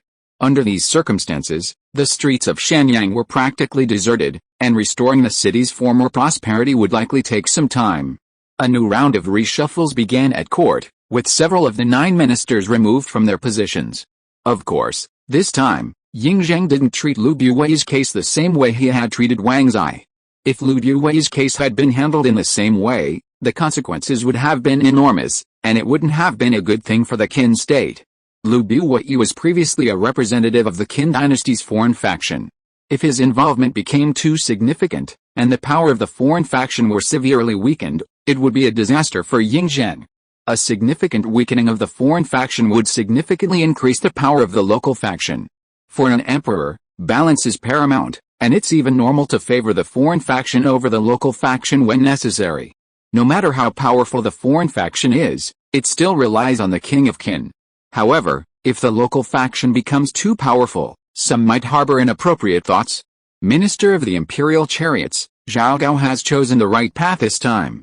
Let's spare his life for now. After learning about the situation at court, especially Zhao Gao's situation, Shen Fei considered the matter and decided not to deal with Zhao Gao for the time being. While Ying Zhang was still alive, Zhao Gao wouldn't cause any trouble. Furthermore, Luo Ang couldn't find a suitable person to take control of Zhao Gao at this stage. As for Mo Yang, Shen Fei had already promised to stop them from engaging in assassination activities. As for the others, Shen Fei was unsure. The Luoyang organization played a significant role in Qin's conquest of the Six Kingdoms. For example, if Ji Wei hadn't been killed earlier, he might have surrendered to save his life if Qin attacked Han. The same is true for other kingdoms. While conspiracies and schemes may be considered underhanded, they can sometimes be crucial. The Six Kingdoms are struggling to achieve a coalition, and Luoyang played a significant role in this. As Ji Wei's top subordinate, Mo Ye is well aware of the relationship between Yimu and Luoyang. There are many figures like Ji Wei with ties to Luoyang in the Six Kingdoms. War is often about more than just frontline strength. Take the Battle of Changping, for example. Zhao Kuo's defeat wasn't so much his own failure as it was the failure of the king of Zhao and his men on the rear. At the time, the Qin-Zhao stalemate meant Zhao was on the verge of collapse, but Qin was also in dire straits. After all, Qin was undertaking a long expedition, while Zhao was defending its home turf. Had Zhao Kuo continued his strategy of fortifying its defenses and clearing the countryside, the outcome of the Battle of Changping would have been uncertain. Zhao Kuo, who was good at talking big but not at all, was not that bad. Is Lao Ai dead? Shen Fei also received the news that Lao Ai was dead. His body was placed on the ashes of the palace, exposed to the elements. Shen Fei did not care much about this man who was the epitome of a pretty boy. He was just a clown who had no idea of the situation. This was evident from the retainers he recruited. Compared to the retainers under Lu Buwei, most of the retainers around Lao Ai were flatterers. Bai Feng, I didn't expect that he would join the quicksand in the end. Bai Feng's appearance surprised Shen Fei, especially after he heard about joining the quicksand. Shen Fei had previously asked Mo Ye about Bai Feng's situation. Mo Ye said that he had set Bai Feng free. Bai Niao was a bondage to Bai Feng. It was fine if he was bound, but there was no need for Bai Feng to be bound as well. At the time, Shen Fei felt a little sorry, but at that time, Shen Fei didn't think Bai Feng would join Li Shi because there was no opportunity. Without Nanayu entering Quinjet without heartstrings, and Bai Feng and Li Shi being enemies before, it seemed impossible for her to join. Unfortunately, the final facts proved Shen Fei wrong. But if she joins, she joins. Shen Fei didn't care too much except for the initial surprise. On the contrary, Bai Feng joining Li Shi made Shen Fei curious about who she would fall in love with later. Bai Fa in Qin's dynasty liked Qi Lian, and Bai Feng and Nanayu had a good relationship in Empty Mountain Birdsong. In fact, Shen Fei also discovered that Huami had a good impression of Bai Feng. Is this the situation now? Li Shi, who had entered the Qin hostage villa in disguise, said after learning about the current situation of Qin with Han Fei. His face couldn't help but become solemn. The changes brought about by Shen Fei, the imperial preceptor, to the Qin state were already evident. The advent of paper books attracted many individuals previously overlooked in the Six Kingdoms to Qin. While these individuals might not have been as influential as Shang Yang, many still possessed the talent and skills to govern a region. Under Shen Fei's guidance, Ying Zhang began preparing officials for the future conquest of the Six Kingdoms. The fall of the Qin dynasty in its second generation stemmed from many factors, a significant one being its rapid conquest of the Six Kingdoms. Qin was unable to find qualified officials to rule the Six Kingdoms, forcing it to appoint local rulers. These individuals provided no problem when Qin was strong, but the moment problems arose, the outcome would be different. Recruiting officials now would have made a significant difference. This was just the case with books. Other resources, such as food, would gradually become effective over time, particularly steel smelting, which would make Qin's weapons even more powerful than those of the Six Kingdoms. Just as Shen Fei had guessed, even though Han Fei had heard a lot from him, his patriotic feelings for South Korea made it impossible for him to sit back and do nothing while watching the country's demise. The only way to break the deadlock now is to form another coalition. It's a good idea, but it's unrealistic. Chapter 292 Overcoming the Yin-Yang Family. You two should take a break. While Han Fei and Wei Zhuang were silent over the issue of the coalition, Xinu placed a wine glass in front of each of them and filled it. What kind of person is that imperial master? Wei Zhuang took the glass in front of him, drank it in one gulp, and then turned his gaze to Xinu. He's a completely mysterious figure, completely unfathomable, Xinu spoke slowly after a moment's silence. But what is certain is that Ying-Zhang has great trust in him, and his measures, once implemented, will make life much better for the people at the bottom of society. Han Fei, Wei Zhuang, Zhang Liang, and the others were difficult to change their minds, but Xinu was different. She had always sympathized with the people at the bottom of society in this era. It could be said that she was the one who most empathized with Shen Fei's policies. In contrast, Han Fei, Wei Zhuang, Zhang Liang, and the others were different. Their innate status meant that they were destined to be significantly different from the ordinary people. It seems you have a good impression of him, Wei Zhuang said, then withdrew his gaze and fell silent. Of course, Wei Zhuang couldn't be unaware of the problems that Xinu had discovered, but even if he had, he wouldn't have given up Han Guo. In terms of long-term vision, Wei Zhuang was indeed far inferior to Gai Nai. If it weren't for our different perspectives, he would be a very good friend, Han Fei said softly, raising the wine glass in front of him and examining the red liquid. Okay, let's not talk about that anymore. How's fourth brother doing? Han Fei said, changing the subject. Han Yu, he's very proud right now. At Han Fei's mention of Han Yu, Wei Zhuang's face immediately cracked with a hint of sarcasm. Don't you know what kind of person your fourth brother is? It's ridiculous to pin your hopes on him. What did fourth brother do? Han Fei asked immediately. Your fourth brother is incredibly arrogant. He's completely disrupted all the arrangements you made in Han before you left. He even planned to surround and kill the master. The master asked me to ask you, is this what you call cooperation? The door gently opened, and Yan Lingji sauntered in. Han Fei immediately glanced across at Wei Zhuang, who nodded slowly at Han Fei's questioning gaze. Rather than relying on your fourth brother, the ninth young master, you'd better think about escaping Shanyang. I can't leave Shanyang for the time being. Yan Lingji's words changed Han Fei's expression, but he ultimately sighed softly. A hostage's escape was no small matter. If things went wrong, it could escalate into war between the two countries. If Han were a powerful nation, the hostage's escape would have been easy, just like when Ying-Zhang fled from Handan, Zhao, to Qin. Although Zhao was deeply displeased, Qin's strength ultimately allowed the matter to fizzle out. But if the country is weak, then I'm sorry. Although Qin can't launch a large-scale war in a short time because of Han Fei's plan to exhaust Qin and some actions of Shen Fei, it can still be done if it only sends troops to threaten Han. With Han Fei's character, it is impossible for him to ignore Han. The master has already expected this, ninth master. I have to say that you are sometimes too indecisive. In this case, it seems that I can only talk to that national teacher, Yan Lingji said and turned to walk out the door, opened the door, and left directly. Master, looking at the silent Han Fei, Xinu said softly. Don't worry, I'm fine. Since there is a change on the fourth brother's side, the plan can only be changed. I will leave Shanyang, but not now. Han Yu is really amazing. Doesn't this overturn all the arrangements before Han Fei left? In the Sun and Moon Villa, Shen Fei looked at the recent changes in Han state sent by Yingzhi and couldn't help laughing. Although Shen Fei didn't think Han Fei's plans would have much impact, Han Yu's decision to overturn them all and start over again certainly caused a lot of trouble for the future of Qin. Shen Fei understood Han Yu's actions. If everything went according to Han Fei's plan, wouldn't it prove that he, the fourth prince, was incompetent? Furthermore, history had many instances of hostages turning over their lives, not to mention the distant past, but two recent examples.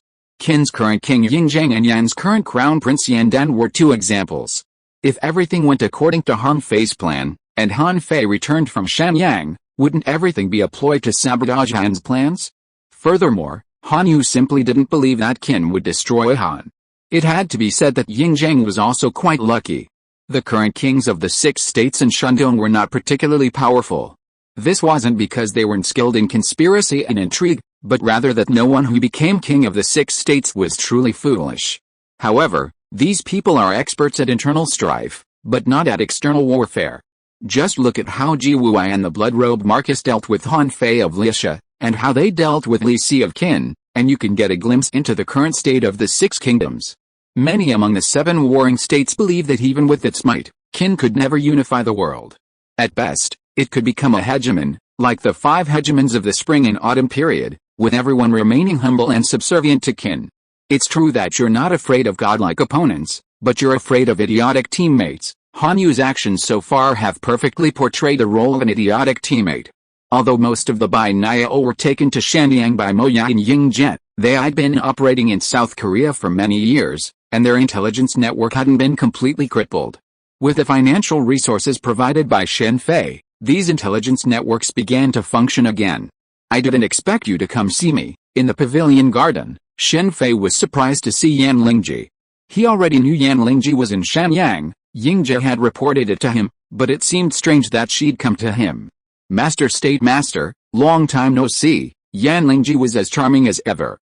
Indeed, it's been a long time. How did you find time to come see me? Why, can't you come see Master State Master if you have nothing else to do? Of course I can.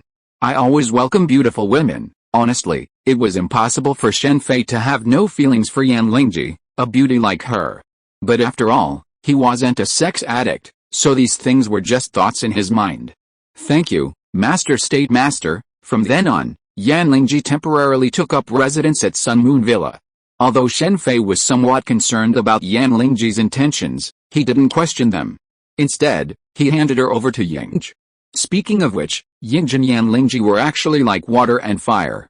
Yan Lingji's martial arts were fire, Yingji's were ice. Combining ki, mind, physical skills, and the magic of Kamar-Taj is truly no easy task. After Yan Lingji moved into Sun Moon Villa, Shen Fei hadn't seen her often. He wasn't Han Fei, who spent his days drinking out of boredom. He needed to practice.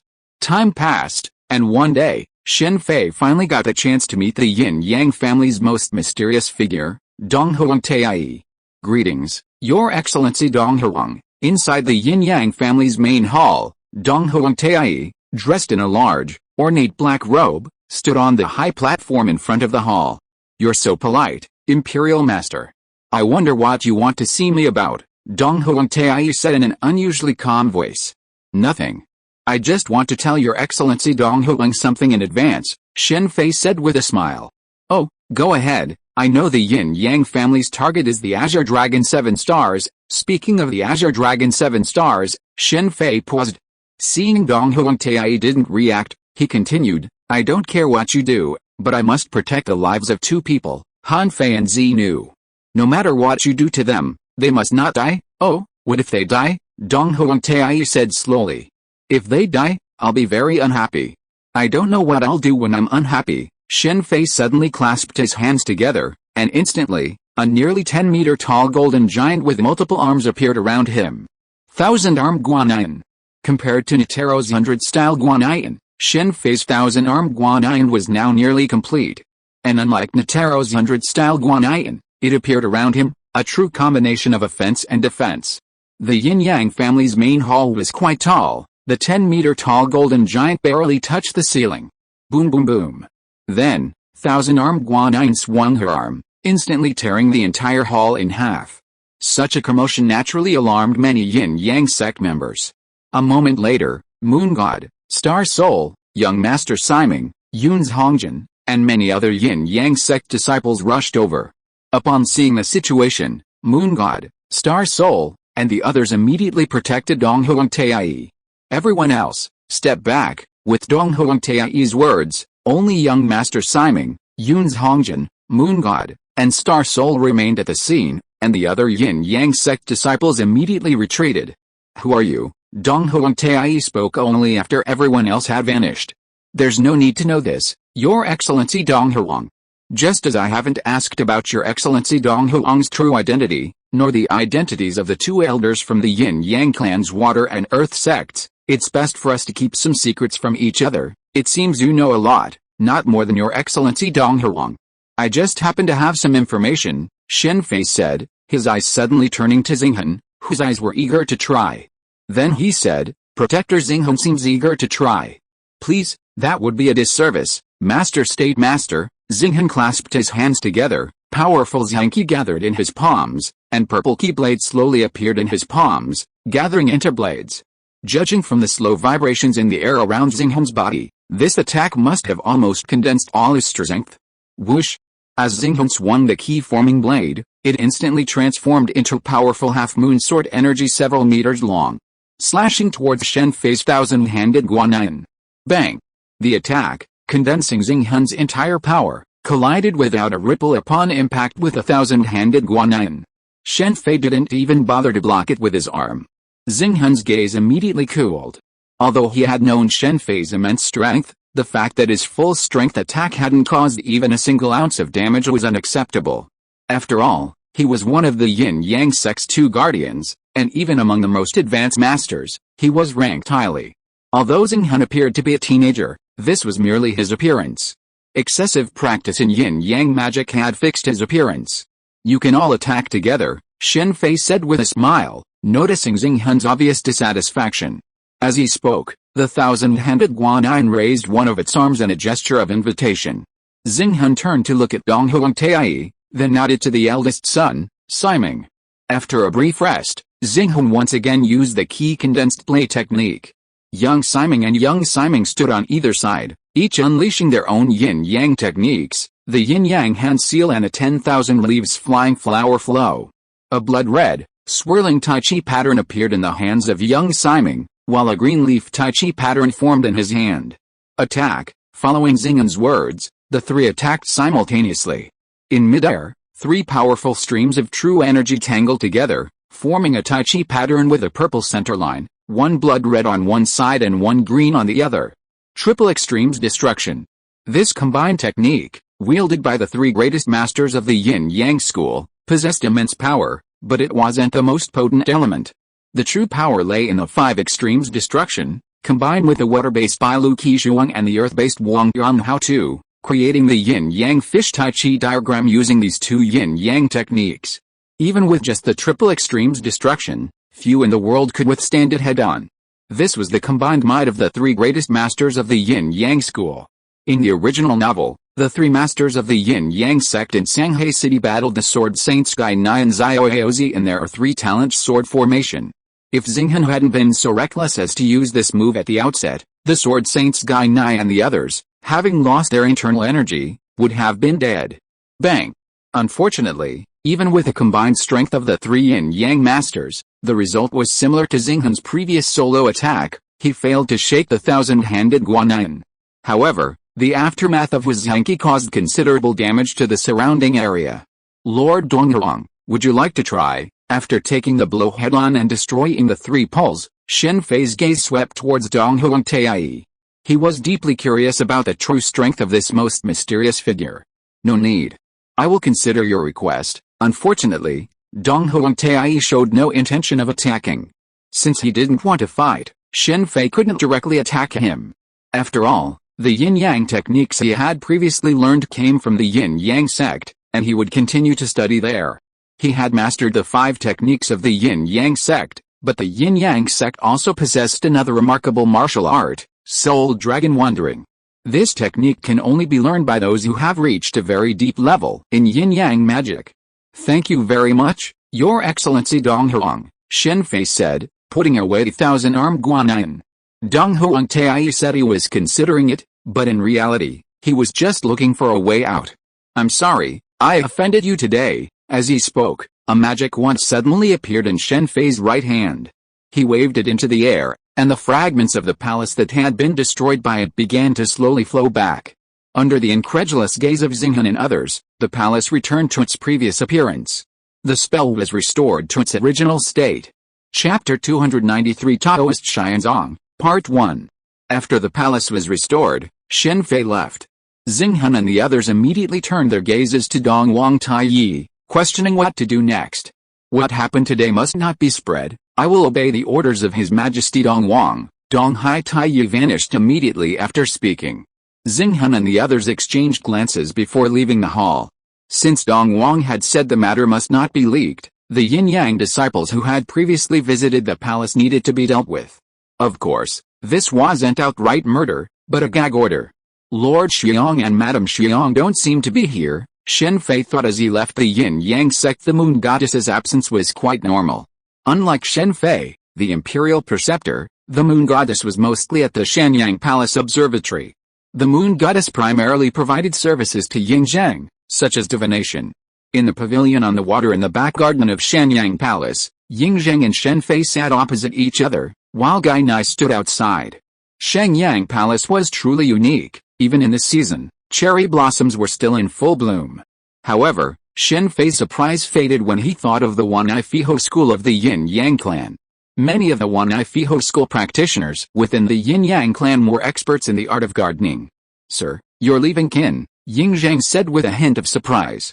"There's nothing else to do here for now, so I'd like to explore." After visiting the Yin-Yang clan, Shen Fei had nothing else to do in Shenyang. He had already arranged what needed to be done, and the rest would unfold slowly over time. He had even made arrangements for Yan Lingji's affairs, introducing her to Yingzheng. As for any agreement Yingzheng might reach with Yan Lingji after her death, Shen Fei remained indifferent. He simply supported Xianz's return to the Beiyu throne. In the eyes of most people in the Central Plains, the Beiyu were only slightly superior to the Xiongyu, the Quanrong, and the Donghu, and were considered barbarians. However, if we go back 2,000 years, we'll find that many of modern society's developed cities are located in the Beiyu, such as Shanghai and Fujian. Even during this era, they were all considered Beiyu. Even if Shen Fei knew this, he couldn't develop the Beiyu now because this era wasn't connected to the international community. Furthermore, since he had arrived in this world, whether there would be an international presence in the future was still uncertain. A certain Qin Shi Huang had built a great wall into outer space, creating a railgun. Of course, to accomplish this plan, a major prerequisite was a sufficient population. Shen Fei's previous request that Yingzheng establish a legal age for marriage and promote medical and childbirth technologies were also preparations for this grand plan. Of course, Shen Fei was only providing a general idea. Yingzheng was ultimately responsible for its implementation. Similarly, Yingzheng's collaboration with Xianz was also a preparation for the future annexation of the Beiyu. Of course, Shen Fei wasn't offering his assistance to Xianz and the others for free. The condition was that he was short of a maid, and Yan Lingji was now considered a subordinate. For Xianz, trading Yan Lingji for Yingzheng's help was undoubtedly a very good deal. "Where are you going, sir?" Yingzheng asked softly. "Let's go to the Taoist Xianzong first. I'm very curious about their cultivation methods." Shen Fei didn't hide his thoughts from Yingzheng. Now that he had acquired the Yin-Yang school's Yin-Yang techniques, the next step was naturally the Taoist Xianzong. With the support of the Qin state, Shen Fei now possessed a wide range of cultivation methods, including Beiyu witchcraft, even Shushan witchcraft, and Tangnuo fighting techniques. However, the most advanced cultivation techniques were undoubtedly those of Taoism. The cultivation techniques of the Taoist Xianzong, Rinzong, and Yin-Yang school were largely derived from the Tao Te Ching, much like the vast majority of Confucian cultivation techniques are derived from the Analects. "Since you are going to the Taoist Xianzong, please take this letter to Chizongzi, the leader of the Xianzong. Thank you very much, Your Majesty." Qin not only enjoyed the support of the Yin-Yang school, but also had a close relationship with the Taoist Xianzong. This relationship later enabled Fusa to summon Xiamen. That old man, as he passed through Hangu Pass in the west, with purple air flowing eastward for 30,000 miles, passed through Qin. With Yingzheng's letter, Shen Fei's attempt to learn the Taoist Xianzong's cultivation techniques would be much easier. The Taoist Xianzong is worldly, while the Taoist Rinzong is worldly. Is this the relationship between the various schools of thought in the state? Shen Fei sighed softly after leaving Shenyang Palace. He had originally planned to go to the Taoist Xianzong alone, but Yingzheng had spoken, so he could only wait for Yingzheng to prepare some supplies before leading his men to the Taoist Xianzong. The relationship between the various schools of thought in the state was one of dependency. Even the detached Taoist Xianzong remained within this circle. The reason was simple: people needed to live, and life always required one thing: money. Did the Yin-Yang school defect to the Qin state precisely to leverage Qin's national strength to create mirages and seize the 7 stars of the Azure Dragon? The same was true for the Gongshu clan. While their hegemonic mechanical skills were powerful, they also consumed a lot of resources. Due to the prevalence of Confucianism, These skills were considered bizarre and ingenious, and were not well received by the orthodox. If this weren't the case, the Gongshu clan wouldn't have defected to the Qin state. In comparison, the Maoist school received much worse treatment.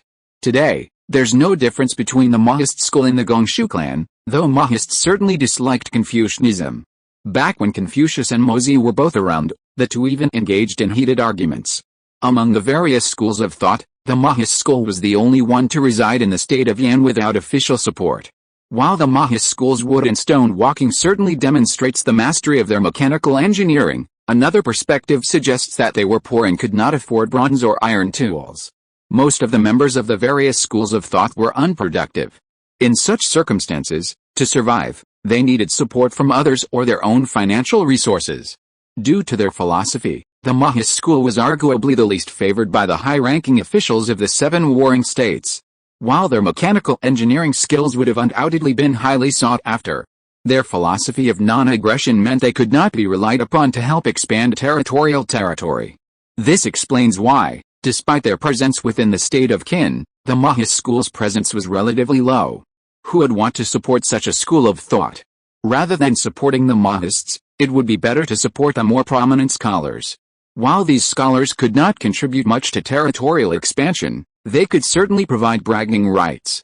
Looking at all the schools of thought, the most luxurious lifestyle was undoubtedly at Xiangshuang in Shanghai City, Qi. They ate takeout every meal.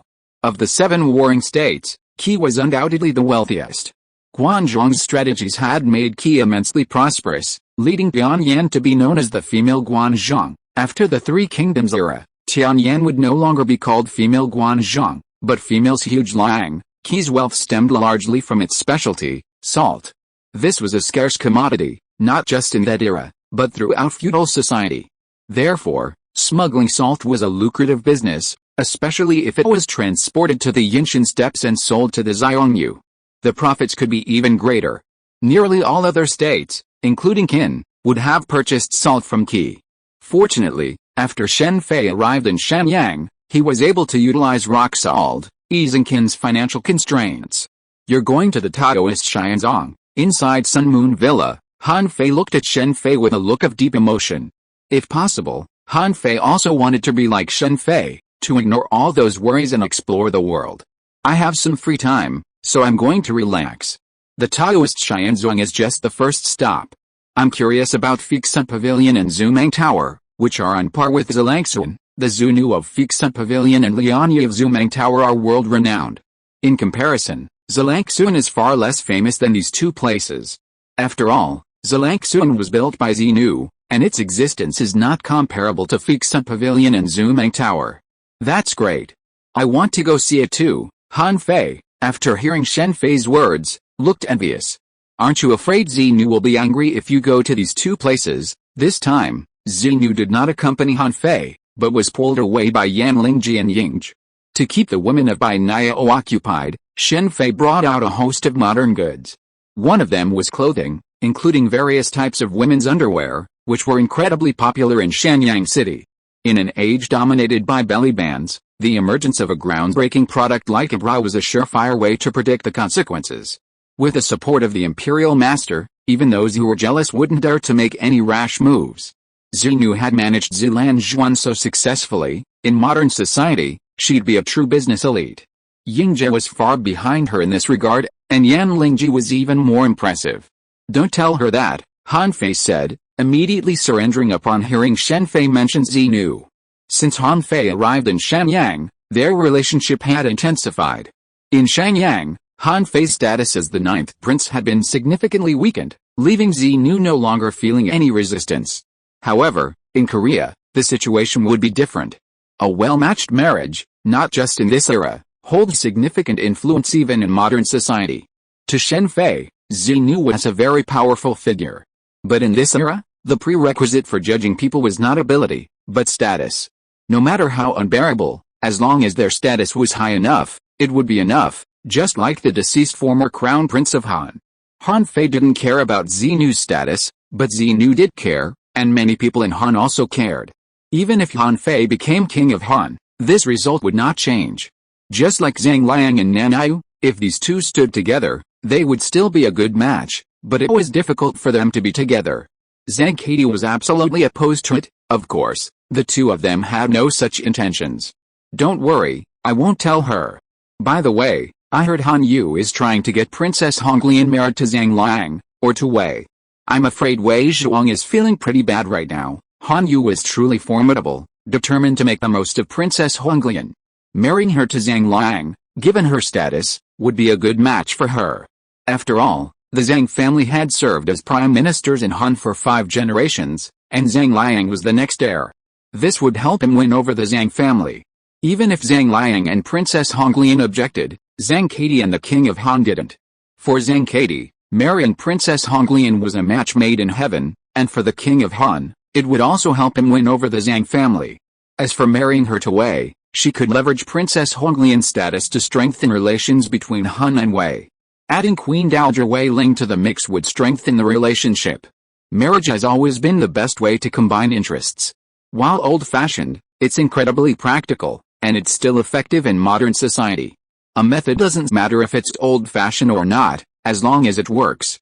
Just like a hero saving a beautiful girl, it never fails. Princess Honglian's love for Wei Zhuang is exactly that. You're so well informed. Han Fei's face darkened immediately at the mention of Princess Honglian's marriage. For Han Fei, as long as Honglian was happy, she didn't care who she married. But unfortunately, he was the only one in Han who thought so. If I ask the king to send a letter to the King of Han, expressing his wish for Princess Honglian to marry into the Qin Kingdom, do you think your father and fourth brother would agree? Shen Fei said with an amused expression, looking at Han Fei. What do you want to do? After Shen Fei finished speaking, Han Fei's eyes suddenly sharpened. Knowing the King of Han and Han Yu, Han Fei knew that if Ying Zhang spoke up, Princess Honglian would be immediately packed up and sent to Qin. Don't look at me like that. Don't worry, I won't do that. I just feel a little sorry for Honglian and Wei Zhuang. They're such a star-crossed couple. The fate of Princess Honglian and Wei Zhuang in the original novel was full of ups and downs. Even if Shen Fei had killed Ji Wuyan the night before, it wouldn't have had much of an impact on their fate, unless they abandoned Korea. In other words, Shen Fei didn't want to break up the couple. Otherwise, with his current status, he could have easily married Princess Honglian by simply mentioning it to Ying Zheng. Think about how you can help Princess Honglian. Of course, Shen Fei was just thinking about it, not actually doing it. Although Princess Honglian was beautiful, he only admired her.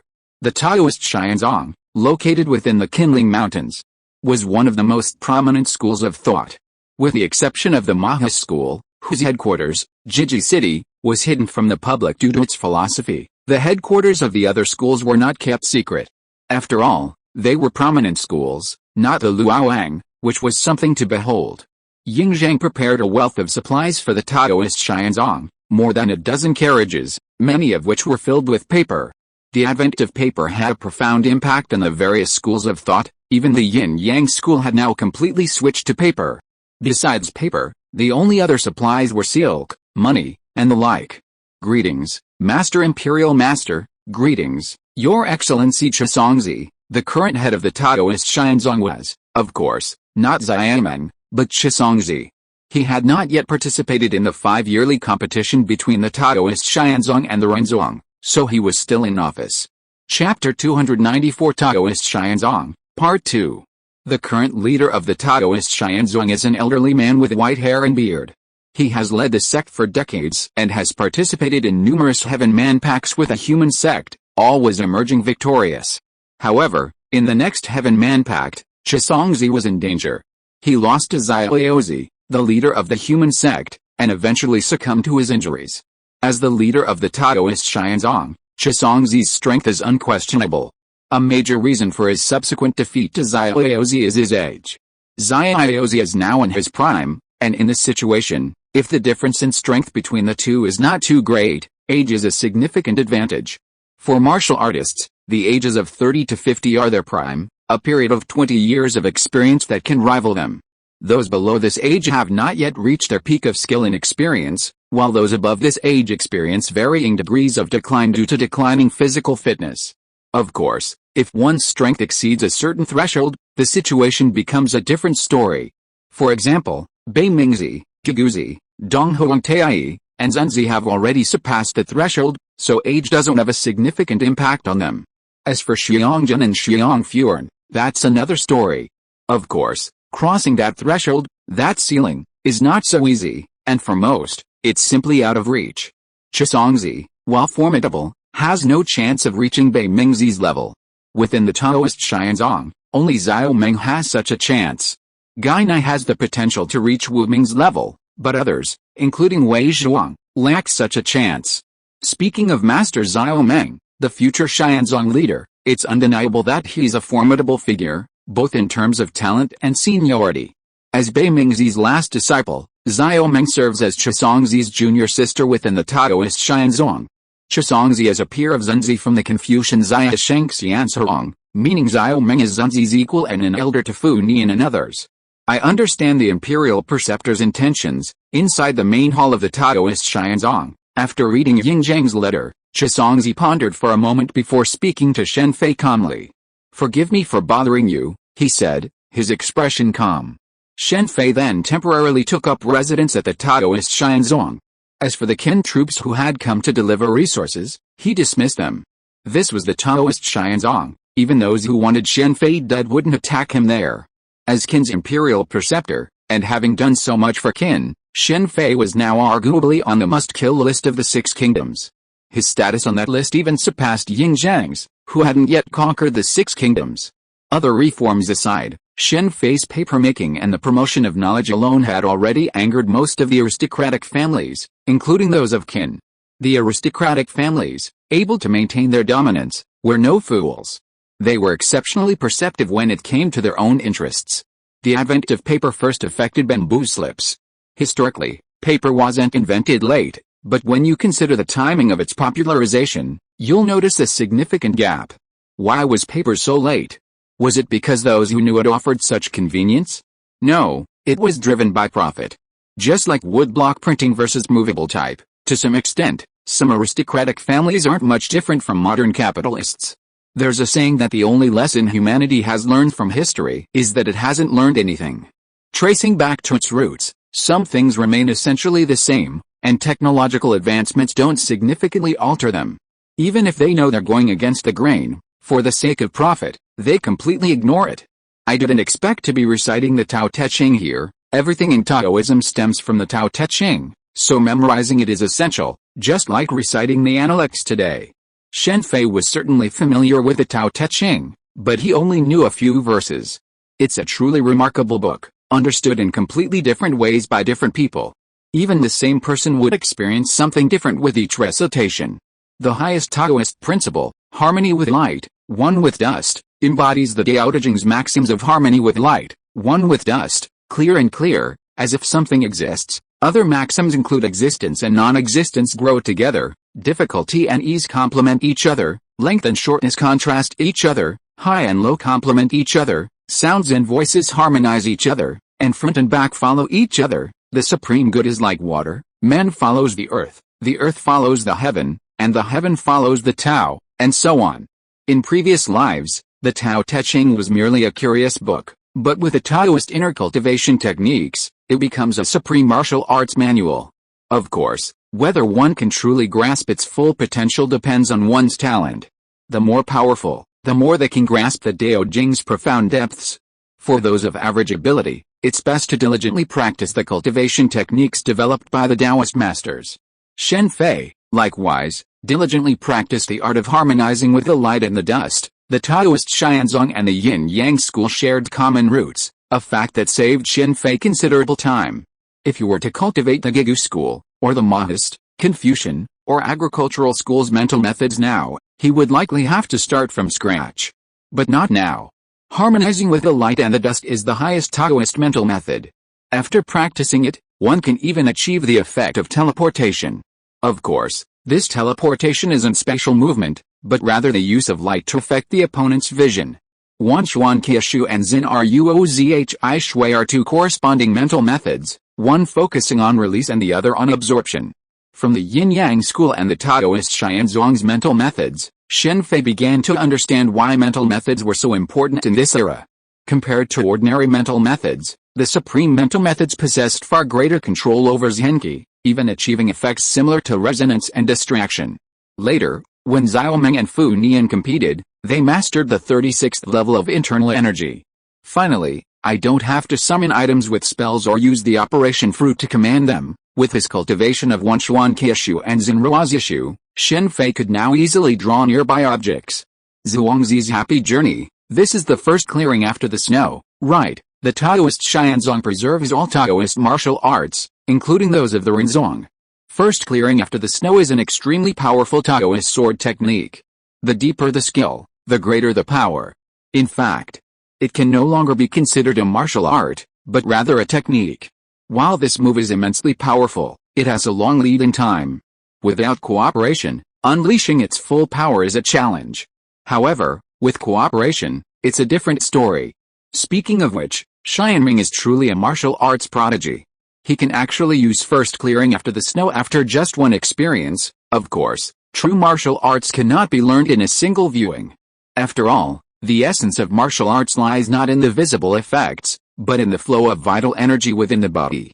Without this, one can only imitate a similar effect.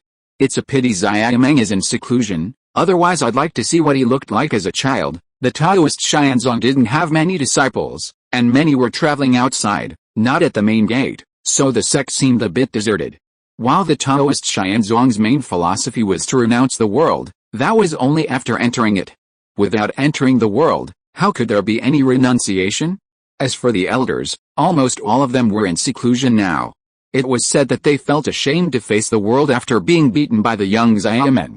Uncle Master, an elderly man with a detached demeanor, sat on a stone platform beneath a towering pine tree in the back mountain of the Taoist Xianzong. Standing respectfully not far in front of him was the current head of the Taoist Xianzong, Zhi. From the way he addressed him, it was clear that this elder was Bei Mingzi, the Taoist Xianzong's secluded master.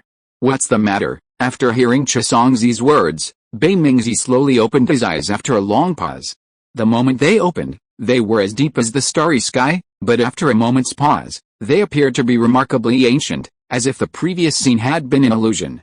It's about that imperial master, Zhi said softly. Now that you are the head of the Taoist Xianzong, you shouldn't be asking me about these matters. I dare not disturb you without permission. It's true that the imperial master, in such a short time, has mastered all the Taoist mental methods to a very high level. Zhi then recounted Shen Fei's experience at the Taoist Xianzong. Even junior sister Xiaomeng is far behind him. Zhi's words immediately piqued Bei Mingzi's curiosity. Bei Mingzi knew exactly what Xiaomeng's talent was, otherwise, he wouldn't have personally accepted her as his close disciple. While renowned teachers are rare, equally gifted disciples are equally rare. Teachers naturally favor talented students, just as most teachers in school favor high academic performance. Even the most senior teachers are among the top 3 in the school, especially in the liberal arts. Just look at Gigu, the Yin-Yang school, and the Taoist Xianzong. None of their students are without astonishing talent. Bei Mingzi wants to see me. Shen Fei, upon receiving the notification, headed to the back mountain with a hint of curiosity. Bei Mingzi is one of the most mysterious figures in this world. What a profound concept of harmony with light and dust arriving under the towering pine tree in the back mountain. Upon first glimpse of Bei Mingzi, Shen Fei realized that this Taoist master, the most senior, was truly unfathomable. Harmonizing with light and dust, at the highest level of cultivation, allows one to merge with all things, a principle of the Dao's natural laws. This means Shen Fei's current strength is sufficient, a lesser one would likely be unable to detect Bei Mingzi's whereabouts. Greetings, Senior Bei Mingzi. Although Shen Fei was undoubtedly stronger than Bei Mingzi in terms of strength, and even in terms of realm, Shen Fei was higher than Bei Mingzi, but after all, the other party was a Taoist elder. As a person born in the rabbit family, he naturally respected Taoism. This was the reason why he could spend so much patience in this world. In other worlds, he would not be so patient. Didn't you see that the Oasis world was on the verge of planetary destruction, and he didn't care?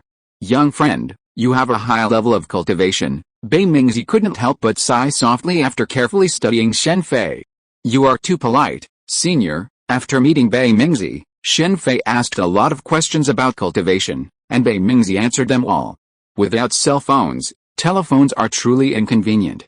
However, if this world develops telephones, it's unlikely anytime soon. It seems I'll have to go to the pirate world and get a bunch of den mushi. Imagine, in the future, the entire Qin Empire communicated via Den Den Mushi. This vision made Shen Fei laugh. Ancient society was difficult to govern, and distance and communication were crucial. As the saying goes, the emperor is far away, and imperial power doesn't extend to the countryside, but if communication became widespread, this problem wouldn't be a problem.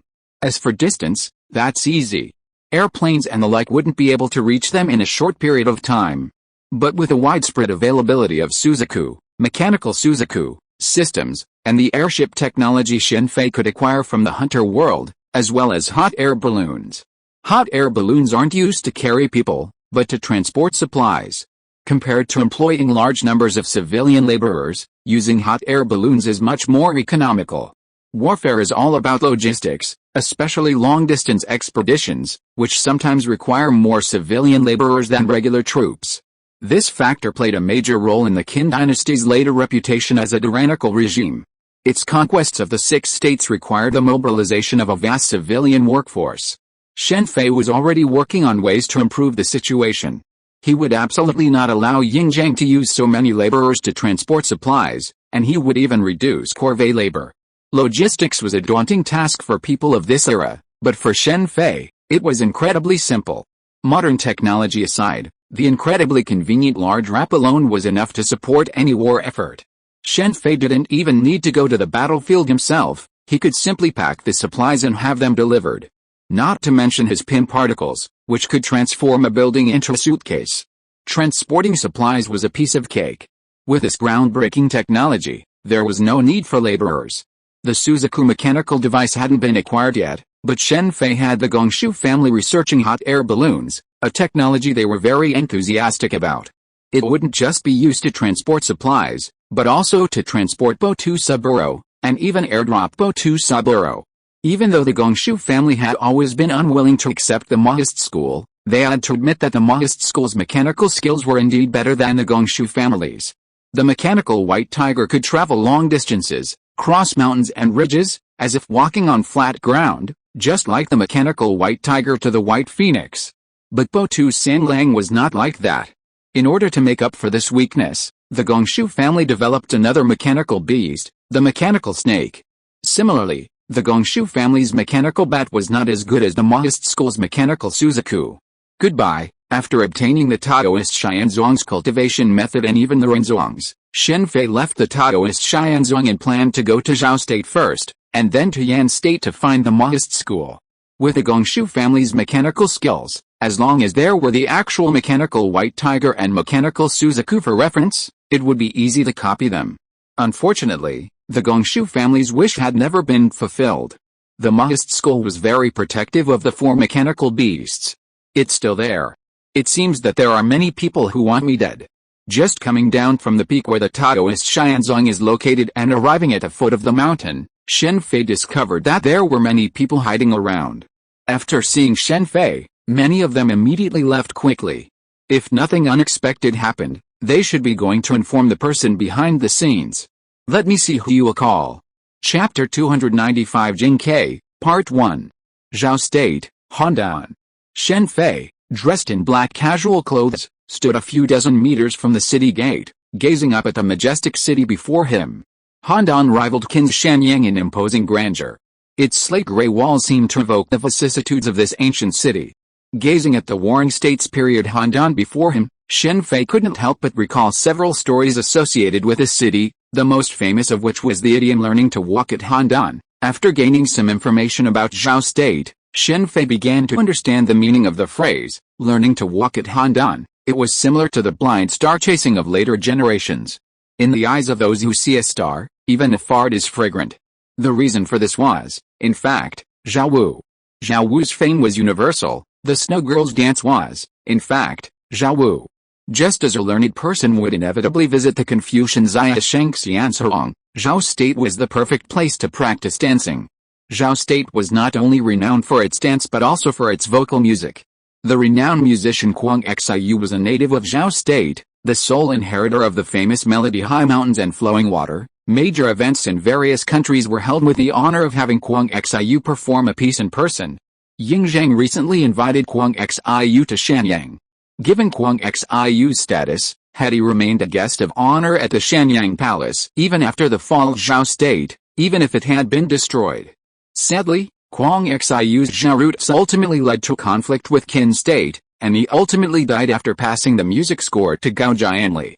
Besides the Handan learning to walk, Zhao state also boasts two other famous idioms, the returning the jade intact to Zhao and the carrying the thorns to apologize, which depict the reconciliation between Lin Xiangru and Lianpo. The returning the jade intact to Zhao story sounds remarkable, but a deeper understanding reveals that it's a complete exaggeration.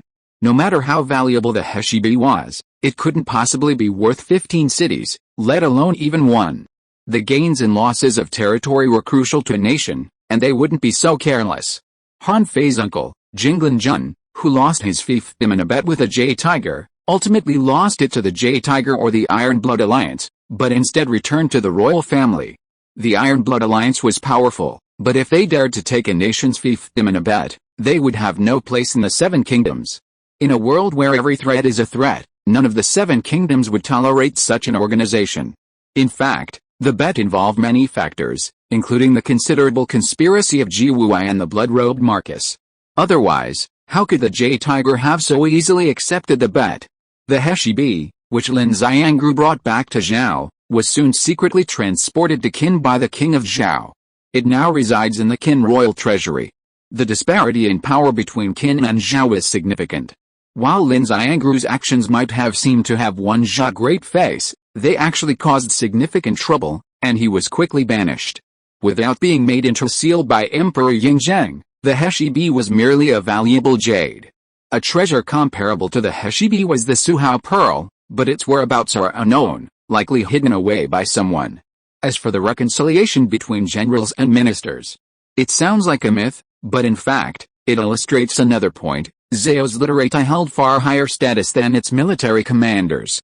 Lianpo, for his remarkable military exploits, later became one of the four great generals of the Warring States period.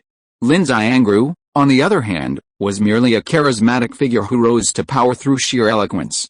Under these circumstances, Lianpo, a renowned general, would apologize with a bundle of thorns on his back, a move that only those with little understanding would interpret as a reconciliation between generals and ministers. If such a thing happened in the Qin state, it would never happen. However, it is not too surprising to see such a thing happen in the Zhao state. The Zhao state was separated from the three kingdoms when the Jin state was divided. Therefore, the Zhao, Wei, and Han states were very wary of the powerful ministers below, especially the generals who held military power, and they were suppressed as much as possible. Otherwise, there would not have been a temporary replacement of Lianpo in the Battle of Changping. Before the Jin state was separated by Han, Zhao, and Wei, it was the most powerful prince in the entire Central Plains and the prince with the most ability to unify the world. Unfortunately, because of the sixth lord system of the Jin state was directly divided up by the three families. At that time, the Jin state and the Qin state were very friendly. There is an idiom called the friendship between Qin and Jin which comes from this. Unfortunately, the Qin state was too weak at the time and had no way to threaten the Zhao state, Wei state, and Han state. Otherwise, they might send troops to help the Jin state. Among the seven warring states, Zhao was the most restrictive on its military commanders, embodying the later tradition of civil officials in power. Without this, Zhao wouldn't have boasted two renowned generals, and under them, the Hudao Knights, leading to such a disastrous state. This situation stemmed from the fate of King Wuling of Zhao, who made subsequent kings extremely wary of their generals, replacing them on the battlefield at the slightest sign of defeat.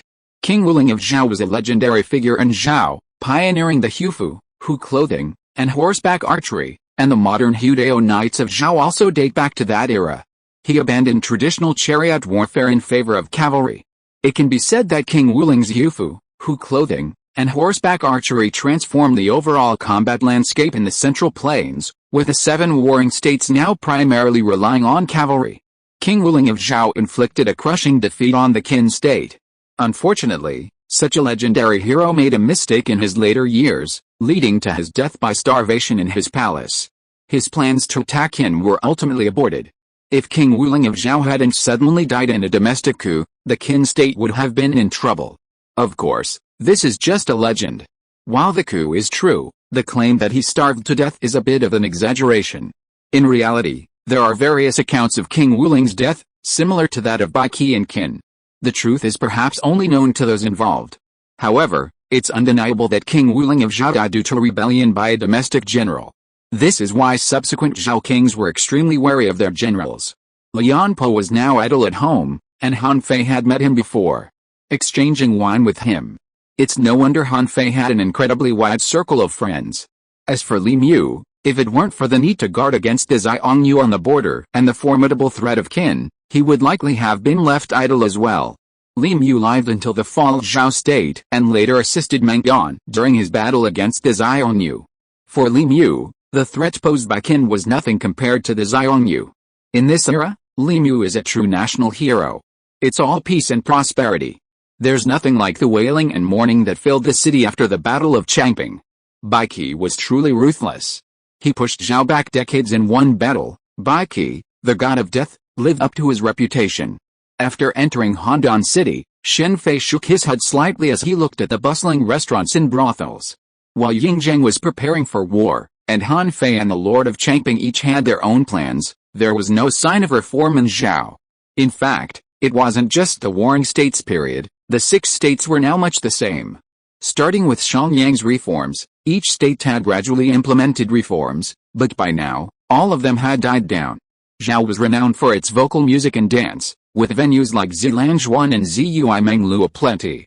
Even in the daytime, the sounds of lute music could be heard from the roadside.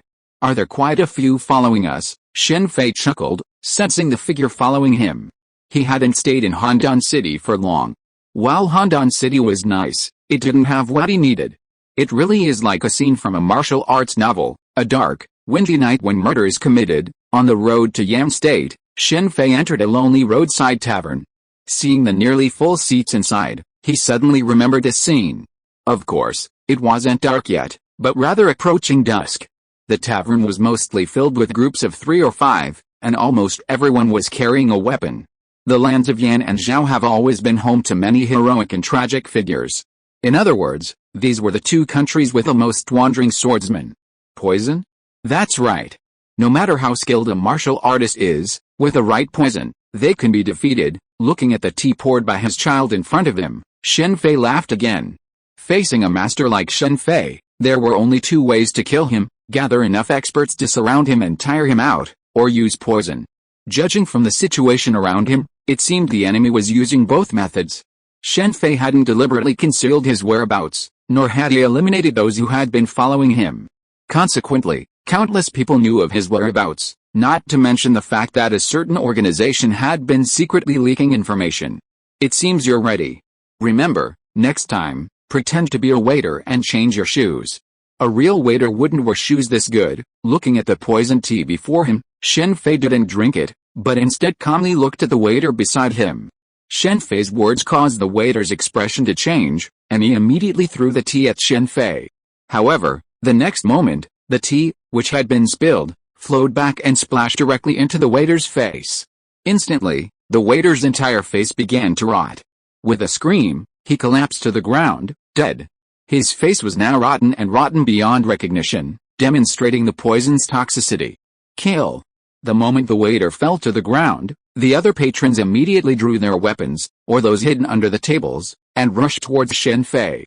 Then, in a flash of sword light, all the assassins who had attacked Shen Fei fell almost simultaneously, blood splattering from their bodies. By then, Shen Fei had risen from his seat, his left hand clutching the black sword of black and white Zhuangjian. He stood proudly in his position, gazing at the others gathered around him. Go! As if oblivious to the corpse before them, the crowd roared and rushed towards Shen Fei again. Death is the way to go, a death warrior. Seeing their unwavering gazes, Shen Fei couldn't help but think of Mo Ye's 100 birds. Ji Wuai had thought his 100 birds were incredibly powerful, but in reality, such organizations were countless in this world. You want to buy time? I'll give you time. These assassins' goal was certainly not to kill Shen Fei. They weren't fools, thinking they could kill Shen Fei with poison or these people. In reality, they were merely trying to buy time. Under the color of seeing and hearing, of course he could not hide the situation outside. What you see is not real, and the illusion is not false. Shen Fei's figure suddenly became blurred. He held the black sword upside down in his left hand and took strange steps, flashing left and right among the assassins. During this time, Shen Fei did not make a move, but as time passed, the number of assassins besieging him gradually decreased. It was not until the last one was left that Shen Fei started to make a move. The illusion technique of yin-yang magic can be used as an illusion. This illusion does not act on people's consciousness, but deceives people's vision, making them see false images. Shen Fei used this trick before to make all the assassins see illusions. Of course, Shen Fei also added the Taoist harmony with the world. Taoism and yin-yang school have the same roots and martial arts have many similarities. Tao gives birth to one, one gives birth to two, two gives birth to three, and three gives birth to all things. Speaking of Li Guang Tong Chen, it would be quite effective for assassinations. Cultivating He Guang Tong Chen to a high level has similar effects to yin. Unfortunately, neither the Xianzong nor the Rinzong of Taoism allows those who can cultivate He Guang Tong Chen to become assassins. The highest Taoist mental method isn't accessible to just anyone. For someone like that to become an assassin is sheer madness. When I return to the pirate world, should I assassinate a prominent figure? An admiral, a Sengoku, or one of Kato's three calamities, using yin, by surprise, might not kill the admiral, but it would definitely injure him severely. Shen Fei hadn't returned to the pirate world for a while, primarily because he wanted to continue improving his power. In the pirate world, the admirals and the four emperors are already at the pinnacle of strength. While they are immensely powerful, and in the Qin dynasty world, they're practically invincible, but they're still far from the director of the Universal Family Planning Office. Given this, he could only continue searching for other worlds. Once things here were mostly settled, Shen Fei would resume his explorations. While helping Ying Zheng, he hadn't neglected his own cultivation. This time, he returned to the pirate world, firstly to purchase a batch of denden mushi, and secondly, to obtain a large quantity of Sea King food. Release. Just as Shen Fei was pondering, someone outside suddenly shouted. With a sound, a volley of rockets shot towards the tavern. Bang, bang, bang. As a torrent of crossbow arrows pierced the tavern, it immediately became a sea of fire. Even so, the crossbows continued to fire. What a magnanimous act. Gai Nai only faced 300 Qin dragon and tiger cavalrymen in Kangai Valley, but now there are more than 300 outside. Inside the tavern, Shen Fei stood, a pillar of ice encasing him within a meter of his body. Both the flames and the crossbows were blocked by the icy pillar. Sensing the number of people gathered outside, a white sword immediately appeared in his right hand, and Shen Fei began to step forward.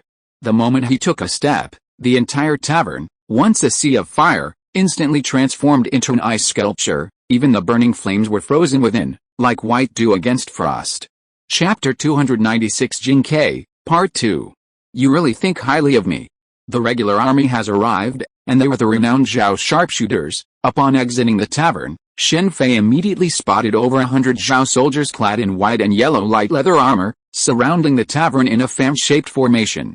Behind these archers stood heavy infantry armed with massive shields and wearing heavy armor. Further out, numerous knights errant and wandering swordsmen, dressed in a variety of colors, formed a significant number. During the Warring States period, the vast majority of the military's combat power was centered around crossbows, such as the powerful crossbows of Korea and the black mechanical crossbows of Qin. Unless a nation's capabilities prohibited it, it was essential to focus on strengthening these weapons. Crossbows were the primary weapon in warfare during this era. The Qin dynasty's Wangjian's battle-hardened armored soldiers offered a true glimpse into the true nature of a crossbow formation. Their attack could practically cover the sky with crossbow bolts. This was largely due to the support of the powerful Gongshu family.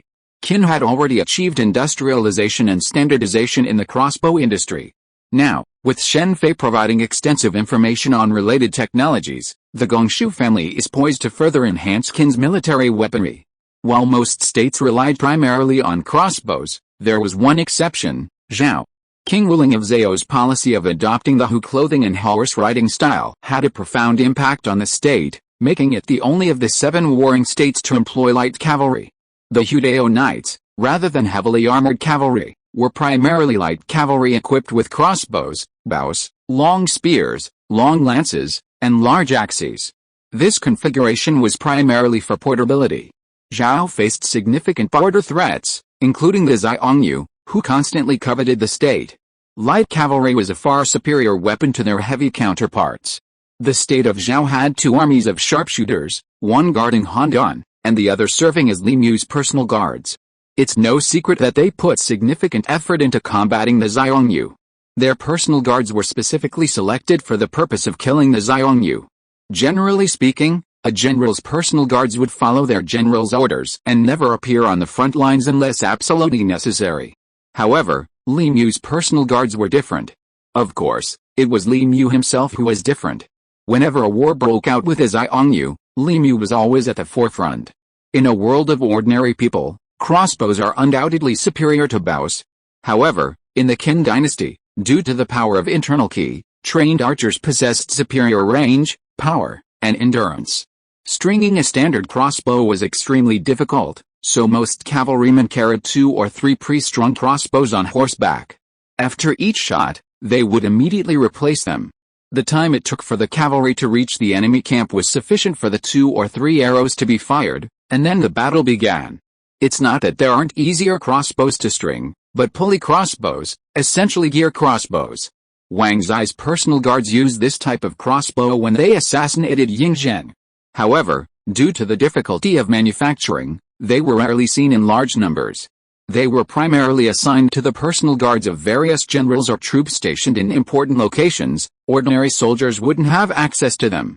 Hey, good evening, everyone. Shen Fei, his black and white swords dragging on the ground behind him, looked up at the setting sun and said softly. Release. Unfortunately, the other party seemed in no mood to waste time talking to Shen Fei. He immediately ordered his men to fire. Instantly, a hail of arrows enveloped Shen Fei's position. They say the lands of Yan and Zhao are home to many heroes. Is this how you treat your guests? Shen Fei's words suddenly echoed from the person who had given the orders. As he stared at the man, a black sword rested on his neck, wiping him out with a single blow. These archers were undoubtedly quite skilled, each arrow imbued with considerable ki, but unfortunately, their speed was far too slow. Shen Fei's voice suddenly echoed from his own camp, causing the surrounding crowd to disperse rapidly. Sadly, most of them felt their consciousness go black as soon as the thought occurred to them, leaving them unconscious. Kill you all. I wonder if the people behind you will cry. As he spoke, Shen Fei, black and white mysterious sword in hand, launched a slaughter into the crowd. He didn't employ any special moves, simply employing the magical Taoist footwork, combined with a black and white mysterious sword, to reap the lives of each individual. Having been swarmed into the enemy camp by Shen Fei, the archers were largely useless. These men were merely archers, and not proficient in close combat. Huh? That's a wind-chasing arc arrow. As an arrow shot towards him, Shen Fei prepared to block it with his white sword. Unexpectedly, just as the sword was about to block the arrow arced and passed right past the sword. Chu is coming too. This thought crossed Shen Fei's mind, and he misstepped, dodging the arrow. While the archery corps was small, there were many skilled archers. Han Qiancheng, Han Yu's companion, was a martial artist on par with Bai Feng. The Zhong family of Chu was renowned for their wind-chasing arc arrows. Because of this remarkable archery skill, the Zhong family held high positions within Chu's Shadow Tiger Legion. Whoosh, whoosh, whoosh. As Shen Fei pondered the origins of the wind-chasing arc arrows, 3 arrows, whistling loudly, flew from 3 directions, piercing his vital points in a triangular formation. Master archers, and more than one, noticing the 3 arrows shooting from different directions, Shen Fei chuckled softly, shifting his stance and charging in one of the 3 directions. Shen Fei's situation now was far more precarious than when he faced Gai Nai. The enemy wasn't just a detachment of archers, it also included heavily armored infantry wielding massive shields. Archers and heavily armored infantrymen were the army's ultimate weapon against martial arts masters, especially the giant shield. A circle of soldiers charging forward with giant shields could significantly reduce the enemy's maneuvering space. It's a pity I have a famous sword. Facing these heavy infantrymen, Shen Fei swung his black and white sword, shield and sword combined, severing the charging heavy infantrymen in 2 with a single blow. This is what makes a famous sword so famous. An ordinary longsword wouldn't be so easy to sever from these shields. This is why so many in the martial arts world desire a famous sword. It greatly enhances their strength. Of course, this applies only to ordinary martial arts masters. For Gai Nai or Wei Zhuang, Even an ordinary sword could sever the giant shield, though it would require more energy. For Shen Fei, this didn't matter. With a powerful move or the Operation Fruit, he could easily destroy these men in an instant. Without sufficient strength, numbers meant nothing to him. Now, his power was enough to single-handedly defeat an entire nation. Excellent archery, but goodbye. After dispatching all the heavy armored infantry blocking his path, Shen Fei charged directly at a master archer and, bow and all, severed him in two. He continued this way, dispatching 2 more archers. Although a larger force stood in his way, they couldn't stop him for even a moment. Shen Fei destroyed anyone with his sword, from the small soldiers to the masters. What's going on? Why hasn't his movements or breathing changed at all? As Shen Fei continued to fight, several people stood on a hillside in the distance. One of them stared in disbelief at Shen Fei, whose movements remained unchanged. Human strength and tenki are limited. Since these people dared to attack Shen Fei, they must have conducted a thorough investigation. They calculated that, while such a formation would incur heavy losses, it would definitely wear him down. Unfortunately, until now, Shen Fei, the great Qin state master, hadn't suffered a single wound, let alone death. Not even a trace of blood splattered on his clothes. Damn it. I'll do it myself. With the sound of a longsword being unsheathed and a faint tiger roar, a figure on the hillside prepared to leap down and attack.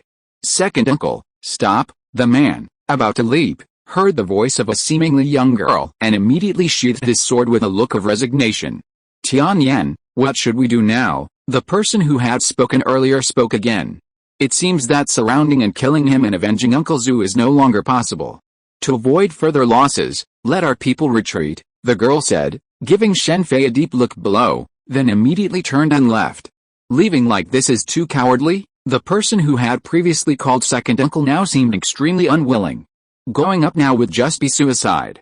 I don't think Lord Changping wants us to suffer too many losses. Let's go. A deep voice echoed from the hillside, and the group above quickly left.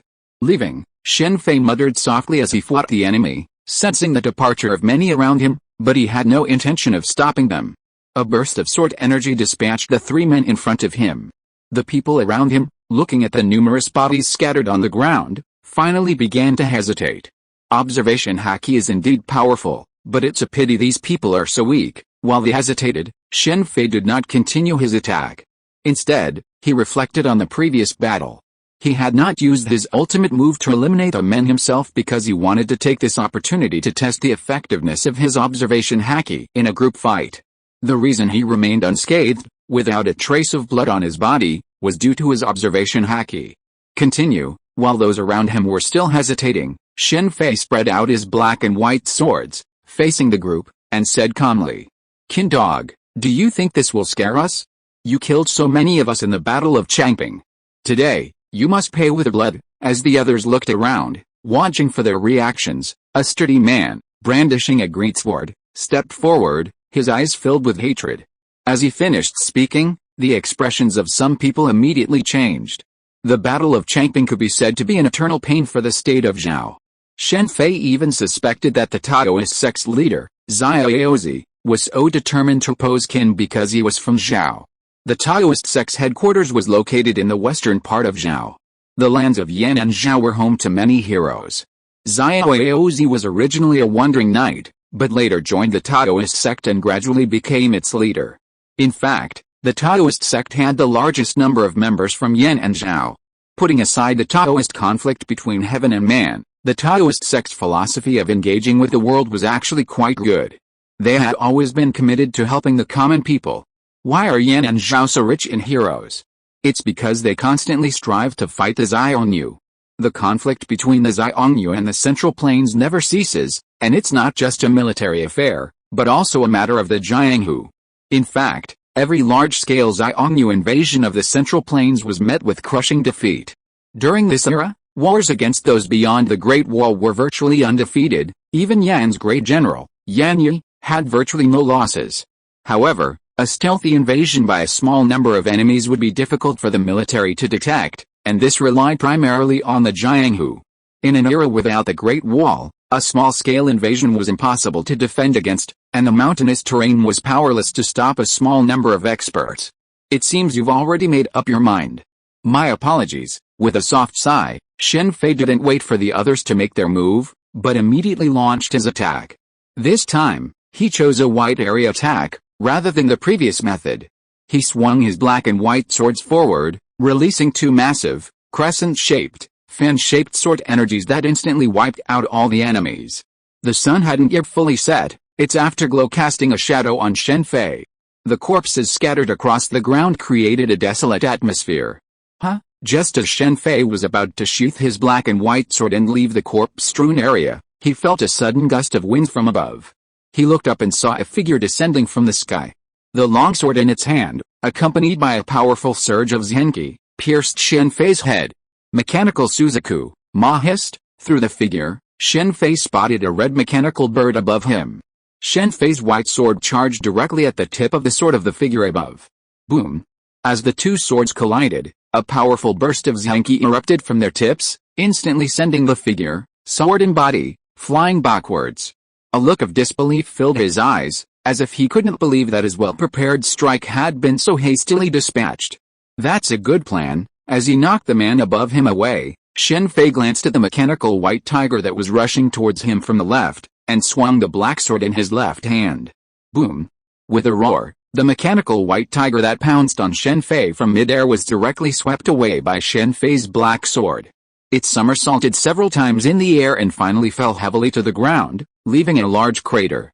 Master of the Great Kin, don't you think you were too cruel? The man who had been knocked away before returned to a distance in front of Shen Fei. He looked at the corpses on the ground around him, his eyes filled with anger. Although he didn't count them in detail, just looking at the number of corpses, there were at least hundreds of them, some from the military, and some from rangers in various costumes. Only then did Shen Fei see the man's face clearly. He was an absolutely handsome man, and his temperament was completely different from Wei Zhuang and Gai Nai. Who are you? Jing Kai of the Mahist School. Chapter 297 Jing Kai, and Jing Kai, that's true. Shen Fei wasn't surprised to see someone from the Mahist School, but he was somewhat surprised to see Jing Kai. Although Shen Fei had never met Jing Kai before, he was already familiar with his name. Jing Kai's assassination attempt on Qin Shi Huang was a feat recounted through the ages. Despite his failure, Jing Kai still earned a place in the biographies of assassins. Jing Kai was one of the 5 great assassins of the Spring and Autumn and Warring States periods. The term assassin here was completely different from the current term used within organizations like Luoyang and Liexia. Strictly speaking, members of organizations like Luoyang and Liexia shouldn't be called assassins, they should be called killers. The term assassin wasn't used casually before. Each of the 4 great assassins before Jing Kai was a symbol of loyalty and righteousness, and Jing Kai was no exception. There's a saying that times have changed. The rituals and music of the Spring and Autumn and Warring States periods had collapsed, and so too had the term killer. For example, the word guangzi, was once reserved for people of high status like Han Fei and Fu Su. Now, while it's not commonplace, it's used a lot within Zilanzhuan. Of course, even with the same title, there are significant differences between people. The so-called collapse of rituals and music, in the eyes of Confucianists, is the blurring of distinctions between superiors and inferiors. This began not in the Warring States period, but with the 5 hegemons of the Spring and Autumn period. Confucianism places the utmost importance on hierarchy, believing that only in this way can people fulfill their duties and avoid coveting what they don't deserve, thus ensuring peace and preventing war. Simply put, a farmer is a farmer for life. Don't dwell on becoming an official or getting rich, as that would neglect farming. While this view is a rather one-sided one, it's generally not incorrect. During the Spring and Autumn period, the power of the literati in various vassal states increased dramatically. This resulted in practices like the 8-legged dance, a ritual reserved for the emperor. However, even during this era, literati were performing it themselves, a practice Confucius found most unacceptable. The so-called 8-legged dance in the courtyard was intolerable. It's quite interesting to note that Confucius was from the state of Lu, where there was a saying that the Zhou rituals were all in Lu. Yet, the first to violate the 8-legged dance was also from Lu, while the other vassal states only violated the 6-legged dance.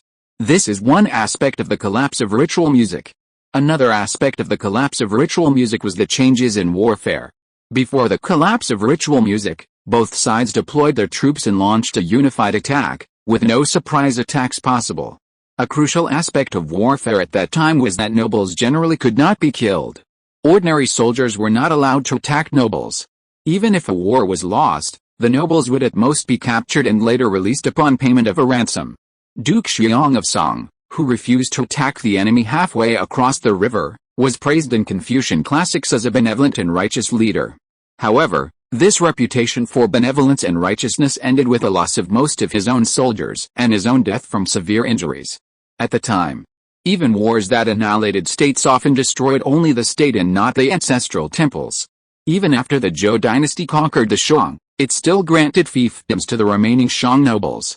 However, with the collapse of ritual and music, everything changed. In battle, the desire to hold a sword to the enemy's neck was paramount. As for the idea of deploying formations before starting the battle, that's ridiculous. Did they know that deception is acceptable in war? The military school originated from that era. Among the 100 schools of thought, the military school was the only one without a unified organization, each serving its own master. The Confucians strongly criticized the military school because it altered the etiquette of war. This change made it impossible for nobles to protect their lives in war. Even royalty and the emperor could be killed. Fortunately, Confucius didn't live to see Lu Buiyi's extermination of the Zhou dynasty, otherwise he would have been furious. No punishment for the ministers, no rituals for the common people. Later generations have interpreted this saying in various ways, claiming that many ancient people misunderstood it.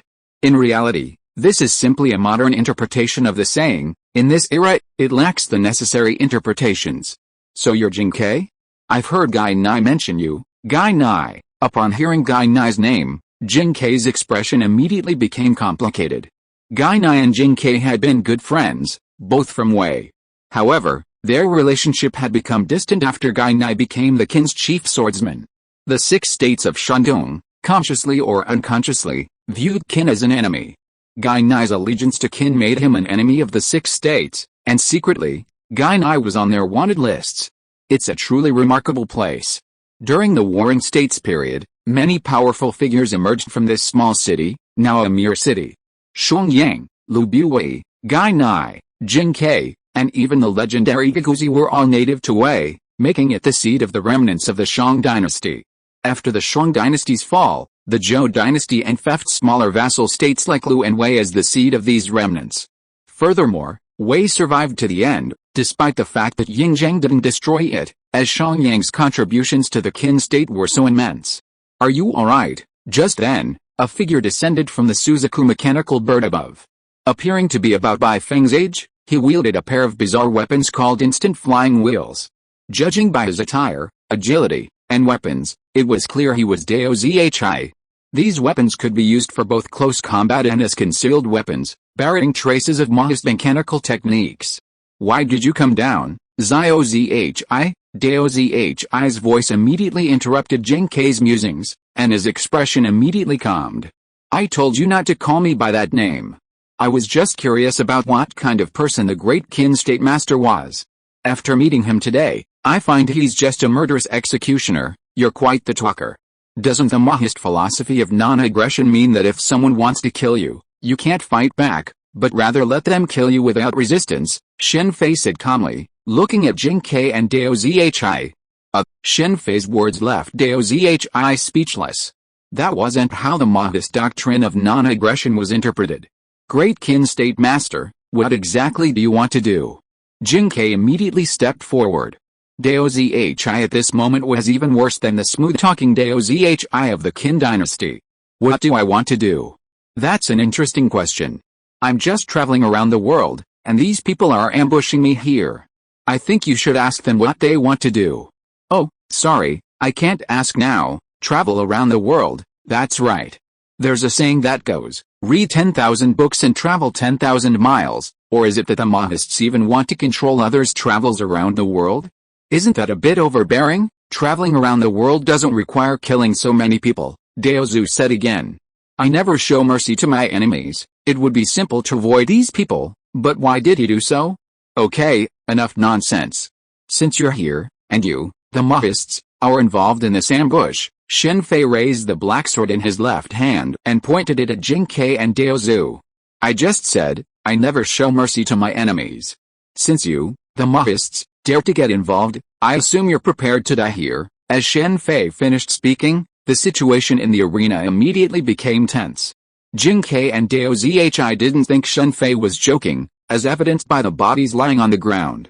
"Zio Zhi, leave immediately." Jing Kai suddenly took a few steps to the left, blocking Dao Zhi behind him, and whispered a warning. The previous encounter had taught Jing Kai that he was no match for Shen Fei, the great Qin state master, and Dao Zhi was merely a hindrance. To avoid complete annihilation, he had no choice but to hold Shen Fei back and allow Dao Zhi to escape. "I wouldn't be so disloyal, what good luck." The mechanical Suzuki and mechanical White Tiger appeared on their own, saving me from searching all over Yan State. Shen Fei's main purpose for this journey across the world was to find the mechanical White Tiger and mechanical Suzuki. As for Jing Kai and Dao Zhi, Shen Fei's previous words were merely a scare. If it had been any other Maoist monk, he would have killed them, but he had no killing intentions for these two. After all, they were well-known figures, not like Ji Wei. While he wouldn't kill Jing Kai, he also wouldn't let him leave unscathed. It could be said that Jing Kai had already lost his chance to assassinate Qin Shi Huang by the time he appeared before Shen Fei. Jing Kai claimed to be loyal to Qin Shi Huang, but in reality, he was simply being manipulated by Yan Dan, abandoning his wife and children to assassinate Ying Zheng. Was Ying Zheng so easy to kill? Regardless of the chances of success, even if he had succeeded, Jing Kai would have been dead, and there was no way he would have escaped the Shanyang Palace alive. In this era, abandoning one's wife and children for loyalty and righteousness was commonplace. Among the four great assassins of the Warring States period, one even sacrificed his entire family to reach his target. "I'll go first," Dao Zhi said, winking at Jing Kai. He then spun the instant flying wheel with both hands, splitting in two and charging towards Shen Fei with lightning steps. "You only know that move now," Shen Fei chuckled softly as he watched Dao Zhi, now split into two, charging towards him. He twisted the blade of his black sword in his left hand, transforming it into a blade and striking it to the left. Lightning steps might have deceived others, but it was impossible to deceive Shen Fei. Bang! Dao Zhi's body was sent flying by the blow of the sword. "Your cleverness won't work against me." He swatted Dao Zhi's black sword away, then spun around, shattering the instant flying wheel that was spinning around him. The instant flying wheel was a combinable weapon. Before attacking, Dao Zhi disassembled the weapon and threw it in an arc, using himself as bait to attract Shen Fei's attention. It was a very clever move, but the difference in strength between the two was too great. And that wasn't the end of Dao Zhi's plan. In fact, even the instant flying wheel was a decoy, shielding Jing Kai from following closely behind. Unfortunately, Shen Fei couldn't hide any of this. The white sword in his right hand had been waiting for Jing Kai the entire time. Jing Kai's 18 heavenly swords was a unique skill that rivaled even Giguzi's in its ability to traverse all directions. Once unleashed, its power unleashed a torrential downpour of blows, leaving few able to emerge unscathed. Like the 18 heavenly swords, the 18 heavenly swords offered two methods of attack. One was to strike one strike after another, a continuous flow of force. The other was to unleash all of its sword energy in an instant, multiplying the attack force several times over. However, the difference between the 18 heavenly swords and the 18 heavenly swords was their explosive power. The 18 heavenly swords unleashed a massive, all-encompassing attack. In the original novel, Wei Zhuang, in order to counter the combined forces of Mo Yang and Bai Feng, along with the other assassins from the 100 Birds, employed a single move that not only broke the siege but also severely damaged Mo Yang and Bai Feng. The 18 heavenly swords, on the other hand, only amplified their single target attacks. It's said that the combined power of the 18 heavenly swords rivaled the Gigu school's one blade, severing the throat and 100-step flying sword techniques. Gigu's two main sword techniques were, one for powerful single-target attacks and the other for wide-area attacks. Unfortunately, Jing Kai's 18 heavenly swords were to be in vain today. With all his concentrated energies, Shen Fei sent him flying again. Unlike the previous blow from Tian Kong, Shen Fei increased his force this time, shattering Jing Kai's famous sword and then severing his right arm. Only Shen Fei's decisive moment prevented Jing Kai from being killed. Commander Jing, Dao Zhi, who had just climbed to his feet, immediately rushed towards where Jing Kai had landed. Dao Zhi's injuries were not serious, but he was too weak for Shen Fei to hold back. Jing Kai, by contrast, was in a much worse situation. Jing Kai was one of the 6 great leaders of the Maoist school. With the exception of Master Ban and Master Su, the other 4 were supreme masters, Jing Kai and Qin Wuang. It was unlike the Maoist school in the Qin dynasty, where, aside from Yan Dan, the entire school lacked a single supreme master. Only Go Jianli, relying on his water-cold sword, held the fort. While Go Jianli's martial arts were not weak, falling just short of a top-tier master, this very difference reduced him to the peak of the second tier. This gap was a chasm for him. Without external assistance, such as top-tier elixirs like the Juxin pill, he would likely remain at this level for the rest of his life. Go down. Shen Fei paid no attention to Dao Zhi and Jing Kai. Instead, he leaped onto the Suzaku flying in the air. He pointed the black sword in his hand at the Maoist disciple who was piloting the Suzaku and ordered him to lower it. Facing the cold sword on his neck, the Maoist disciple immediately and obediently lowered the Suzaku. I thought it would be Master Ban from the Maoist school. Shen Fei felt a little disappointed as he looked at the Maoist disciple. If it was Master Ban who was piloting the Suzaku, it would be a great harvest. He could capture him and take him to Shanyang. Even though Gong Shuzhou was unwilling to admit it, the fact was that Master Ban from the Maoist school was indeed better than him in the art of mechanical engineering. The Gongshu family was able to suppress the Maoist family because of the support of the powerful Qin behind them. This was a suppression of resources, not a suppression of mechanical engineering. If you're listening to this novel on a channel other than Fanfic World, it means they downloaded and uploaded it without effort. We cordially invite you to visit our channel, Mundo Fanfic Novelis. There you'll find the original version of this story and you can explore many other novels of various genres. We're waiting for you to immerse yourself in a world of incredible novels. Chapter 298 Traveling Around the World, Part 1. Let's go. When Shen Fei went to deal with the mechanical Suzaku, the seriously injured Jing Kai whispered hurriedly to Dao Zhi who was supporting him. Let's go together. Dao Zhi looked at the mechanical Suzaku slowly falling from the sky while trying to carry Jing Kai on his back. The situation was critical. He could only take care of Jing Kai now. As for the mechanical Suzaku and the Maoist disciples on the mechanical White Tiger, he could no longer take care of them. No one can leave if you take me with you. You must leave. Tell Lord Juzi and His Royal Highness the Crown Prince about what happened here. This matter is very important, Jing Kai said and wanted to push Dao Zhi who was supporting him away, but unfortunately, with his seriously injured body at this time, he could not do it at all. Shen Fei's previous attack not only cut Jing Kai's right arm, but also left him seriously injured. Coupled with the excessive blood loss, Jing Kai was now extremely weak. But, seeing Jing Kai's stern eyes, Dao Zhi immediately began to feel conflicted. He knew that Jing Kai's statement at this moment was the most correct, but the Maoist philosophy made it impossible for him to just ignore Jing Kai. Bang! Just as Dao Zhi was struggling, the sound of a body falling suddenly rang in the ears of Dao Zhi and Jing Kai. They immediately turned around and saw a young man landing next to them. It was the pilot of the mechanical Suzaku. Shen Fei was standing not far away from them. Afa, are you okay? Dao Zhi hurriedly called out after seeing this man. Commander Jing, I'm sorry, the young man called. Afa looked at Jing Kai with shame on his face.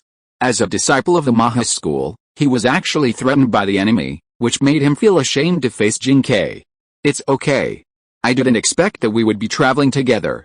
It's nice to have a companion on the road. Looking at Shen Fei not far ahead, perhaps knowing that he couldn't escape, Dao Zhi no longer had any tangled emotions, and seemed to have let himself go. As he spoke, Dao Zhi walked in front of Jing Kai and Afa, blocking the two behind him. You don't look like you're not afraid of death. At this time, Shen Fei only held the white sword in his right hand, and the black sword had been put away. Looking at Dao Zhi who was blocking the way in front of him, his figure suddenly appeared not far in front of Dao Zhi, and the white sword was placed on his neck. Facing the cold blade of the white sword, Dao Zhi didn't even blink. His eyes kept looking at Shen Fei calmly, as if there was no deadly weapon on his neck. Zio Zhi, when we meet on the road, I want to have a drink with you. Jing Kai suddenly said this with the support of Afa. Then it's settled. Don't forget it, the Maoist school truly lives up to its reputation. After saying this, Shen Fei suddenly sheathed his white sword, turned around, and left. The sudden change left Dao Zhi, Jing Kai, and the other two stunned. What do you mean? S.H.I.E.L.D shouted at Shen Fei's back. What do you mean? Shen Fei stopped, turned around, and looked at S.H.I.E.L D with a smile. You won't kill us anymore, kill you? If I wanted to, I would have done it before. I actually have great respect for the Mahist school. Whether for the Mahist school or Gai Nai, I couldn't possibly kill Jin Kai. Since I won't kill Jin Kai, there's no need to kill you. But only this time. If we're still enemies the next time, I won't hold back. Shen Fei ignored Jin Kai and the others and headed towards the mechanical Suzaku. Despite its size and weight, Shen Fei handled it with ease. He held the Suzaku in one hand and then headed towards the collapsed mechanical white tiger. I was wondering why the one behind it wasn't moving. It seems he's fainted. Looking at the mechanical white tiger lying on the ground, Shen Fei immediately threw the two unconscious Mahist disciples out. Shen Fei's power far exceeded the two pilots' ability to handle it, so he could only let the mechanical white tiger fall heavily to the ground, where the impact of its fall affected them. Driving a mechanical beast isn't easy, it's far more challenging than driving a horse-drawn carriage. If we consider the difficulty, driving a carriage is roughly equivalent to driving a modern car, while driving a mechanical beast is like piloting an airplane. Within the Mahist school, piloting a mechanical beast requires extensive practice. After all, strictly speaking, operating a mechanical beast is far more complex than a modern car. For example, Xianming, Xiaoyu, and Gaoyu, piloting the mechanical white tiger, defeated Gong Shuzhou's mechanical snake. Luck played a significant role, but their talent was also partly responsible. Don't underestimate Xianming, he's incredibly intelligent, possessing exceptional skills in both martial arts and mechanical engineering. He defeated Shuangtong Mofang in 3 days, then repaired the mechanical Wushuang through his own experimentation. This level of skill is considered exceptional within the Mahist school. This is in terms of mechanical engineering, but his martial arts talent is also remarkable. Zhu Haochuking, after only witnessing it once from Xiaozi, was able to replicate it. One could only say he was worthy of being Jin Kai's son. I said that one was from our Mo family, S.H.I.E.L.D said immediately after seeing Shen Fei throw the two white tiger pilots out and place the Suzaku next to the white tiger. I know, but so what? These two are my trophies now. You didn't think attacking me was free, did you? Farewell, Shen Fei said with a smile, waving to S.H.I.E.L.D and Jin Kai. Then, green leaves began to float around Shen Fei's body. Gradually, the leaves grew larger and larger, completely enveloping the white tiger and Suzaku. As the leaves multiplied, S.H.I.E.L.D and Jin Kai could only see the swirling mass of leaves, with no trace of Shen Fei, Suzaku, or white tiger. A moment later, as the leaves slowly dwindled and vanished, Shen Fei, Suzaku, and white tiger had vanished. How is this possible? S.H.I.E.L.D immediately deployed his acrobatics, appearing at the spot where Shen Fei and the mechanical beast had been, carefully searching for any clues. As a thief, S.H.I.E.L.D possessed a unique ability to observe details, no less than a black crow. Otherwise, how could he have stolen without being caught? The Taoist dream of the butterfly escape, Jin Kai slowly uttered. Is Taoism truly that magical? S.H.I.E.L.D returned to Jin Kai's side and asked again. I don't know about that. Jin Kai had just finished speaking when he suddenly spat out a large mouthful of blood and collapsed. Fortunately, S.H.I.E.L.D reacted quickly and caught him before he fell. We must return to treat him immediately. I have to go first. S.H.I.E.L.D briefly checked Jin Kai's condition, then immediately put the matter of the mechanical beast aside. He carried Jin Kai on his back, nodded to Afa beside him, and quickly deployed his acrobatics to leave. Lucky luck. I got it. As he walked along the official road to Yam State, Shen Fei tossed 2 brocade bags. These bags were, of course, incredibly convenient large wraps, containing none other than the mechanical white tiger and mechanical vermilion bird. Using the yin-yang technique of the 10,000-leaf flying flower flow as a cover, he disoriented S.H.I.E.L.D, Jin Kai, and the others. He used this telekinesis, then, through a secret portal, departed. Next up is the mechanical azure dragon, and that soldier demon god, Xiaoli, transformed from the tears of the 9 heavens mysterious lady. But where's the real 9 heavens mysterious lady? The mechanical azure dragon is in the Mahist mechanical city, and anyone who finds it will be able to find it. The soldier demon god, on the other hand, is much harder to find. Even if he knows it's in Laolin, he doesn't know where Laolin is. Didn't make it, Shortly after Shen Fei and Dao left, carrying Jing-Kai on their backs, several figures dressed in the robes of Taoist disciples suddenly appeared at the scene of the previous battle. Looking at the corpses scattered on the ground, the Taoist sect's leader, Xiaozi, couldn't help but change his expression. Such ruthless tactics, such high martial arts skills. After briefly examining the bodies on the ground, Xiaozi's face grew grave. "Master, no one survived," a Taoist disciple quickly stepped forward to report. "I understand. Bury them on the spot, leaving so many bodies lying there unattended would be disastrous." Shen Fei had been able to leave without a care in the world, knowing that someone would surely come to bury the bodies. "You are a Maoist disciple." Afa, a Maoist disciple who had left earlier, was brought to Xiaozi's side. "Yes," Afa immediately said respectfully. "What exactly happened, Commander Jing and I?" Afa quickly recounted his knowledge of the situation. He wasn't entirely clear on Shen Fei's previous battle. "Is anyone there? Help, Master Nian, help!" Dao Zhu, having disembarked from the Suzaku mechanical machine, shouted from a remote manor on the outskirts of Yan State's Jichen. "Zhi, what's the panic?" An old man with white hair and beard, a mechanical hand in his left hand holding a small mechanical Suzaku, said as he rushed out of the room. This old man was Master Ban of the Maoist school. "Commander Jing is seriously injured, Master Nian." Dao Zhi ignored Master Ban and continued to shout. "How could this happen? Quickly take him inside." Master Ban, upon seeing Jing-Kai's miserable condition, immediately panicked and began to scream like Dao Zhi. "Stop yelling, I can hear you." Soon, a young woman with short black hair walked in from the moon gate to the side. After observing Jing-Kai's condition, she immediately stepped forward, grasped Jing-Kai's left wrist, and began to feel his pulse. Then, with a wave of her right hand, several silver needles instantly penetrated several major acupoints on Jing-Kai's body. "Ranger, bring me my medicine box. Leave immediately and don't let anyone disturb me, or we'll be waiting here to collect his body." "Yes," Dao Zhi and Master Ban said, quickly leaving the room. At the same moment, a dark-haired girl, 15 or 16, carrying a wooden box, swiftly entered the room.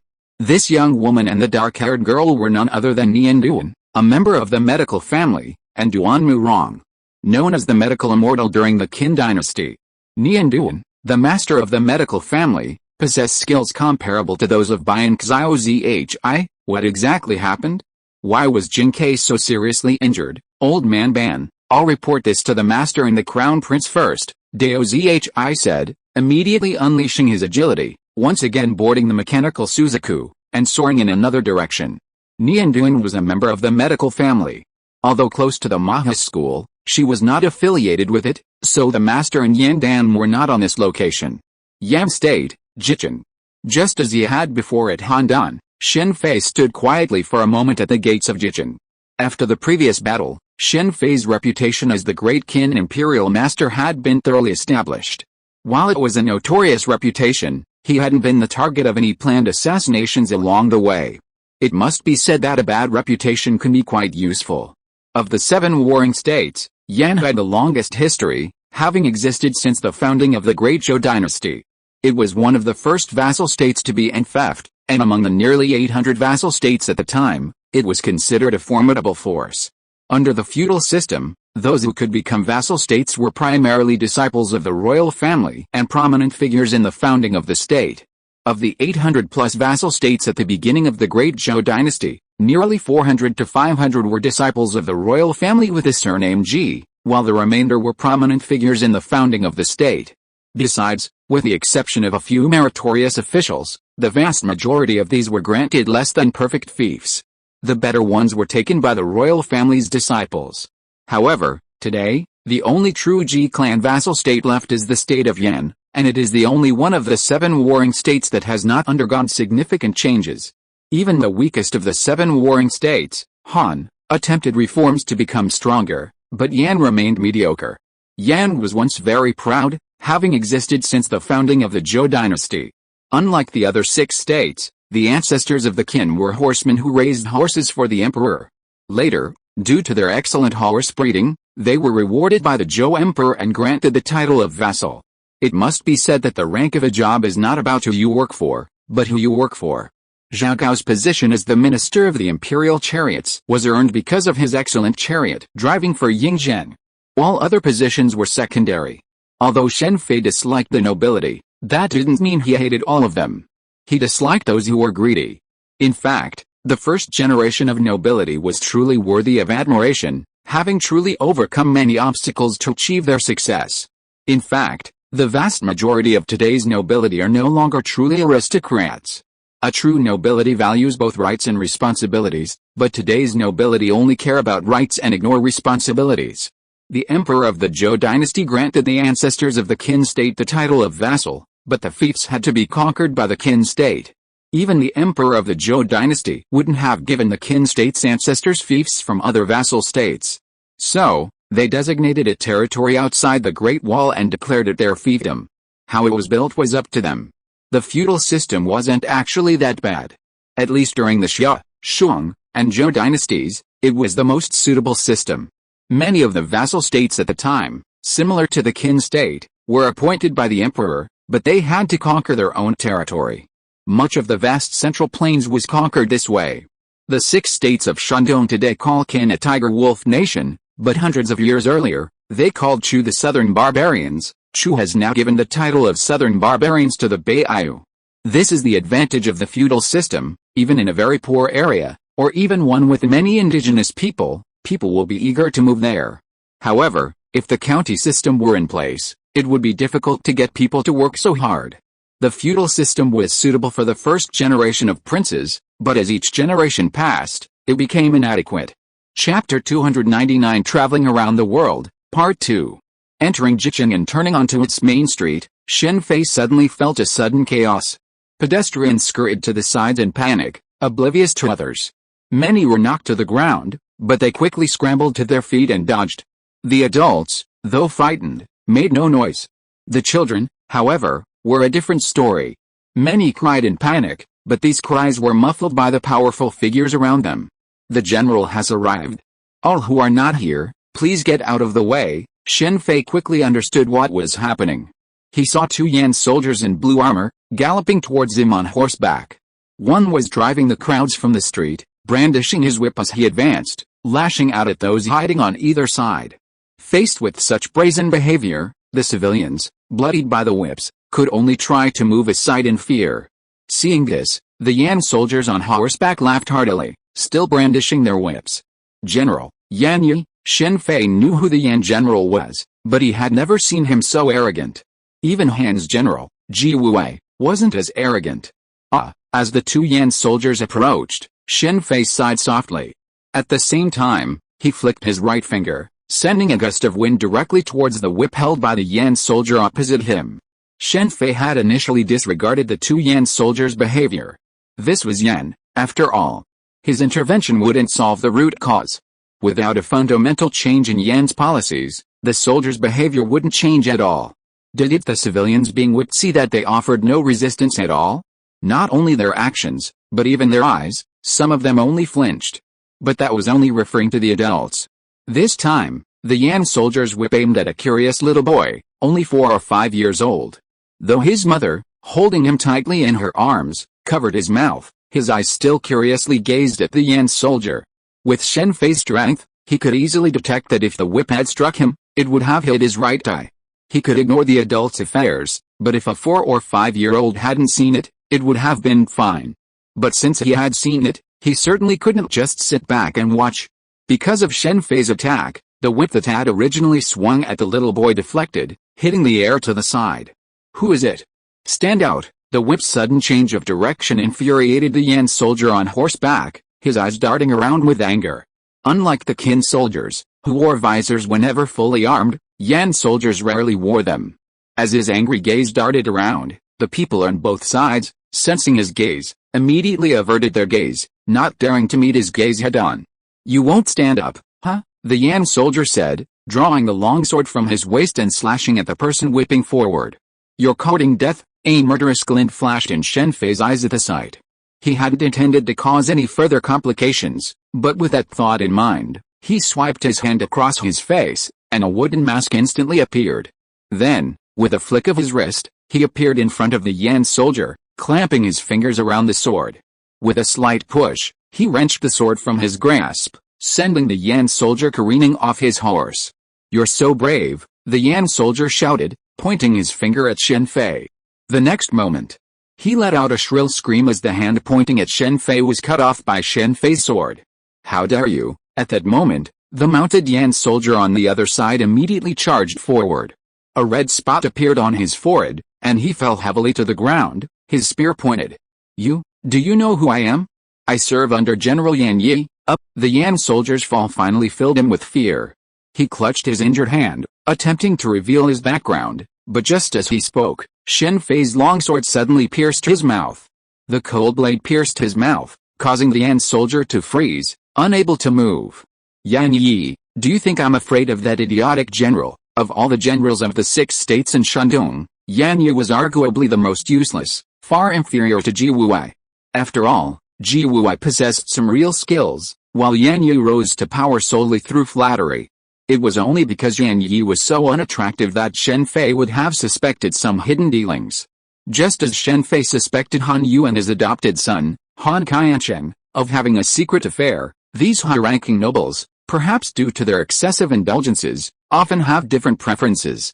A prominent example is Lord Longgang, the model for the legend of the Longgang friendship. Many nobles, even reigning kings, were known for their allure. The Yan soldier mumbled repeatedly after hearing Shen Fei's assessment of Yan Yi, his sword in his mouth causing him to hum. As Shen Fei confronted the Yan soldier, the surrounding civilians immediately fled in panic. Someone had killed Yan Yi's men, a serious matter in Yan. If they remained, they would easily be arrested as accomplices if the Yan army arrived. They arrived quickly, but it's a shame we couldn't kill Yan Yi. Hearing the distant clatter of horses' hooves, Shen Fei shook his head slightly, then thrust his sword forward, dispatching the Yan soldier. Killing Yan Yi was a simple matter for Shen Fei, but simply doing so would only benefit Yan Dan. As the saying goes, don't be afraid of godlike opponents, be afraid of idiotic allies. Yan Yi's survival was an idiotic teammate for the Yan state. Just think about what Yan Yi did later. In the battle against Qin, he deliberately sent Yan soldiers to their deaths. It could be said that Yan Yi's actions were crucial to Qin's smooth conquest of Yan. But just because he couldn't kill him didn't mean he couldn't teach him a lesson. As Yan Yi's troops approached, Shen Fei, longsword in hand, charged forward. "Assassins are here. Protect the general." The Yan soldiers at the front, upon spotting Shen Fei, shouted loudly, then drew their swords and charged towards him on horseback. Unacceptable, Shen Fei shook his head inwardly at the Yan soldiers' reaction. Cavalry was most effective with long weapons, and generally carried them. However, none of Yan Yi's personal guards carried any, not even a crossbow. Such personal guards were a disgrace, but for Yan Yi, such personal guards were perfectly normal. He rose to power through flattery, and naturally, the same was true for his subordinates. His primary consideration in selecting his personal guards wasn't their strength, but their performance. Such a figure could become a grand general. Despite rumors of mediocrity, the king of Yan's choice of Yan Yi proved that he wasn't so mediocre. A general like Yan Yi couldn't command the military power of Ji Wuai. And he was also the vanguard against Yan Dan. Crown Prince Yan Dan held great prestige in Yan, arguably the most likely candidate to succeed him as king of Yan, with no rivals, much like Han Yu of Han. While such a crown prince was a boon for the state, it wasn't a boon for the king at the top. That was why Yan Yi was there to contain Yan Dan. "Do you know who I am?" Shen Fei saw that most of his personal guards had been decimated by him with the ease of chopping melons and vegetables. Those who survived were the ones who had escaped first. "Of course I know, that's why I came to see you. His Royal Highness the Crown Prince said you've been acting dishonestly lately. This time, I'm teaching you a lesson. You'd better behave yourself, or next time it won't be just a lesson," Shen Fei said as his sword slashed a shallow scar on Yan Yi's neck. Even that shallow scar nearly frightened Yan Yi to death. "You're embarrassing the other generals." Looking at the generals of the 7 major powers of the Warring States period, each one possessed considerable martial arts prowess. Bai Qi, Wang Jian, Li Mu, Lian Po, and others were among the most accomplished. Yan Yi, on the other hand, possessed only third-rate martial arts skills at best. "Did you remember?" "I do." "That's good," Shen Fei spoke, his foot slightly shifting, and he appeared on a nearby rooftop. Then, he vanished. As he vanished, A large number of Yan soldiers arrived from afar. This was, after all, the Yan capital, Jichen. The Yan army reacted swiftly to the assassination of a great general. "General, are you alright? Useless, all of you. Prince, go to the palace." Touching the wound on his neck, Yan Yi's eyes flashed with resentment, and he immediately changed his destination. For Shen Fei, not being able to kill Yan Yi was a perfect opportunity to frame Yan Dan. In this world, Yan Dan was one of the people Shen Fei disliked the most. Although the people of Yan State had a good impression of him, and even the 6 states of Shandong State were known for his benevolence and righteousness, Shen Fei knew he was a double-faced villain, the kind who wanted to be a whore while also being a virtuous person. He wanted the Maoist school to fully support Yan State, but when the 6-fingered Black Knight disagreed, he used his wife, Yan Fei, to kill him, then shifted all the blame onto Yan Fei, while appearing to be righteous. It was precisely because he was plotted against by the great god of destiny, his death was certain, that he made his death appear heroic, passing on all his power to Jing Kei's son, Xianming. Yan Dan must be having a headache now. Shen Fei knew Yan Yi well. He would undoubtedly file a complaint with the king of Yan. While Yan Dan wouldn't be held accountable due to lack of evidence, he would undoubtedly be irritated for days. Unfortunately, the medical school and the Maoist school are too close. It's going to be a bit of a hassle to get Nian Duan and Duan Mu Rong from the medical school to go to Qin. I wonder if I can convince Nian Duan by promoting the idea of promoting the medical school. Medical schools are not well respected in this era, but Shen Fei knows just how powerful they truly are. Look at modern hospitals and doctors, in other words, they're all medical. Similarly, novelists, comedians, and the like are highly sought after in later generations. If Zhu Nu, Naniu, Lian Yi, and the like were to appear in the modern era, they would undoubtedly be huge stars. Shen Fei quickly put Yan Yi's matter behind him and headed to Fixun Pavilion. Upon seeing Fixun Pavilion in person, Shen Fei realized something. It was vastly more luxurious than Zilanzhuan, occupying a much larger area. The only problem was the massive presence of Yan soldiers outside Fixun Pavilion, which had been sealed off by Yan soldiers. The Snow Maiden of Fixun Pavilion killed Yan Chunjin. So I'm late. After a quick inquiry, Shen Fei finally understood why Fixun Pavilion had been sealed off. Yan Chunjin, disregarding his royal status, had forcibly abducted the Snow Maiden, only to be killed by her. This had truly stirred up a hornet's nest. Yan Chunjin's identity was that he was the younger brother of the current king of Yan, a man he greatly loved. This was the reason Yan Chunjin could act so recklessly in Yan. Among the 7 warring states, Yan was the only one whose royal family enjoyed significant privileges. In comparison, the royal families of the other 6 states enjoyed far fewer privileges. Consider Han, Jinglin Jun, who lost his bet with the Emerald Tiger, and Longquan Jun and Anping Jun, implicated in the military pay case. They were all dead as they were said to be. Such a thing would rarely happen in Yan. Look at how arrogant General Yan Yi, upon meeting Yan Chunjin, immediately fell to his knees and begged for mercy. A general from any other nation would never have acted like this. Unfortunately, Yan Chunjin had no idea that the Snow Girl's unique skill, Lingbo Fian, would be deadly if he tried to witness it. Of course, this was mainly because Yan Chunjin didn't expect the Snow Girl to actually kill him, leaving him unprepared. What a waste of time. Let's go to Qi. Shen Fei, who had originally come to witness the Snow Girl's dance, felt slightly disappointed. However, he had no intention of rescuing the Snow Girl and Gao Jianli. He had come out of curiosity to watch her dance, not to save them. He wasn't a saint or a savior. Moreover, even if he saved them, they might still be enemies when Qin conquered the 6 kingdoms. The possibility of relying on a life-saving gesture to persuade them to join Qin or ignore Yan was extremely slim. Among the 7 warring states, Qi was a renowned vassal state. Its first vassal was a legendary figure, Zhang Shang. Qi was his fiefdom. Legend has it that King Jichen of Zibo carried Zhang Shang for 800 steps, which led to the 800-year reign of the Great Zhou dynasty. This was a remarkable period. Considering later states, few lasted more than 500 years. Even the world government of the pirate world, relying on immense military might, only managed 800 years. However, this was merely a legend, and Shen Fei was skeptical. If this legendary founder of military strategy, the martial saint, the master of all schools of thought, were truly so formidable, the Yan clan would never have replaced Qi. Regardless, Zhang Shang was a legendary figure. Setting aside other aspects, his status as the second-generation inheritor of the Yellowstone Heavenly Book alone speaks volumes about his prowess. Remember, the first inheritor of the Yellowstone Heavenly Book was the legendary Emperor Huangdi. It was bestowed upon him by the Nine Heavens' mysterious lady herself to combat the military demon Shi-Yu. Chapter 300, Traveling Around the World, Part 2. Yellowstone Heavenly Book, Lord Chunan. This one is just as mysterious. He had spoken the words, even if Chu has only 3 households, it will eventually destroy Qin, and Chu will eventually destroy it. He had also calculated for Xiao Yu the 4 great generals, Feng, Ho, Lin, and Shan. I wonder if this one predicted Xiao Yu's ultimate defeat, his fate. Perhaps for this one, both Xiao Yu and Liu Ji were Chu, so it didn't matter. Even if Chu has only 3 households, it will eventually destroy Qin, and Chu will eventually destroy it. Let's see how you'll be defeated this time, sir. We've arrived at Shanghai City. Just as Shen Fei was lost in thought, the curtain in front of him suddenly opened.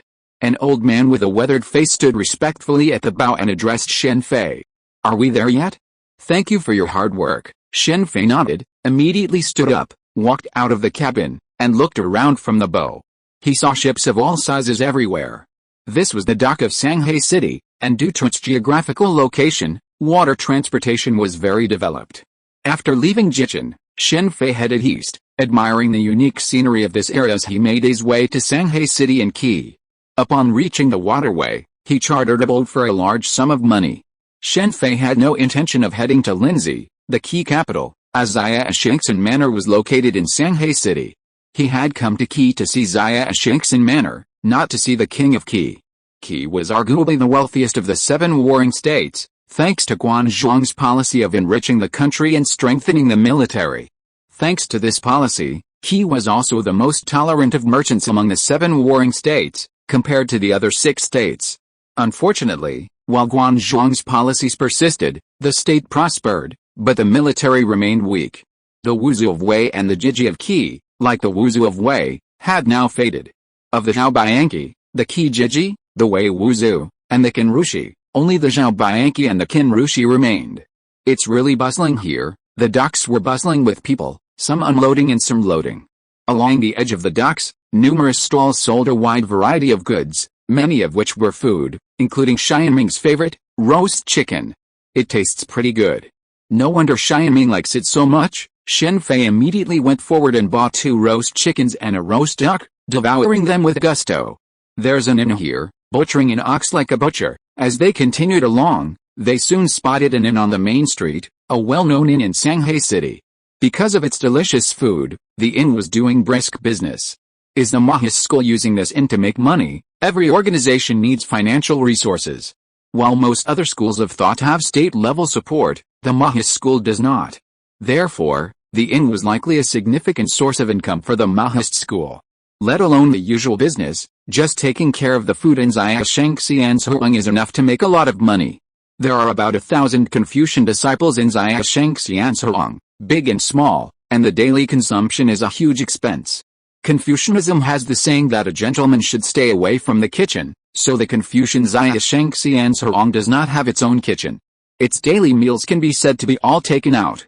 There is an inn that can be said to be the earliest takeout delivery agency. In comparison, farmers rely on casinos and Zhumanglao to make money, which is a bit unscrupulous. But the most powerful is still Confucianism. This is the most amazing thing. Not only do they have funding from Qi, but they also have various ways to make money. Speaking of which, the emergence of paper has dealt a heavy blow to Confucianism. After all, most of the bamboo slips business of this era is controlled by Confucianism. So many people are delivering food to the Confucianists.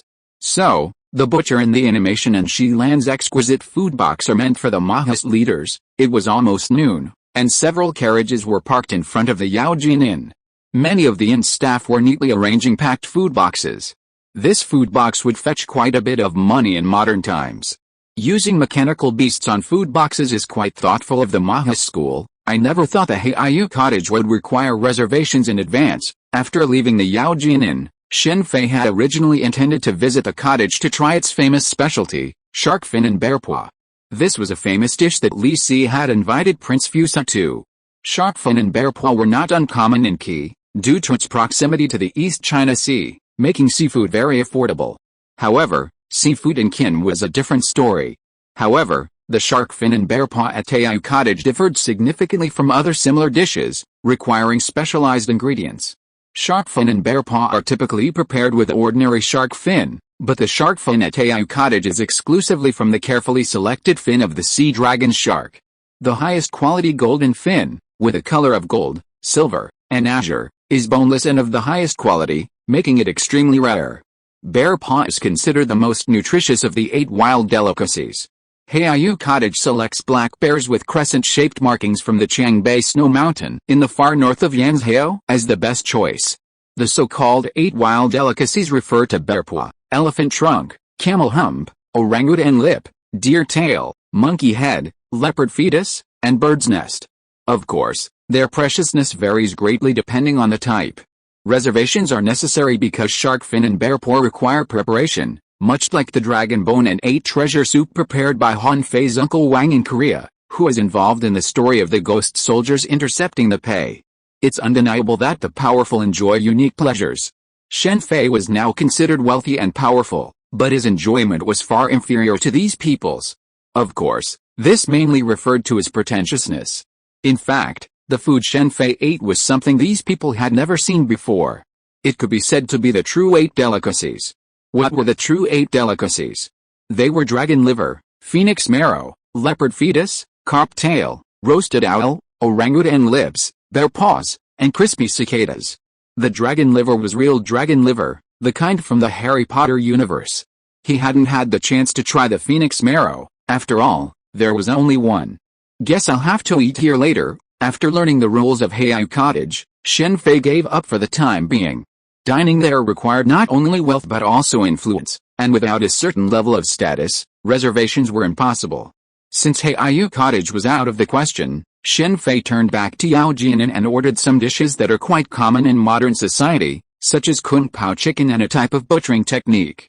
Xianming later used this trip to serve Da Ximing 2 identical dishes, nearly killing himself. He then proceeded to give Da Ximing a fright with his 100-step flying sword. A person's reputation is like a tree's shadow, and the 100-step flying sword's reputation is immense.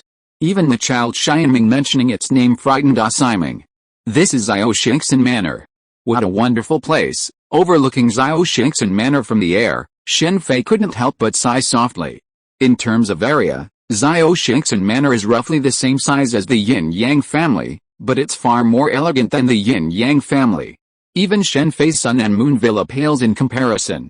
The pavilions, waterside terraces, and other structures within the manor are easy to appreciate, but the key point is that Xiao Manor faces the sea, where spring blossoms bloom.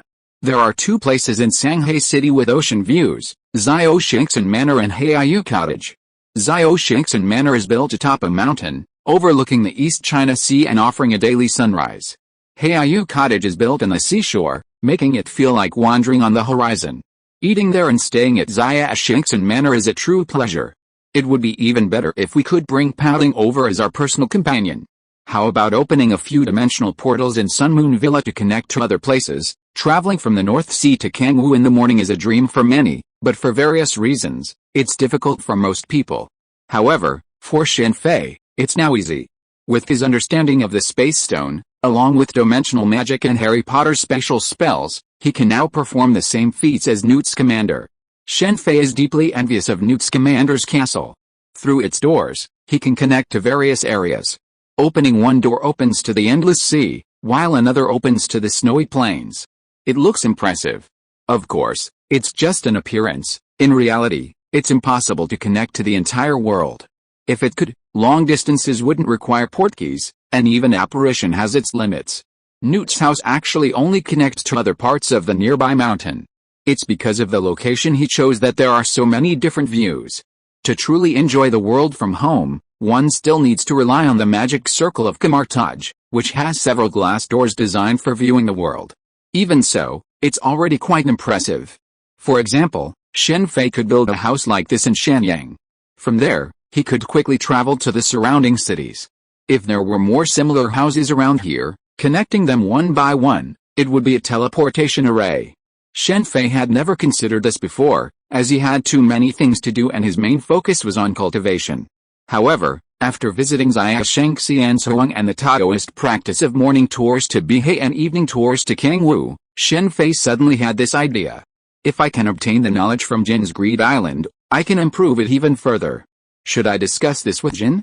For example, we could jointly build a teleportation array from the 6 continents to the Dark Continent. This way, we could enter the Dark Continent without having to go through the gatekeepers. A sudden thought flashed through Shen Fei's mind, forcing him to temporarily put aside the affairs of Xia Shengxin Manor.